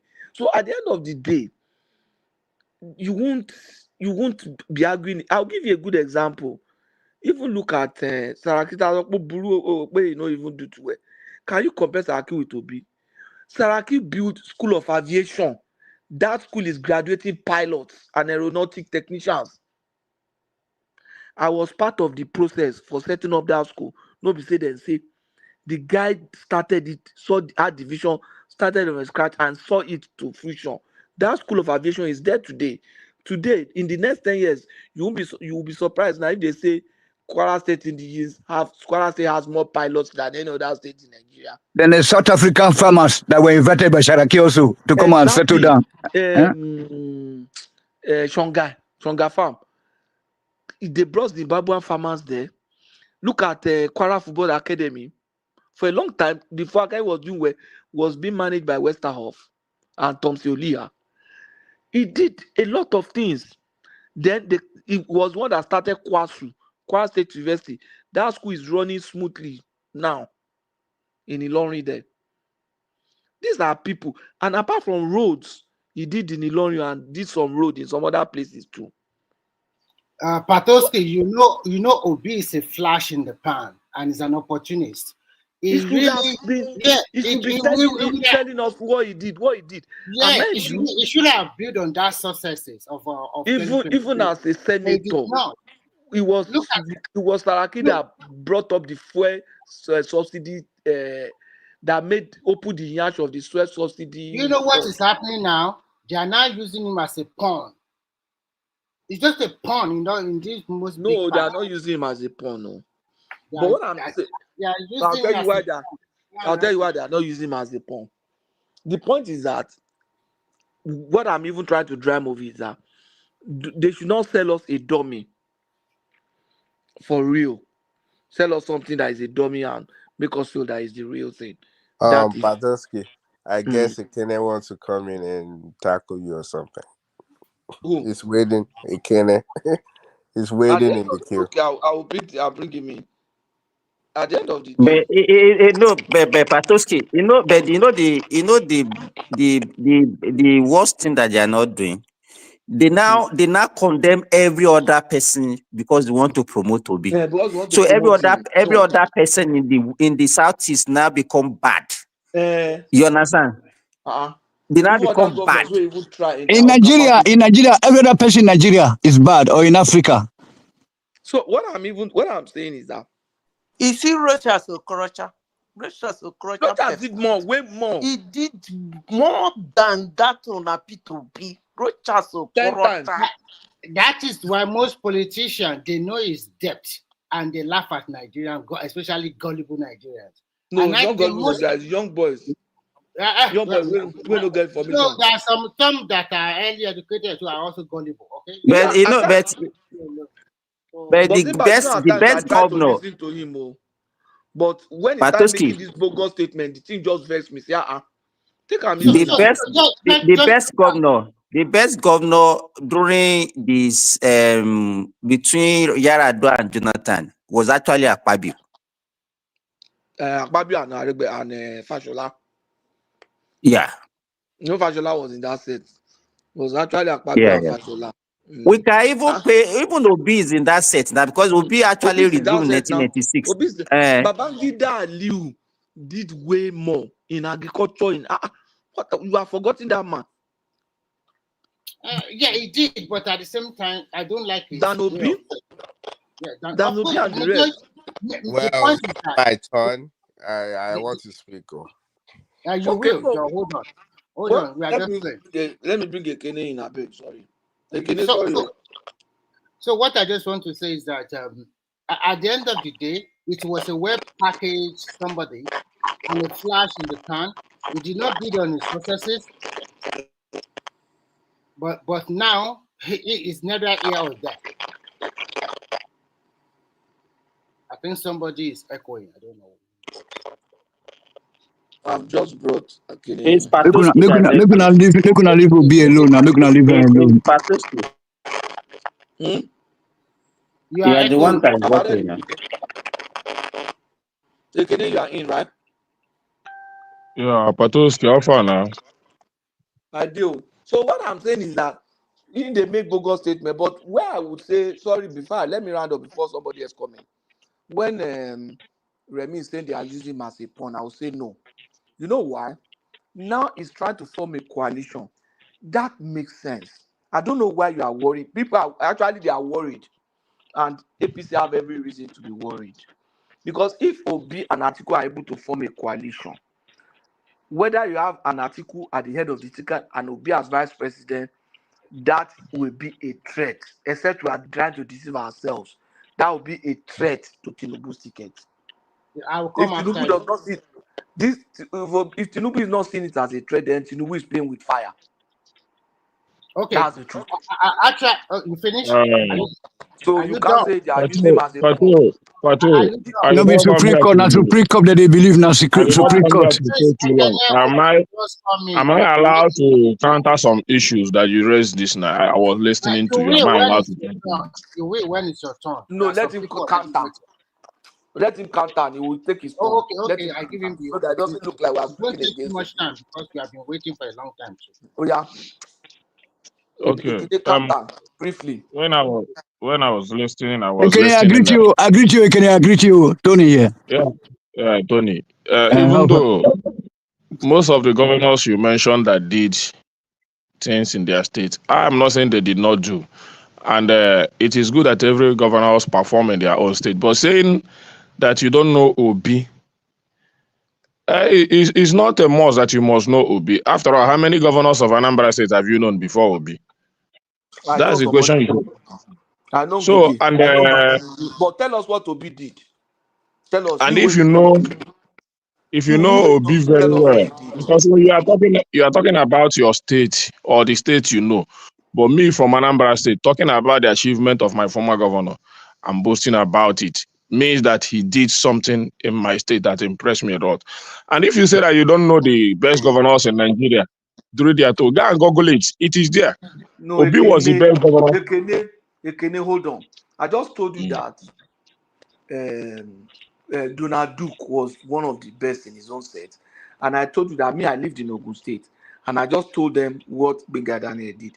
You, where you come from, Anambra, tell us now so that we can know and be able Okay, to tell let me finish. what to do. Because this is not the first time I'm saying it here, but maybe if you want to hear it again, because I saw you when you mentioned about even his own school or the school that all the CKC. Who made CKC? What? Who renovated C? That CKC that you see that look like London School today, it was Obi that made it. That CKC that you see, those structures that you see that was rebuilt to that standard that it is today, it was under his tenure. That two school, that CKC and this DMGS. Go and check. Go if you can go the structure of that school before he became governor, because I was even in DNGS then, because my cousin brother was but a student there, so we had him there. He was the one that even rebuilt all the structures. You know, people say he didn't build a.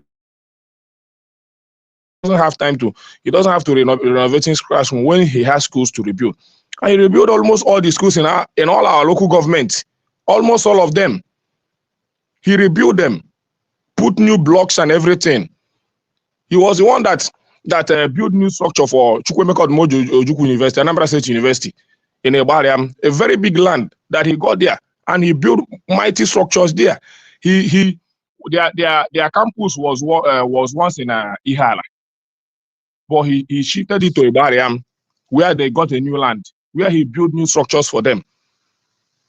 So what many things the first teaching hospital we had in our state was built by him.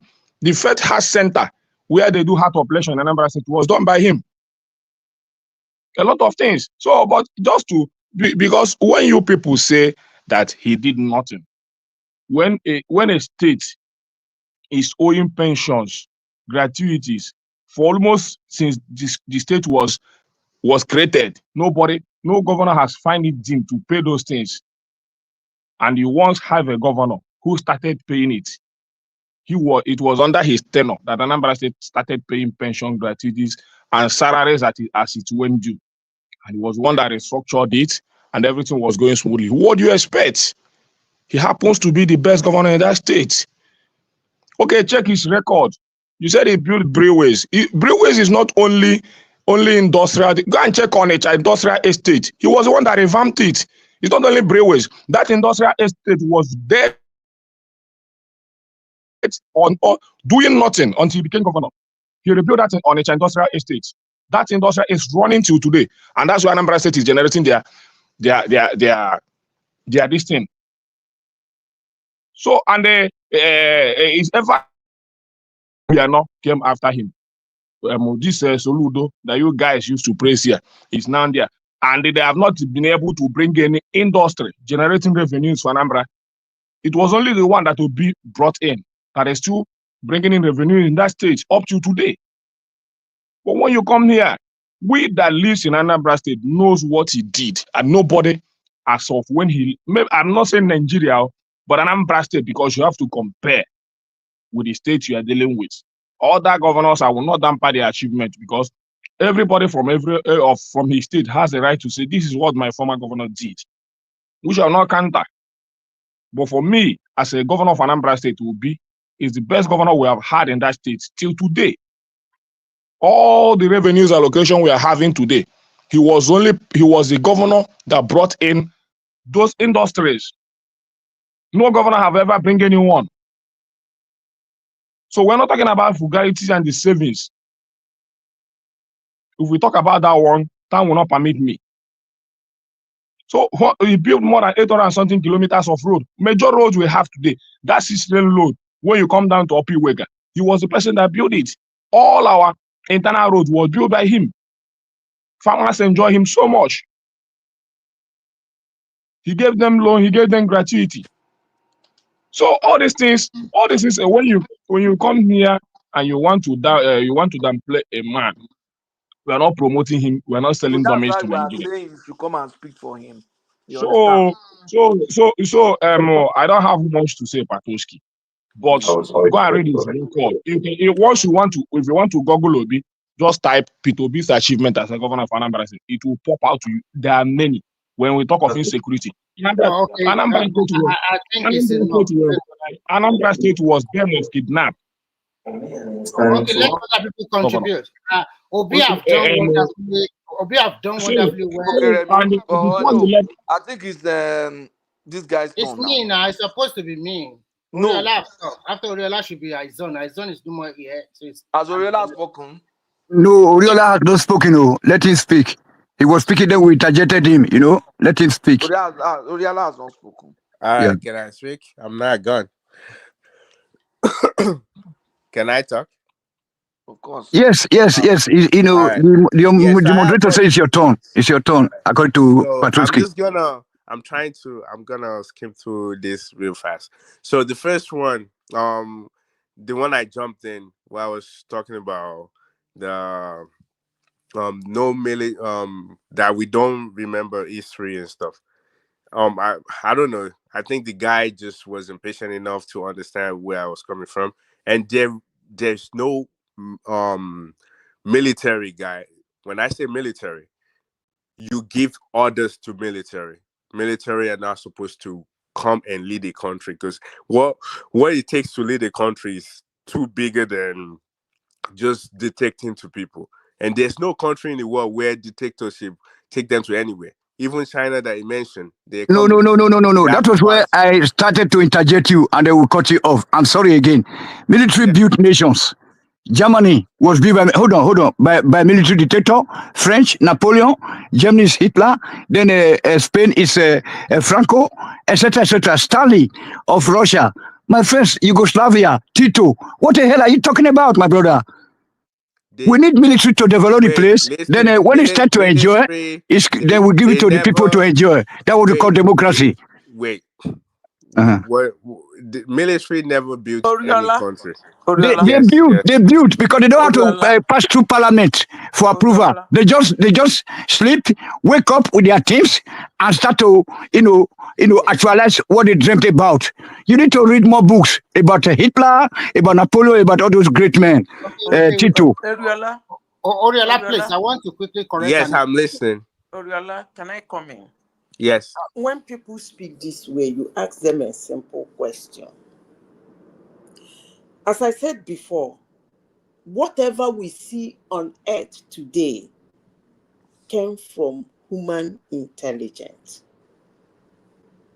And when somebody tells you that military, they build a nation, all you need to do is to bring that country they mentioned when it was in the hands of the military and bring it back to now that they're in the years of civilian and ask him or her which one is better. Because I'm sure if it was the old Germany or old Spain that was being ruled by the military, he wouldn't be where he is. Yeah, He wouldn't be there. Oriola, in addition to Madam Zita, China was never ruled by a military dictator. Chairman Mao was not a military officer. He just happened to be their leader, and they went through industrial revolution. And that's what Were they that developed? No, they were not. No, they weren't developed. You have to military. You have to military. Please, can you let other people speak, please? I know you are just coming to deviate now. Let this guy answer my question. Let this guy answer my question. Let Oriola answer my question. Quiet for a while and let me speak, and Oriola will continue. Military don't need any parliamentary something. 30 million, a month salary for your so-called legislative looters. So military built Germany, they built Spain, and named their leaders. Napoleon, hold on. You are just coming here to talk. Stalin of Russia. I mean, what the hell are you talking about? I don't think you deserve to be answered. Oriola, what I'm just trying to say is that China was never ruled by a military dictator.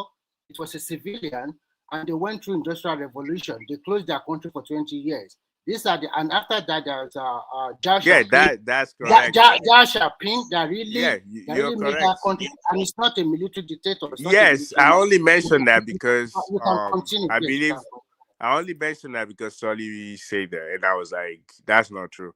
And Tony, you're right. military can be the head of state because they're not really they rule. They're not really like leading, so they can tell you what to do. But when you look at a lot of things that makes life easy for people, they're not really done by military because They they are done by don't. military. Hold on, sir. Hold on, sir. Thank you very much. You know, this particular platform we are right now is made possible by Hitler's and his team effort. You know, at going to the space. How? No, I mean, you know those Internet guys was now, all not those built by. Einstein, all Wait, those listen. Werner von Braun, Internet was many not people. built I by mean, military. yes, it's military. They don't No, need any parliamentary system that will no. be, I mean, consuming time Listen, and the money. internet was not built by military. It was built during Cold War, but it was intellectuals that were putting this together. Just because they say people are in military No, but does the not guys mean laid the foundation. Wait, listen. The Hitler team laid the Listen. foundation. Can you listen? Mm, Listen. okay. Just because they say everybody, just because if I go into military today, does not mean that I'm going to be in infantry. I might be an engineer, I might be scientist, but it doesn't mean that I'm in the war front. I'm letting you know that military people that detect, that tell what, that that fight people, that shoot, that do this, they don't create anything. They have people behind them, and those Yeah, not just people. going to war, not just going to war. Don't forget how the Okay, Hitler came into the, wait, the political scene. you're not listening to me. People were hungry. If you Yeah, okay. carefully I'm listening. I'm listen, listening to you. and just Mabinu. like you said, oh, we need to read more. If you just like the little I've read, I knew that military people that go that are military, they don't do anything. They don't know how to communicate. They don't know how to bring idea to the table. They They don't know have how to their, solve they've got their problems. guys from the universities, those technocrats that they pick, you know, people with knowledge, people that didn't even go to school, people that can fly at night, people that can see the stars while they are asleep. I mean, they will just assemble them and then they work together as a team. That is how all this Okay, Germany, so even the point I'm England. trying to make is Uh-huh. Burkina Faso went through No, that's why it's a different not just scenario. It's a Burkina different Faso. situation. Wait, just not just Burkina Faso. Every country in Africa, including Nigeria. Just take the black race out of it. Take the black race out of the equation. Go to the people that even the originators now. United Uh-huh. States was being ruled military, and the military decided that they can because they don't want The British ruled over United States. They developed United States through Queen Elizabeth I, military in nature also. No, that's not true. You don't know history of the United States. They What are you did telling not. me? This is a They British did not. country. They developed it before they handed it over. If this guy's not letting me speak, man. So let me just the point out. You don't have to agree with me, okay? Let me just say my piece. I know you don't agree with that, but from the little knowledge that I have and I've gained, I know that military doesn't do that, and we in Africa we are repeating the same thing because if military is actually good enough, we can see the better like what Nigeria is today compared to while they're military and compared to the time where we are not military before we went into this coup and all these little guys took over, we can tell that we were far better now compared to then. And even before they took over, we were better then. And we can tell with other countries like that the young people. That's why the thing where the now the thing the what people are coming up with now that just because Nigeria has like a whole lot of young people and they should be imposed. No, their brain are not strong enough yet. They need to still be a follower. We don't need them in the forefront. We don't really need them in the forefront. We don't want to be politically They're correct too young. because you went to So- school. I went to school under the military government without no fear. We had the schools. That's not true. All the schools their have their no fear vehicles. during We have military. inter-house sport. We have During various military, you activities. have no fear. Yes. Do you know how many people that can buy gasoline during Abacha time? The military built, no, hold on, forget about Apache. The military built all this Lagos Benin Road, Lagos Ibadan Road, all the roads, everything, National Theatre, schools, Oh my University God. of Benin, everything. Ah, man, Wait, what are we talking about?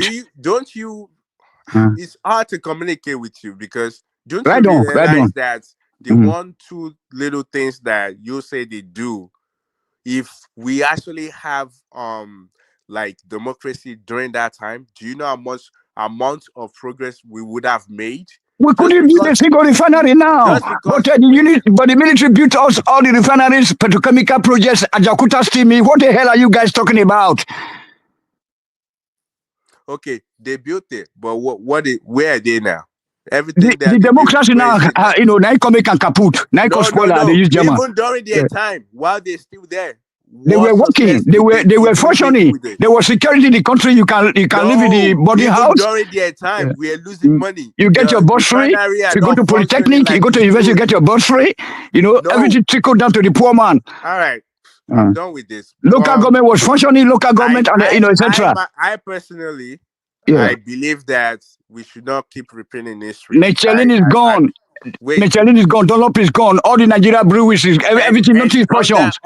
And under who did they went? They left under who? Everything Under democracy, where did where your legislator take all the money, where they use all this hold on, constituency project. They don't have Ministry of Works again to regulate the system. Yeah, right on. Can you control? Don't give up. Don't give up. Right on. Give up. What you're Sorry, don't saying give is up. Right wrong. on. It's not true though. What you're saying is not true. All of those companies left during the military time because they didn't leave during the democratic system. Why are we like this? But the thing is, you might like them. That's you. I think I've gained more knowledge to understand that military would not solve any problem. I'm giving you my honest, opinion about, the beginning of the world, what them others, Hitler group did, then Stalin, then Franco, the Tito, the Queen Elizabeth I, and then to the recent, Nigeria, his experience, Tony, even Uganda, please. Idi Tony, Amin of Uganda. I'm done. You don't need to interject me anymore. Okay. Because every Thank single you. thing Thank you're you. saying Right is on. not Sorry, even sir. correct. Every single thing you even saying is not correct. You're saying Hitler, you're talking about Queen Elizabeth. What have they done? Like They captured the German army, built America. They developed American industries. Don't look, you guys.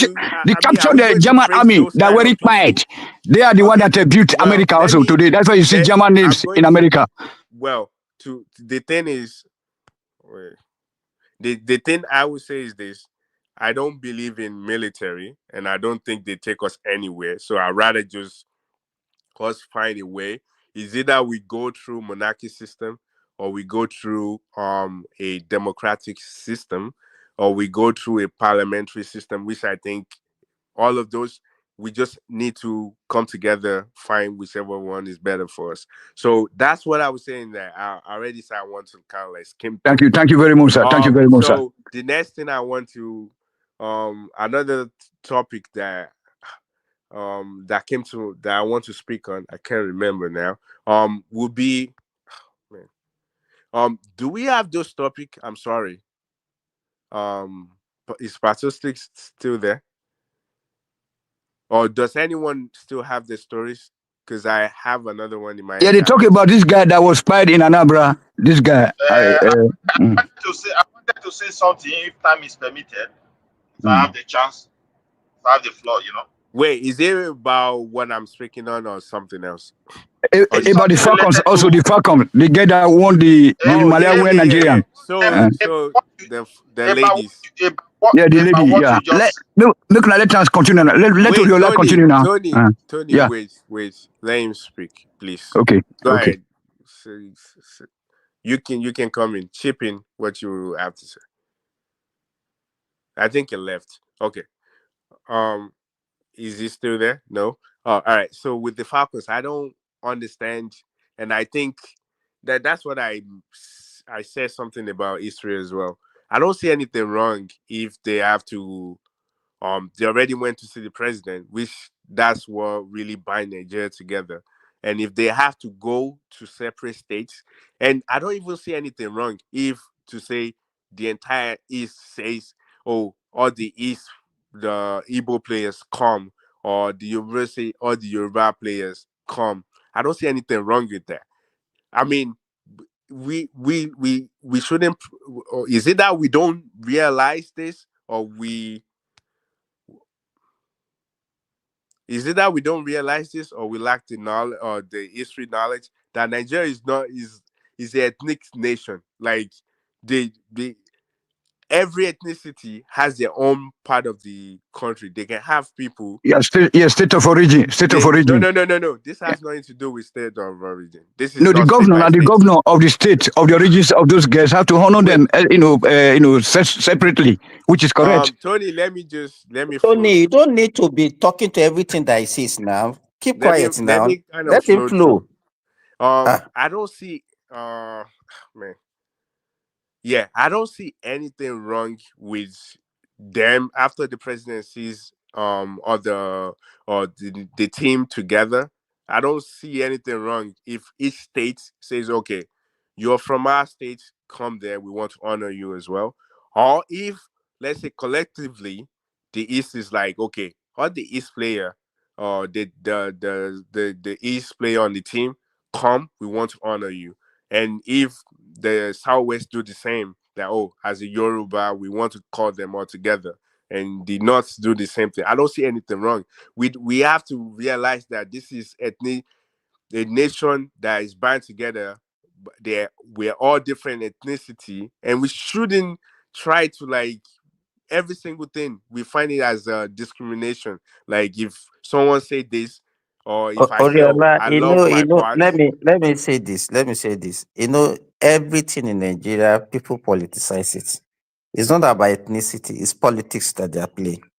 You understand? Let me give, for example, when president even give them that money, do you believe that if you see what people are writing in the Twitter on the social media, saying why should he giving them so much money like that? How much are they paying civil servant? How much are they giving the military that are fighting Boko Haram and all those things? And if he didn't reward them like that, also there will be a backlash. So it's politics. Look, for example, Lagos State hosted all of them together, irrespective of the state that they came from. You understand? And then the only Southeast, I mean, one governor from Southeast that wanted to reward them only called people from his own state. So it's politics that people are playing. It's not about ethnicity, it's politics. Yeah, because but they tag it as, oh, it's tribalism. Like And that's what they I will don't do. see Let me that. tell you, let me ask you, let me say this. Flip it. Let's say is that governor from the east that rewarded all of them, and Lagos State decided to honor those one from Lagos State. What do you think the The same reaction would thing, be? yeah. It's the So same thing. So it's politics. yeah, I mean, to be honest with you, if it's politics is okay, but to me, the way it seems like nowadays, it looks like every little thing that everybody does, people are calling them out, and to me, it's now looking like, what is this? It's like, are you saying we are not who we are anymore? Why are we pretending that if I support someone just because that person speak like me or from my own side, and that means I hate the other person? The, But that's not. Oriola, do you know one of the reasons why we don't even do well in sports again is because of all those ethnic things, tribal things that we are doing. If you have a coach now who is from the east, you discover that predominantly you have a lot of eastern players in the team that is actually overseen, and vice versa. You understand? So we don't go for because of all this tribalism and all those things that is in our head now. We don't actually look for the best of the best to represent us. So it's part of the reason why we are not performing internationally. Yeah, but yeah, you're right. You're right. But to be honest with you, in a word, they If you remember the last African Cup of Nations that we came second, Passat came on this platform I was saying that was the Igbos that are the one that did the magic for Nigeria. You can see how people look. You understand? He came here on this platform and Yeah, started profiling all of them. we profile everything. But the thing is, if why people usually go for people that they not like they feel like they're more welcoming with, and I believe that's where, like, when you say we're not looking for the best when it comes to choosing players that is good for Nigeria. I think maybe that's where, because people will go towards people that they're more comfortable with. I think that's where that comes from. But if to It's not say, about comfortability. You are just being modest. You understand? How can you say you are not? You are a coach. You're supposed to pick players from. How can you say that the only people that you can be comfortable with as a coach is people from your ethnic nationality? How can you know? It does it speak well to you? yeah, but here's why I think that might be how some people some coaches will want to choose their player. And the reason why I said that is this: does Nigeria? So, for example, There is no. You cannot be. wait, does If Nigeria you have are saying like? you are against it, if you are saying you are against it, then you shouldn't be looking for excuse for people to be doing it either. Yeah, but does Nigeria have a policy like, okay, for players, this is what we are looking for, and this is what we are looking for. If you meet this standard, you have to be Okay, Nigerian. let me chime in. See, if we say when we live in if you have a democratic system and we live in a quota system somewhat, see, something got to give. You may have 11 players that are from the South as Igbo players that are very good, that it should make the team. Because we live in a tribalistic society, right? You're not going to choose the entire 11 from the Southeast or Igbo players. You have to choose other players from other parts of the Yeah, country. but that's a See, that's the problem. dilemma. That's the But that's a dilemma of, problem. well, it is a problem, but President, let me even give him a little bit of a history. The two most popular club side in Nigeria. Do you know them? Eyimba. Oriola? yeah, It's in not one year, Yimba. Okay, how can you be Yimba? Shooting Stars Okay. and Rangers International. Oh, Shooting Stars and Rangers International. okay. Those are the two. And let me tell you, they were funded with politics. Let me tell you, Rangers International was funded immediately after the Civil War. And they were using them to towns. And you remember that times that predominantly all the players of Rangers were predominantly Igbos from the eastern region. And that was what made the western region also to now start to IICC Shooting Star that time.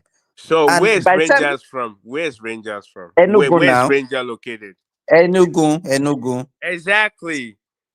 So You most know, of their let me players. say what I'm saying now. Okay, Okay, I I'm don't even listening. know. Okay, I can continue. No, You know, if I'm you look, let listening. me tell you, you cannot divulge. Let me tell you, everything that you see being played out today didn't start now.